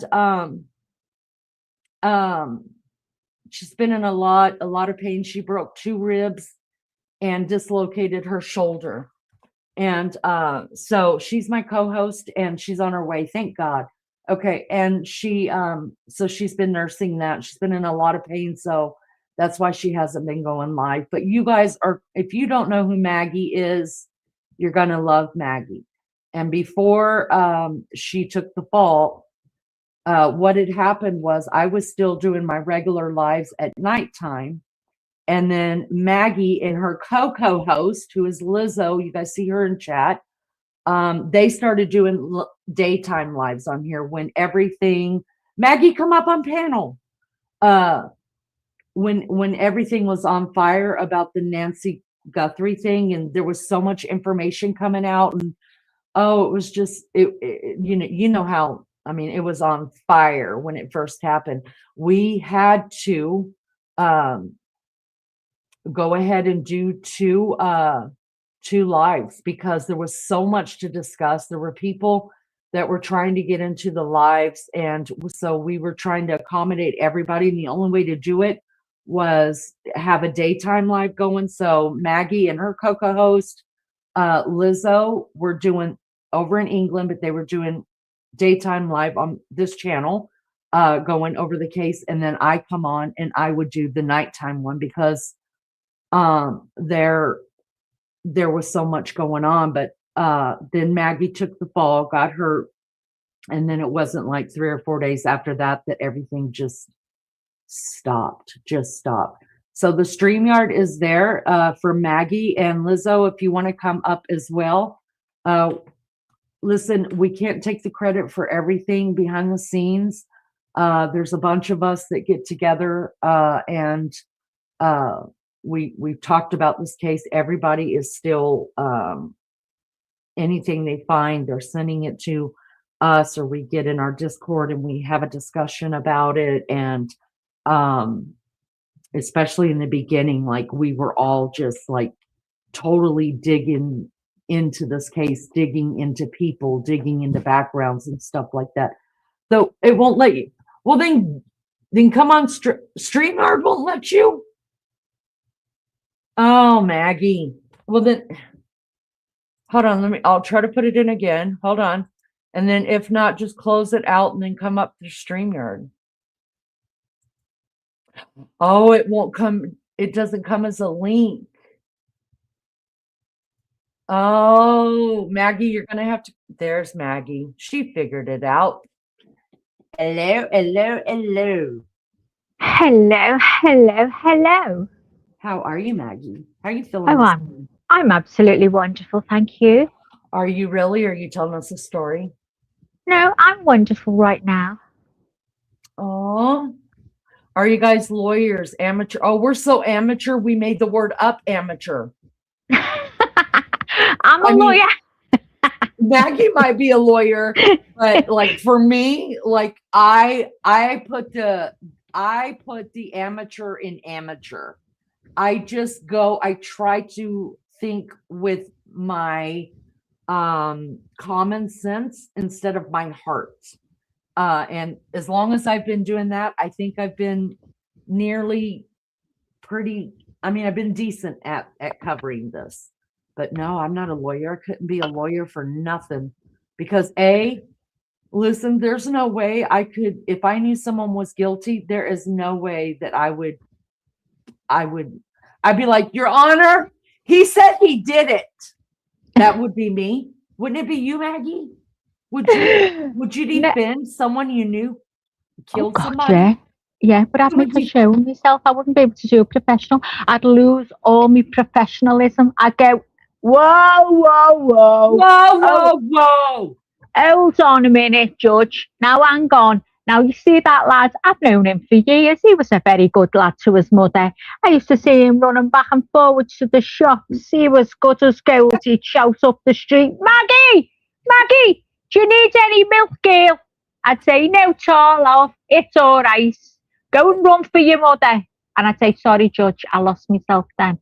I get very passionate when I know someone. That's what I'd do. See, I would listen long enough for them to say, look, I did it. But this, and this, and this. And I'd be like, all right, dude, no problem. I can get you off. And we'd walk right into court. I'd be like, Your Honor, sir, Your Honor, Mr. Rope guy. He said he did it, and I got it on my camera.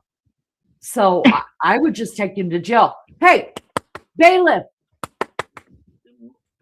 like cuff him, get him out of here. That's what I would do. I wouldn't be able to defend anybody who's guilty. But listen, what about I'd be broke. what you'd imagine when you go and you get off to your far off place when you're in your apartment? Oh, Maggie, I Uh, can't believe you remember that. My happy place. I can remember it. So just go there and tell them about your happy place. Wait till you hear this, everyone. By the way, hello. And if you don't know me, I'm Maggie. You're probably saying, "Oh, Maggie, get off, girl." And you know what? I will in a minute. But let Lainey tell you about this. Go on, Lee. Okay, so the deal is like I've lived a really long life, maybe not in years, but like in stuff. And so I've always had a happy place, like in my mind, like what would my life be like if I didn't go down that avenue or down that road, right? So I would in my happy place, this is where I'm at. I am a lawyer. I'm a high-powered lawyer living in New York City above a corner bar. Honestly, like I've got it even in this place is so happy that I have it furnished. Okay. I already know where all the furniture is. It's a 1-bedroom above a corner bar. And I always work until like 9 o'clock at night because I'm so freaking dedicated to my job. And I'm good at it. I'm really good at it. And I do make decent money, but I got no time to spend it because I'm just that good of a lawyer. And I always come home and I walk through the bar and everybody knows me. And I sit down and I don't know the bartender's name, but I think I slept with him once in my video. I mean, in my head, I think that happened one time when I was in the happy place. But anyways, that's nothing. So he pours me up my drink and he's like, "How was your day?" I'm like, "It's so rough. I've had such a hard day." And he's like, "Listen, Lainey, I'm going to need you to, here's a sandwich that I had saved for you. You need to eat something you haven't eaten in all day." And I sit there and I eat the sandwich and I could barely eat, but I did eat all the pickle.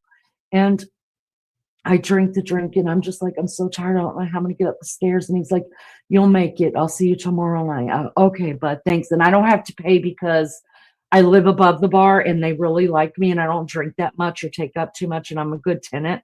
And so I get upstairs and I have my living room is all white and it's only room for like a small couch and one chair because I don't allow nobody to come visit me. And I have a cat that's white. I don't know why, but it's white. But I think it's because I've got 5 kids. And so I would never have anything white in my house. And I've got all these dogs. So, then it has to be white. Yeah.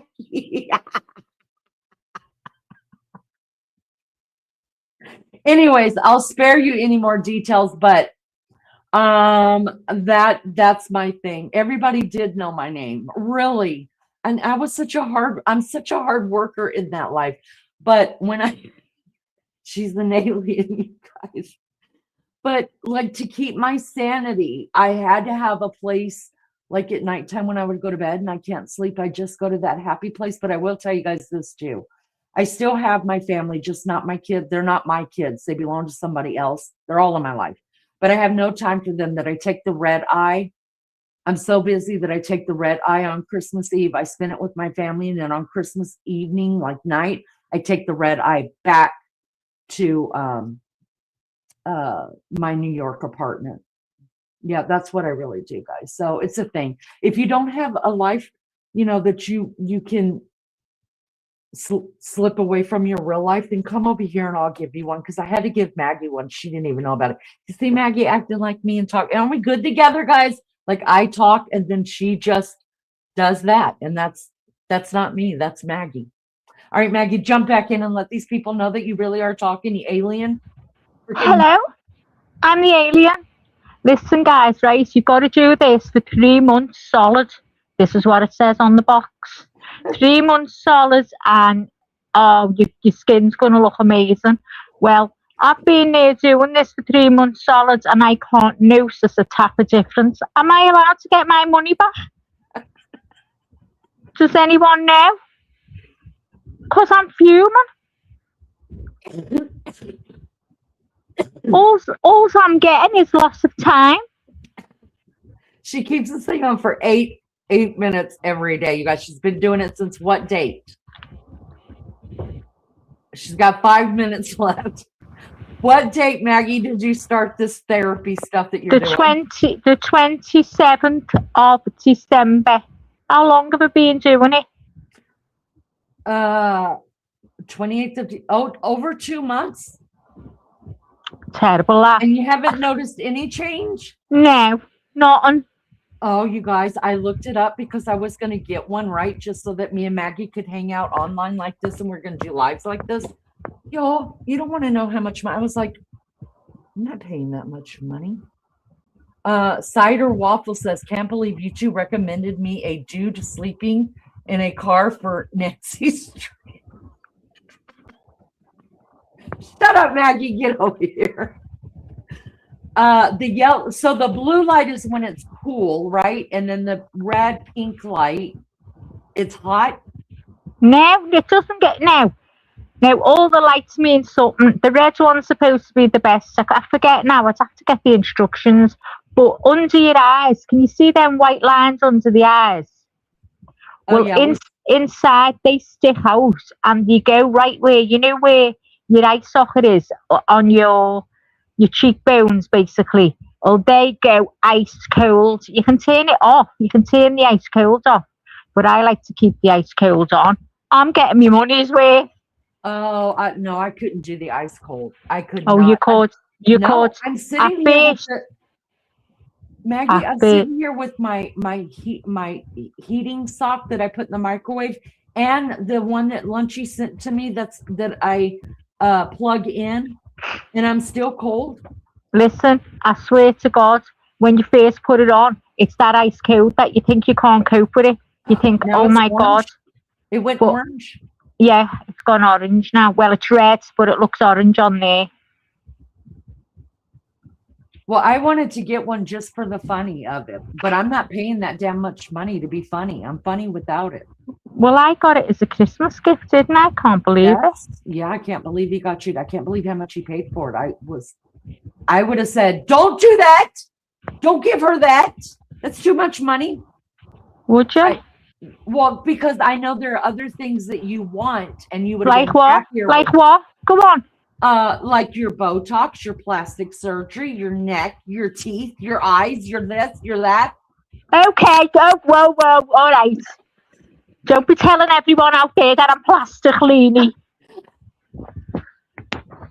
If Beefcake was going to get me one of those, wouldn't you tell him, do not get her that, like go in there and get her eyes done for her? She wants a black surgery. I'd say, Beefy, first thing first, get them eyebrows done.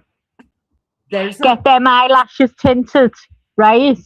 And then get it on the table, get her eyes done. And that's all she's going to need, Beefy. And you know what? You better watch out. You better watch out. Oh, he wouldn't care, Maggie. Oh, he would. No, he wouldn't. He would. We've been married way too long to be in each other's business about that. I know, but you two were as tight as anything. You still love each other deeply. You're just good friends, but you love each other deeply. That's true. But that's what I'm saying, though. You wouldn't, if he was going to say, if he said, Maggie, I'm going to buy Leanie one of these, you'd be like, no, you're not. You're going to go pay for this, and this. Yeah, I'd say play for the blef. Play for the blef. How much is it for you? There. I think the blef, because I'm going to get one. So my eyelids are free because I've got hooded eyelids. But the lower blef, which I went done as well, that's cosmetic. So that's going to cost me about $2,000.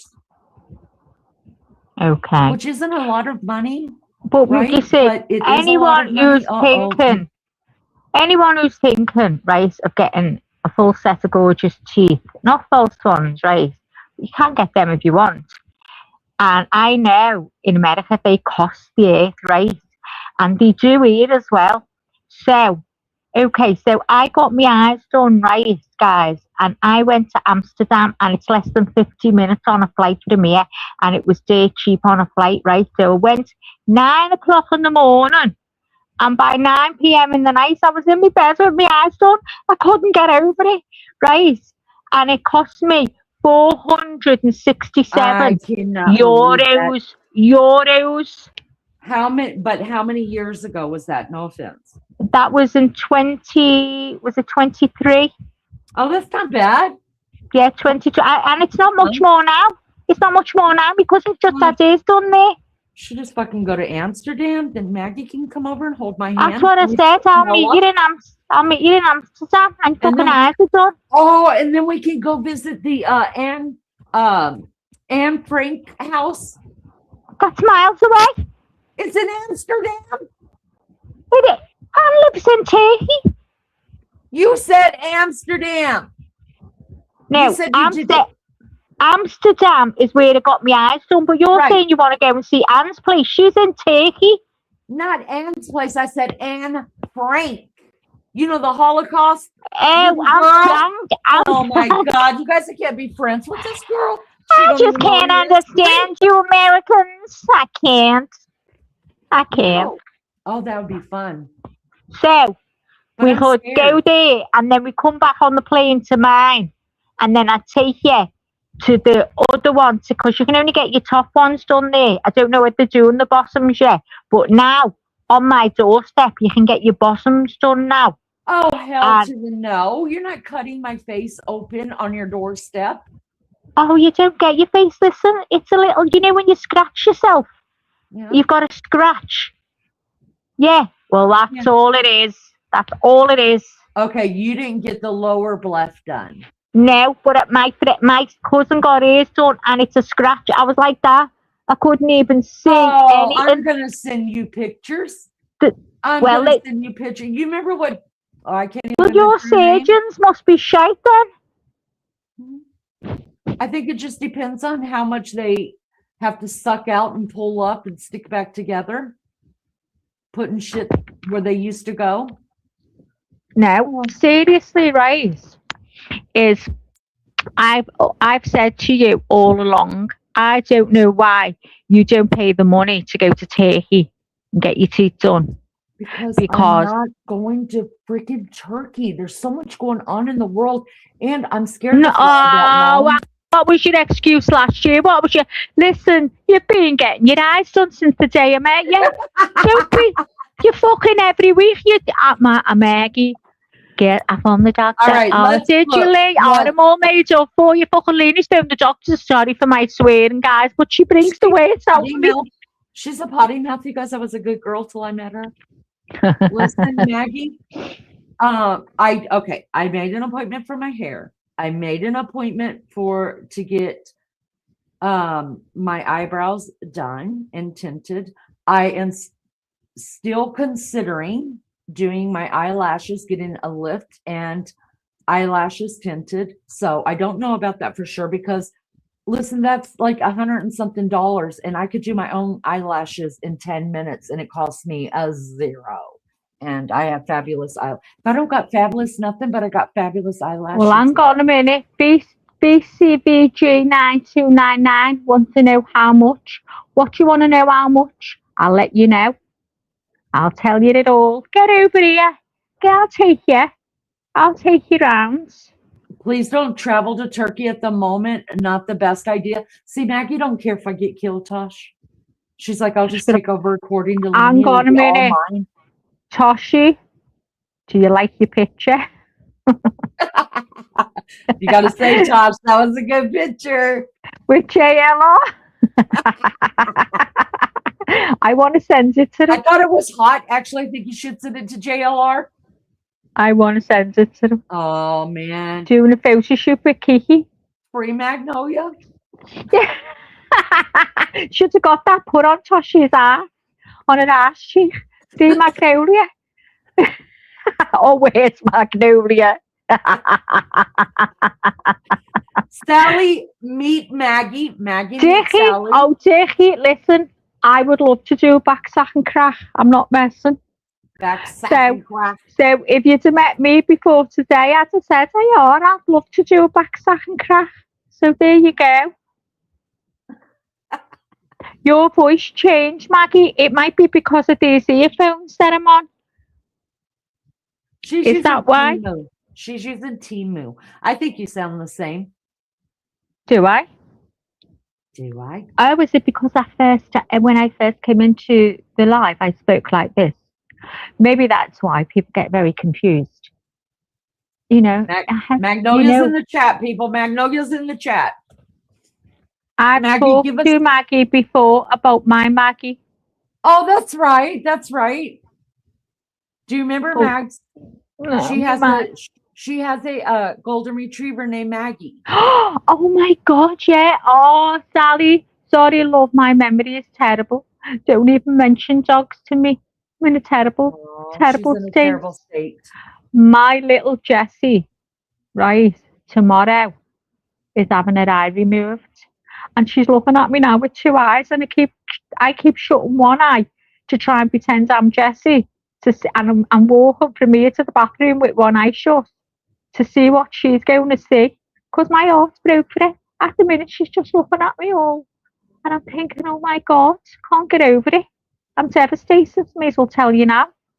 I mightn't be here for a few months. Oh God, it's going to be. I mightn't be here until she's got fur all over that eye. Put it that way. But you know what? She's already, no offense, but she's already lost her sight in that eye. So I don't think it's going to be. I know, that's what I'm thinking. What I mean? Yeah, no, that's exactly. Yeah. That's what's keeping me afloat. If she hadn't have lost the sight, I'd be trying everything like to avoid losing her eye.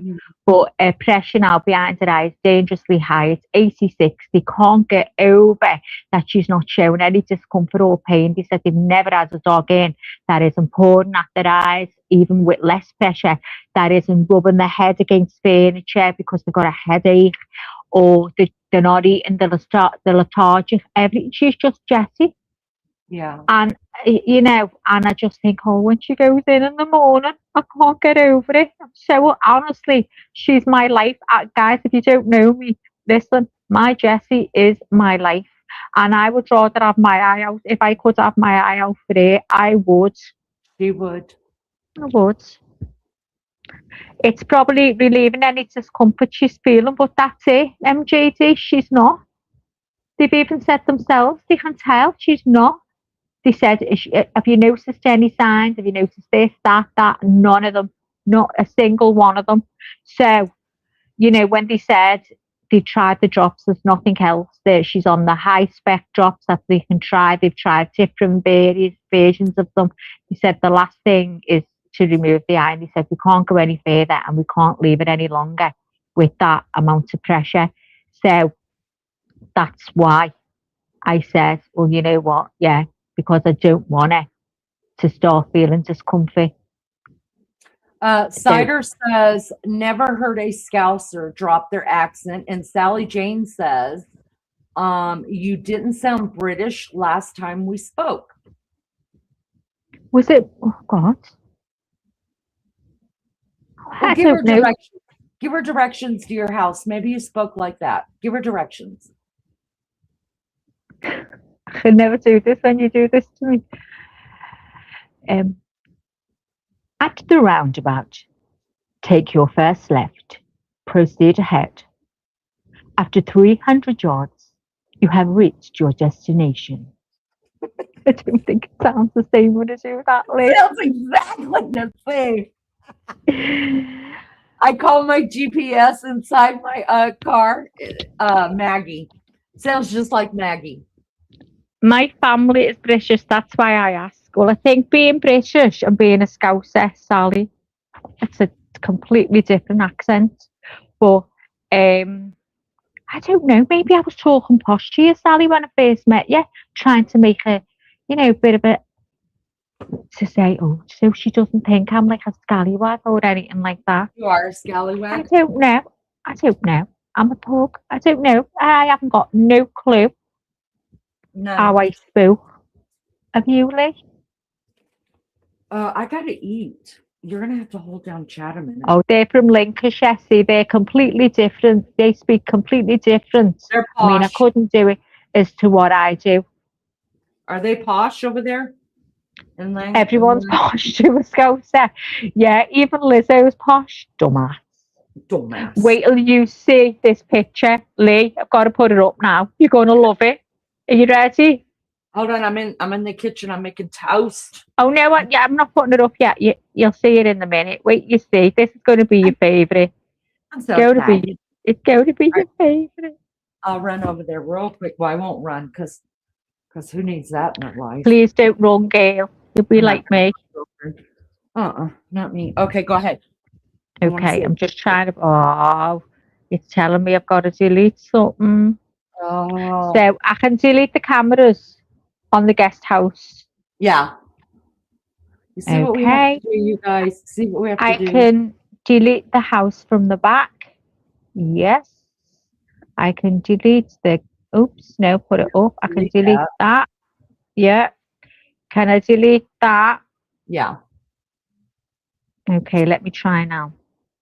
This is all we have to do, guys. I haven't got a clue how to be doing all this. We don't. We suck here completely. Completely.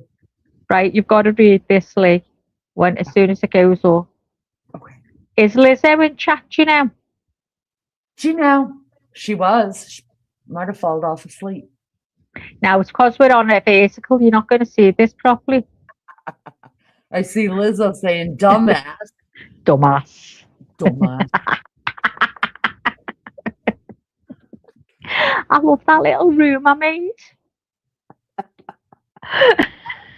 Oh, it says according to Leanie on the TV. That's so cute.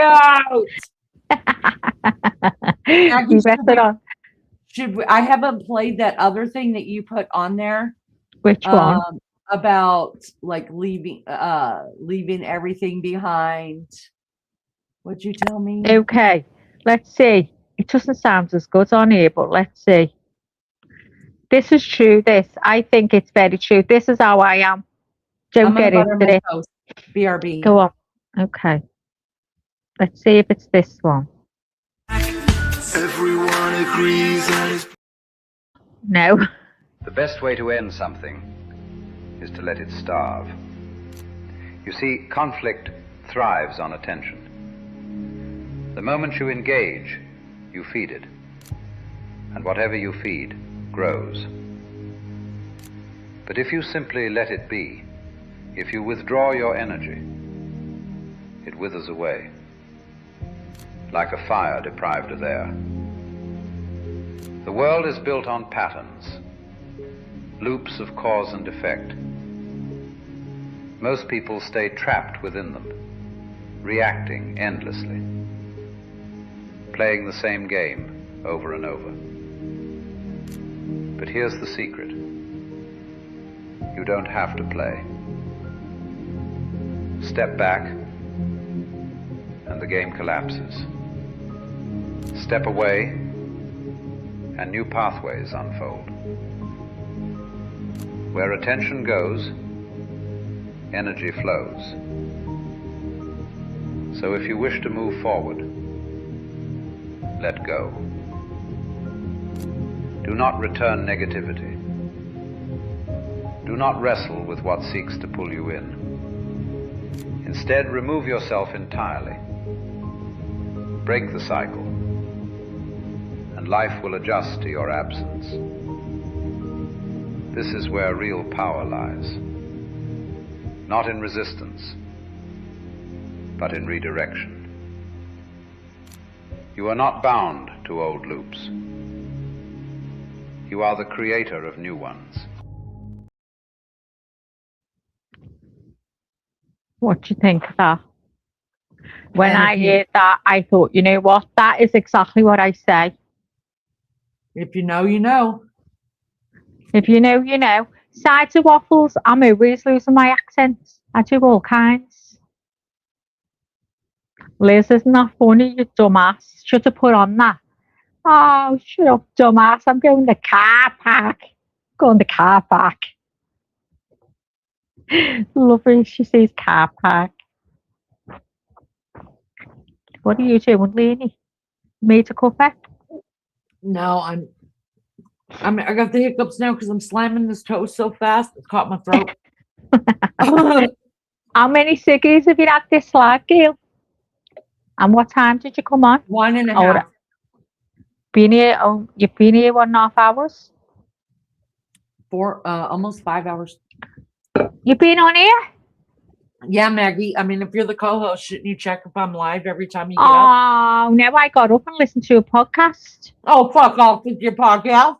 because I fell asleep listening to it. So when I woke up, I put it back on.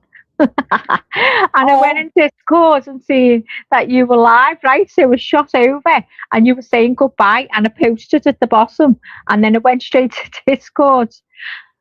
And then they were going, Maggie, she's shouting. Yeah, I went, oh, fucking else. They were run back over. I mean, you're the co-host of a channel. Why would you go watch another podcast and not check and see if I'm on? Because I'm a different co-host. I'm a co-host who's not a who's a shit co-host and never co-hosts us. Allegedly.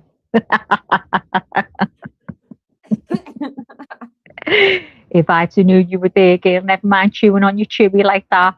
If I'd knew you were there, I'd have legged it over here. You know that. Oh my God, shut up, Toshi. You never seen it? I asked it at you, so I thought you'd see it. It's such a good picture. It's such a good picture. I love it so much. As soon as I seen that picture going on, Natasha, I thought, big mistake. As soon as anyone's picture, I grab it and I've got to do something with it. Could have been worse, Tosh. Could have been worse. You might never have had an ass like that. I'm sending it to JLR. I was going to love it. Where's Magnolia? Anybody? That's what it, yeah. Magnolia's in the chat, people. Magnolia's in the chat. I'll say, I'm going to put in a speech bubble. JR, do not touch me until you tell me what you've done with Magnolia. Do we? Okay, Toshi, I'm going to refix that right and then send it to JLR because I'm shit at sending stuff. Don't know what to do. I'll send it to. Listen, let me tell you the story. You know, when I first started, Leonie, did I ever tell you this? Because the reason I won't have is that I forgot all about it. How, in God's name, I don't know, but I probably did. Mel, I might have told you. Let's see.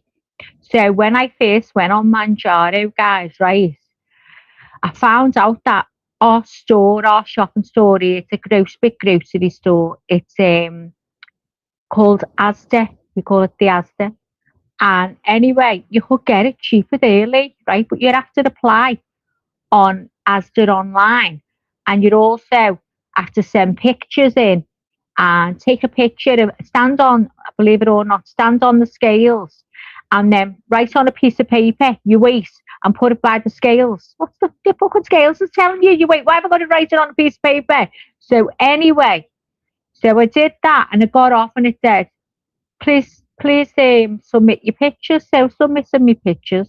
Then it said, please try again. I was getting all fucking wrong. And then it was going, put your weight by, stand on the scales and write on a piece, telling me the same thing. And it got all shitty. And I pressed back and I went, fucking hell, it gone back. I had to go on. So I pressed it forward, see an email where I thought I had to send the pictures. And it goes like that and sent it. And it says, you can only be in your underwear. Yeah. Oh, I went, oh my God. So I thought, well, it's only getting me ass. I mean, that was bad enough. That was bad enough. Listen, I was in a pair of knickers, right? From under my boobs down. Yeah. Imagine, I haven't even started the Manjaro yet. And I sent the pictures to the actual store.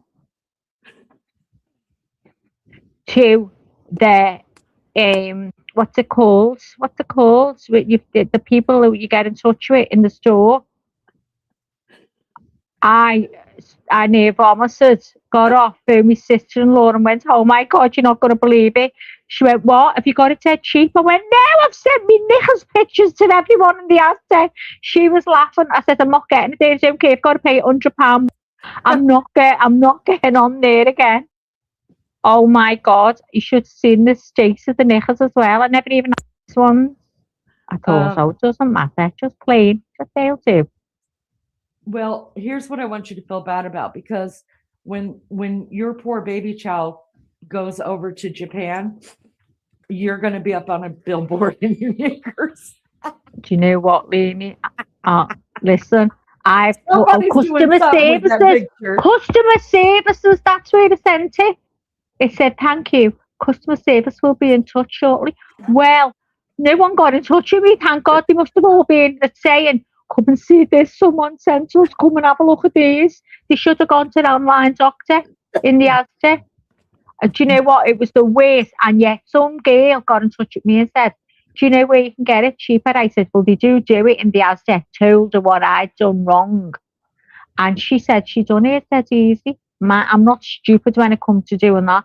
And I said, well, it's changed then. They've seen my knicker ones and they've made it simple. Yeah. Because it was so, honestly, I'm not messing. They just kept saying, stand on the scales and write on a piece of paper your weight and the date. So I'm like, why have I got, I don't understand if they said, write the date on the piece of paper. I don't because we can understand why see they your want weight. you in. Why do they want a picture of you? I don't know. Must be to Oh, prove that I'm Maggie, fat you're- so I can go on it. It must be, mustn't it? They're not good. Imagine someone who thinks, oh, I want to lose another little stone, and they're like dead thin. And so, because some people have eating disorders, don't they? Well, you know when they fucking see mine that I had an eating disorder. Well, listen. So every time I go in there now, I know the size I am me. But listen, I'm not going, I am the type of person that there's only one of me. I couldn't deny it. That's the thing I've done wrong. I'm fucking fuming over it. I could not deny it and go, well done, that's not me. You know it's me. You know, of course, you know it's me. There's only one of me, Lee, you know it. Well, in about a year, we'll start seeing your face all over the internet. People using memes of you. Oh in my your, God. in So your that drawers. was honestly, oh, I couldn't believe it. And I mean, it's even make them to see it now when I've lost weight. I couldn't bear it. I've got an apron hanging down. Do you know what I mean? Oh my God, Maggie, I've been looking up. I'm sure if there's any men in here, they're like, I didn't sign up for this shit. But I have been looking up tummy tucks and I even watched. Oh no, you just stick with your fucking eyes, Leanie. I know, but I can't help but to look at stuff. And then so I was looking at that and how I'm they the do- same. There's all different types of tummy tucks they could do. Who knew? I didn't know this shit. Do you know And, you can go get a they mummy look brilliant. makeover? Oh yeah, and it looks brilliant. But here's the problem. So I'm 57 years old, and I think, okay, I could go spend $10,000, $12,000, $13,000.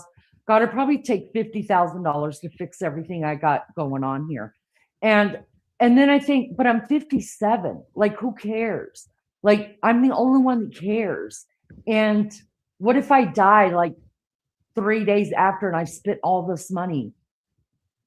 You know what I mean? Like, I think, how much time do you think you have left, Leanie? And you're going to just now go get a mommy makeover or get a tummy tuck or get your boobs put back where they were supposed to be? You know?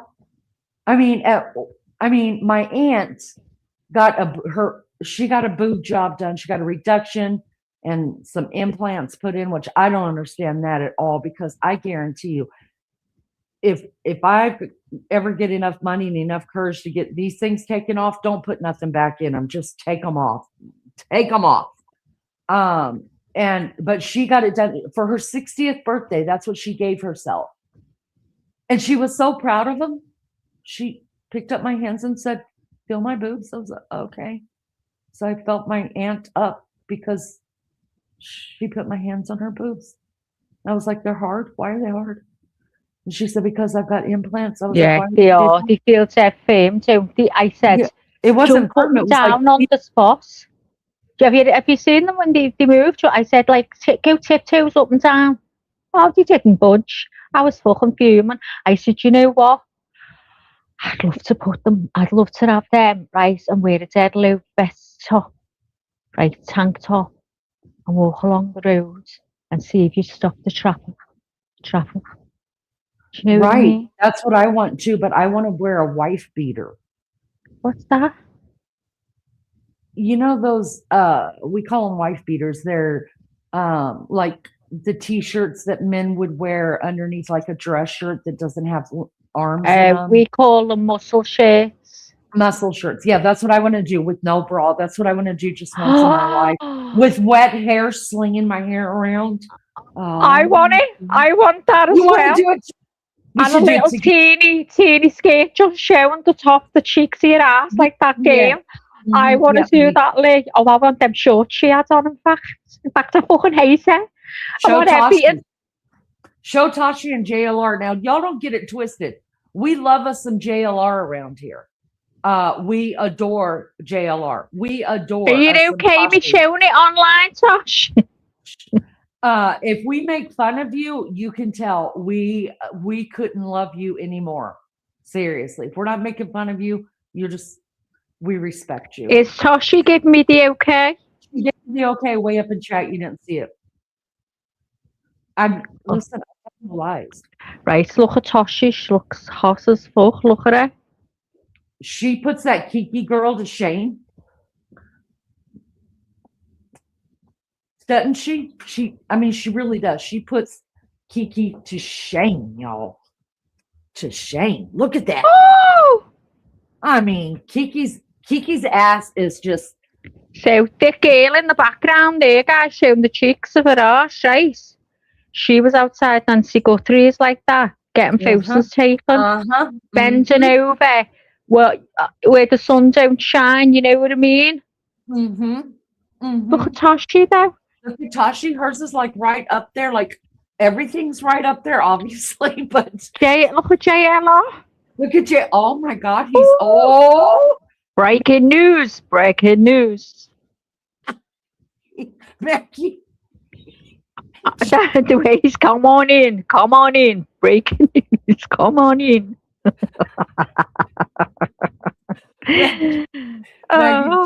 JLR. Oh my God! You have to send it to him or send it to me. I'm gone. Be happy to do it. Hold on. Listen, if JLR looked like that, we wouldn't have to be asking where's Magnolia. Listen, wait, you see. Magnolia be all up in that. Come on, little guy, get in here. It's cold outside. It's cold outside, buddy. You stay in the house. Hold on. Oh, I've got some good ones at JLR, Lee. Tashi, you could totally catfish with that picture. Oh, Tashi, I'll do you more. Listen, who else's face I got? April. I got April's off it. It's done now with like a cartoony type thing. Might not work. I haven't used it yet. I just seen Tashi's and thought I'm getting that. I'm getting it. Magnolia, you don't know who Magnolia is. She's been missing since Christmas. We don't know who Magnolia is at. Listen, she went away with JLR. She was in a relationship with JLR. They lived with each other. They had a little dog, and I heard the dog died. But anyway, they went away for Christmas, went on a vacation. And she was on video with him and pictures and stuff like that. Next thing, no fucking sign of Magnolia. She used to modern as chat and everything. No sign of Magnolia. She was his co-host. Tashi says JLR's hers now. All right, Tashi, go over there and get us the 411. Tell JLR we want to interview him. I think JLR is scared of women. And Magnolia hasn't been seen since. And there was somebody who used to come to our chat that had Maggie believing that she's in the river somewhere. Oh my God, it was terrible. Oh, I know, and I swear to God, it's got me thinking still.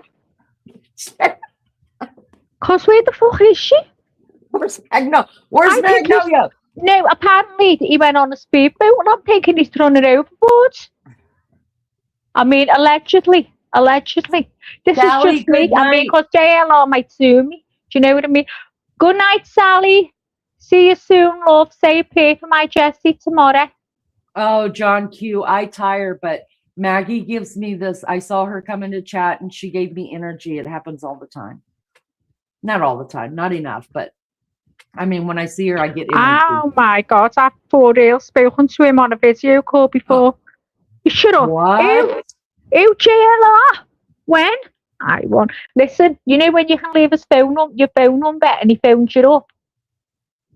I want to do it, but you think he'll understand me? I want to do it, but I'm embarrassed. Honest to God, even though I have my own channel, like I'm embarrassed. I just don't know what I want to talk about. I don't know what I want to say to him. There's a million and one things. Well, you could say, I have a nice I'm not going to mention Magnolia. Well, just say, I have a nice picture of you and Tashi, and he'll be like, who's Tashi? And you remember you talked to her one time? I'll say you were on a video. Yeah. She said you were phone boning with it and you've got a number. Check it out. I'll give you the number. Just check it. You paid her quite a bit of money for that. You don't remember? And then JLR will be like, I don't remember BHB, and you want me to remember Tashi? Well, you didn't pay BHB. That's why you don't remember. Someone mentioned it last night, and he just carries on. And he went, do you know Tashi's not a tramp. Tasha's not a tramp, okay? She's a hoe. She gets paid for hers, all right? There's a difference. Oh, my God. John, I told you were going to, this is John from Missouri, and I told everybody, like I always do, hey, Mary Jane, I told everybody, like I always do, that he was going to love you, and then he's going to fall out of love with me. He's going to hurt my feelings. Fucker. What says you, Maggie?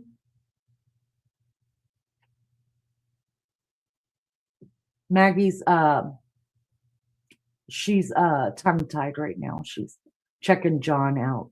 She's winking at him and shit. I knew you'd love her. I knew it. Can anybody hear us? I was looking for some escaped prisoner in Gibb County, Georgia, and my mate went to meet him, and he was on a video call with a few of our friends chatting about the case. Does he have a sense of humor? I think he does. I've heard him laughing loads. Have you? Yeah. Yep. What do you think, guys? Do you think he has? Do you have I mean, I don't know. I haven't heard him laugh that much. Have you guys ever watched Steve? He never used to, but he has been. Do you guys ever watch Agenda Free TV? It's Steve on there, and y'all I watch him like for certain things, and partly because he makes me laugh because he's so damn serious. But y'all, his mods put in his chat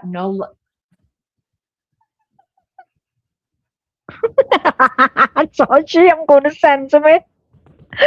I'm going to say, do you remember we video called? And he won't recognise my voice. I'll pretend I'm you. I'll go, do you remember we video called? JR? Please say you do. It was before Magnolia, don't worry. Tashi, whoa! Tosh! Check out your tats. Check out your tats. Good and night, I don't Miss mean June. the ones in your hair. Good to see you again, Miss June. Thank you for coming in. Hiya, June. Damn, Tosh. Hot, isn't she? She is freaking hot. Which one do you want for your profile picture, Tosh? Tashi, you just gotta listen. We grew the damn channel for the first 10 months. Catfishing. Everybody's catfishing. I was honest about it. I was like, we don't look nothing like that, y'all. But yeah, everyone's catfishing. Sub up. At least we were honest about our catfishing. Totally hot. Which one do you like the best, Tashi? She's got like MJD hair right there. MJD right now has got that red, purple stuff going on in her hair. It's really pretty. Look at her skin is perfect. Oh, you don't have her tattoos on that one either. The other one's got tattoos. They can be your inspo pics. You can put them on the refrigerator and then you won't want to eat. Stick them on the refrigerator. I did that once when I was trying to lose weight. I put a picture up when I was like 14. I was like 14 years old. I put that picture up. And I was like, a fat girl, you really want to eat? Oh, it was terrible, y'all, but I'm never going to look like I was 14 again. Do you know what I laughed at yesterday, Miss Barbara, when I said, can't get over it, I'm a 12. And she went, last time I was a 12 was when I was 12. It was the way she said it. Oh, MJD perfect. MJD says that she covers her tattoos with makeup when she's working. When you what? When she's working. What? Oh, I can't ask what she worked at, can I? Listen, You don't all be can. going over. Don't all be going over to JLR's when you see this picture.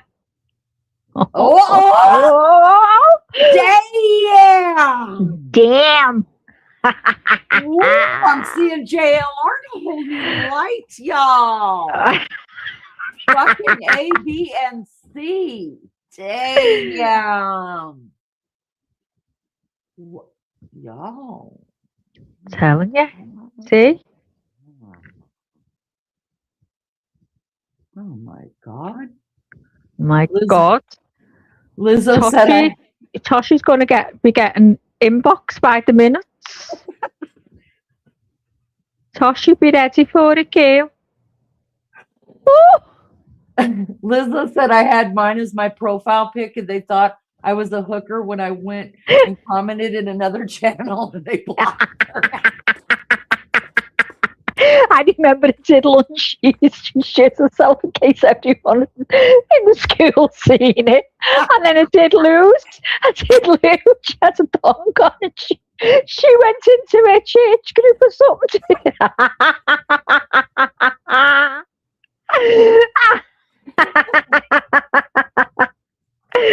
Oh my God, some of the things that's happened on here, it's so funny. John says, where's my royalties for using my picture on JLR's face? Well, John, listen, if that's your body, Big Daddy, you're only one state away. I'm on my way. I'm on my way. Whew, gosh, that was so nice, wasn't it? She said, how many did you bloody make, Maggie? Oh my gosh. So good. It's sad because whenever we do stuff like covering this case, all of our fun videos and pictures and shit, we've had to get rid of them all because neither Maggie or I know how to do like put things in files and bring them up. So we're just always taking from our StreamYard to put them over here. Oh, it's a pain in the ass. It is. It's a pain. We have no idea what we're doing, really, guys. I know. It is an absolute pain sometimes. But we really do try so hard. Yeah. Jonathan Lee Riches is fire. Yeah. I'll tell you what, they wait you see this blondes. Take that comment off, Lee. No, I'm not doing it. No, well, I will. I've only got off at Ed's. I want to be skinnier than that. I'm sorry. I want Tashi's body. Sorry. Shut up. That's where you've lost a stone. 14 pounds on that one. I know. But those boobies do look good because usually my boobies are laying on my belly button. Tell you, and you haven't got a bra on. Oh, I haven't got a bra on? I've never been able to wear a dress without a bra. I made it. Huh? I don't have a bra on? Hot damn, we'll put me in, find one with a wife beater. That's what I want, a wife beater. And my hair's all Oh my God, it's stuck. I can't get it off. Oh, I cannot wait. Cannot wait, y'all. I can't get it off. I'm stuck. I'm stuck. Hold on. We'll put something else up over it then. Hold on. Overlays. There you go. Oh, yeah, look at it. See, I'm skinnier there. I like that better. I like that better. This is when we were catfishing, y'all. We were catfishing so bad. Oh, I had everybody catfishing. You know what? It makes you laugh. It makes you laugh, doesn't it? Yeah, we had some good times. Good times. Good times. This is my favorite of me and you. But you know what? I've got an absolutely stunning one of you. Hold John on, says, girl. this is turning John. out to be the best channel on YouTube by far. John, John, we're going to listen, have John. to agree with you. Best kept secret on YouTube. Oh, Lee, wait, you see this. Okay, let Wait, me you see. see this. I mean, yeah, oh, just on this.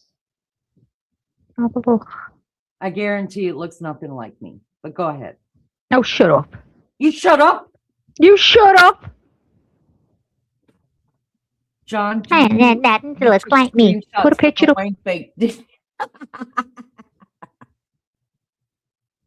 That's on. Oh, hang on. I put it on. You'll have to take them pictures off, Lee. I put it on an overlay. Like, no, because I know what that is. No. oh, is that right? Yeah. Yeah, okay. I do. Okay. I know which one it is. No, don't.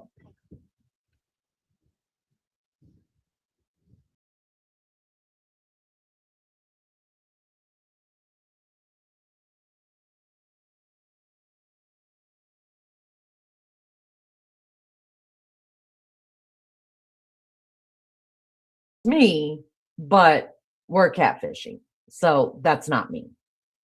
And you can show I yours, removed Maggie. you. No one could hear you. Oh, really? Yeah. Listen, those are total catfishing pictures, you guys.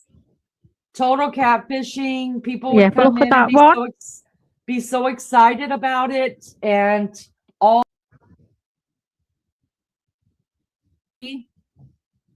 Maggie Can't get us off. That's what he said.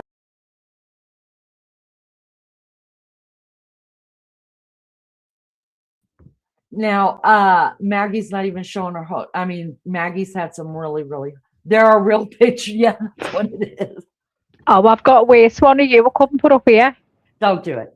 Don't do it. Nobody needs to see it. But anyways, he gained a lot of subs the first year with it, and then the assholes fell off to the side. It was really good. Now we're stuck with just a great bunch of people. And a lot of it is shock value. It's funny to shock people. The co-host. Well, do you know what? Listen, I've got Mary Jane there as well. I've done you, Mary Jane. You know that, don't you? I've done you a while ago. We'll have to try and see if I can find your picture, do your up-to-date one. So I'm just looking now. I've done Lizzo. John, you'll be next. Just don't put. Have you got a picture on? Have you got a picture on your profile? Have you got a picture on your avatar? Run now. No, it's not a picture on his avatar. You're safe, John. You're safe. June, good job. You've got a J. His pacemaker just blew up. What's he say? I need to smoke. Y'all. Switch to Liz. I'll go and have a ciggy. I'm gonna show the picture of my puppy. My puppies and me that you That's just what we did. call boobies here, Lee. So that's very dangerous to say show pictures of me puppies. Oh, well, show pictures of my dogs and me. Okay, I'll go and show pictures of your dogs. It is my absolute favorite picture that you've ever done of me. I can't fucking get the pictures up. Hold on. I can't get the pictures up. It's not letting me. Oh. It's not letting me scroll. It's not letting me scroll. You Let me go out and come back in. Let her go back and come back out. Just not her kitty, Tashi. We talked about that this morning, girl. You remember? Oh God, my daughter and that. Don't you get me started. Grosses me out. I love the one you did of Lunchy, Leanie, and all of us. Who was the one? It wasn't Maggie that did it, was it? I love that picture too. I want to use it as my screensaver, but I don't have the one with Mel and Lou in it. But that is such a great picture of all of us. Although Maggie changed my picture, she said she didn't like it. I didn't like the picture of you. You looked about tasty, couldn't bear that, so I changed it. But then when I changed it, your fucking head looked like Linda Blair. It was spinning. Yeah, I thought Lunchy did it. That's right. All right, I'm gonna go smoke real quick. All right, let me try and find this picture then. Hold on. Let me try and find this picture. Hold on, talking like Lizzo now. Hang on. Hang on. I'd love to put my picture up here if me get my lips done. Oh, where's the picture gone? Give us a minute. Not on that one. Do you know my phone goes round the bend, you know, it won't let me get... Oh, yeah. Oh, no. It won't give me access.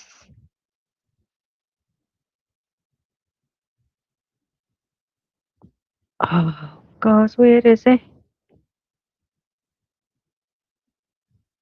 No. Not happening.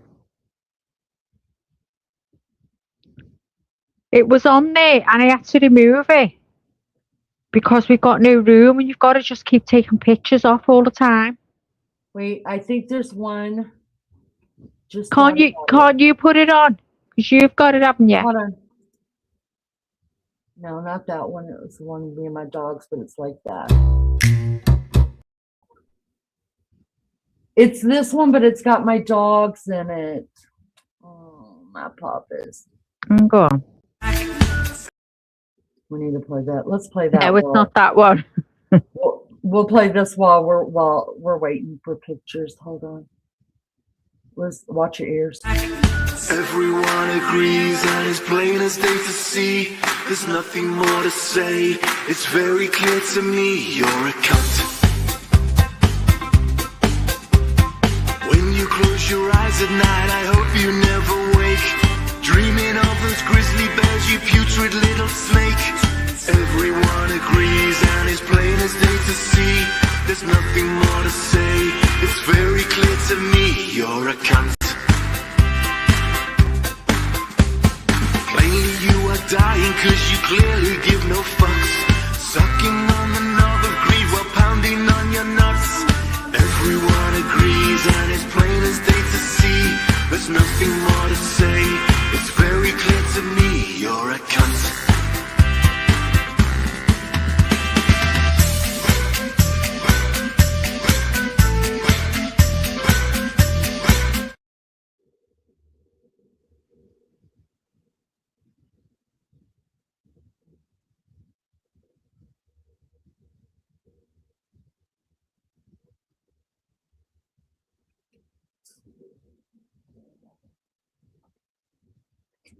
Maggie, can you hear?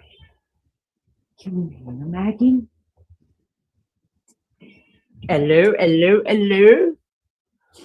Maggie, Can you hear me? Well, we can now, sister. Oh, I can't find that picture. It looks everywhere. You'll have to get it out of your whatever and put it on.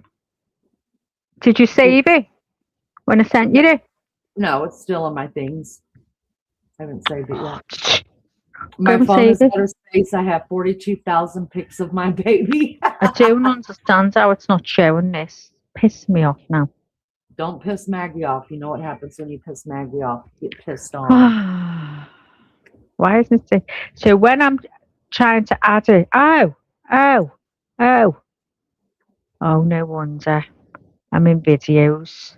So it's only showing me videos. Oh, what a dumbass. Say Dumbass. Dumbass. Don't tell it. Now I'll be able to find it, Lee. Oh, Here we go, girl. Here's you and your little babies. Coming up. Look at Leanie's dogs. Now, let me tell you the story about this. So, I had to find the hoodie, right? With the staying on. Yeah?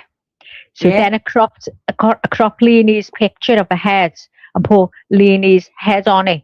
And then I got a golden retriever dog licking someone's face. So I took his face off and added the golden retriever onto Leanie's face, but then put Leanie's dog's head on it. And then she had hold of something in her hands. He had hold of something in his hands. And I took it out of his hands and I added coffee cups. Double fisting. So, there you go. And then I added little Larry and little Gail to the picture. So it's all their dogs. Hold on. Hold on. My favorite, my babies. They're yeah, you my baby little girl. Yeah, you my baby little girl. Yeah, see a picture? Look like different. See a picture. Oh, it's my favorite. I love those babies. Lovely, isn't it? I love them. I And want to love show my baby now. Show your baby? Well, these are all dead on it, but I just put it with them. What? Your dog's dead? No, these little dogs. Remember, my mate's dogs died a few months ago. Oh, yeah, but see, And you there's- didn't even have to mention that. Nobody would have known. Well, I'm just telling you the sad story. So my little Jessie lost all her mates because she knew them from birth. They were all puppies together. And gone. Oh, my little Jessie's got a ball in her mouth. She's always got something in her mouth.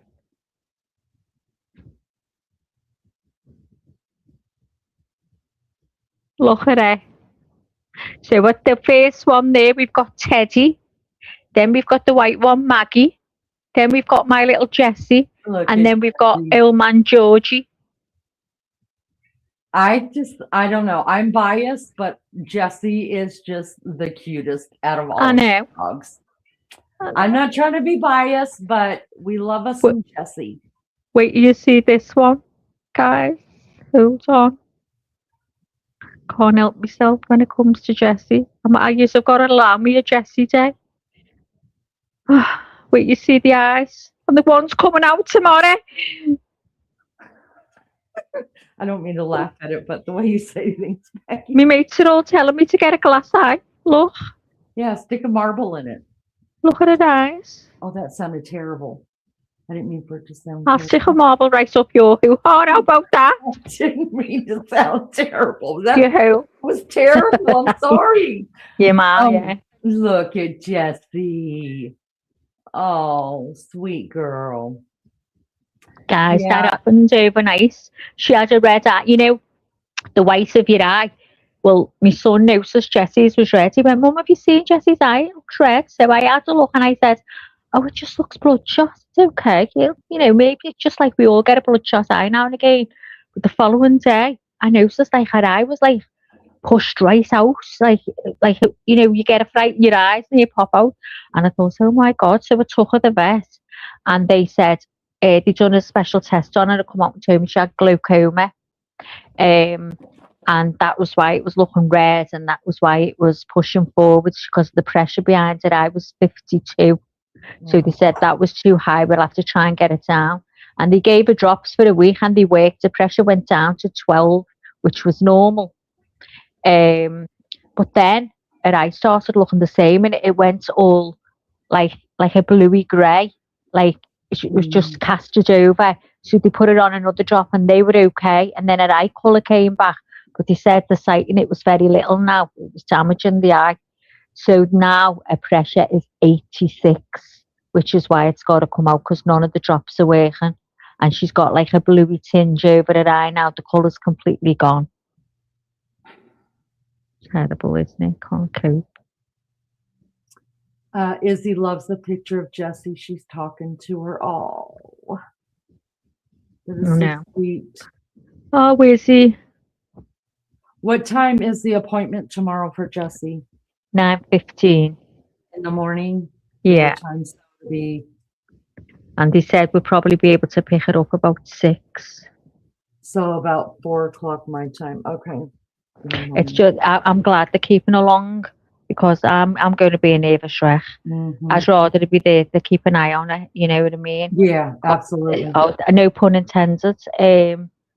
But I'm just I'm scared. You know when someone has an operation and they show you and you're like, oh, you go all funny. It's just the eye. I've always had this problem with eyes. You know, like I can watch any operation on the telly, any surgery at all, but I can't watch an eye surgery. I just can't. It's always been my thing. I just can't watch. And now she's getting that. The worst case scenario for me.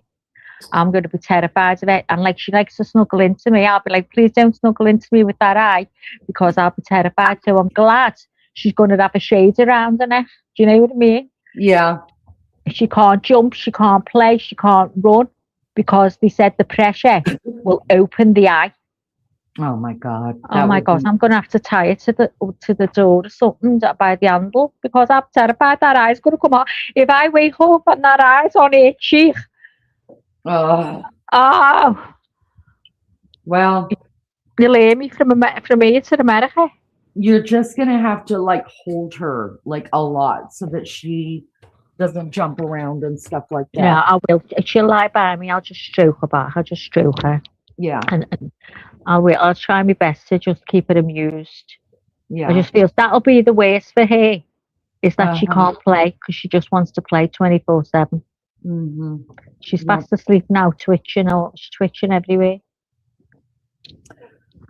All right, Maggie, you know what? I'm done. I'm tired. Go on, Gail. Get yourself to bed. I'm going to get myself downstairs because it's more comfier to sit on the chair. Okay. I'm glad you're feeling a little bit better this Oh, morning. I do. I feel much better, you know. And I got into bed last night a lot easier than I have been. So that's a plus. That's a plus. Although when I got into bed, it's a nightmare.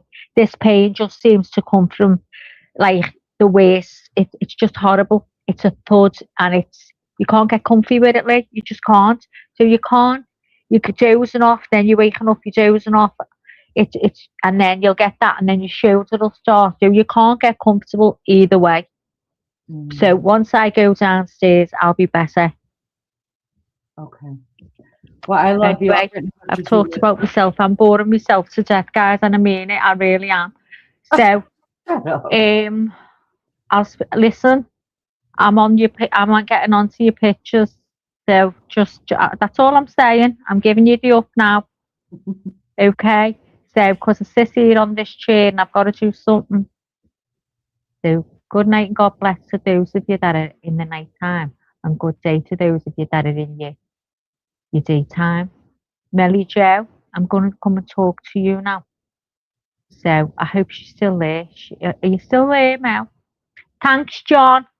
Thank you, love. Leanie will let you all know if I don't myself. Yep.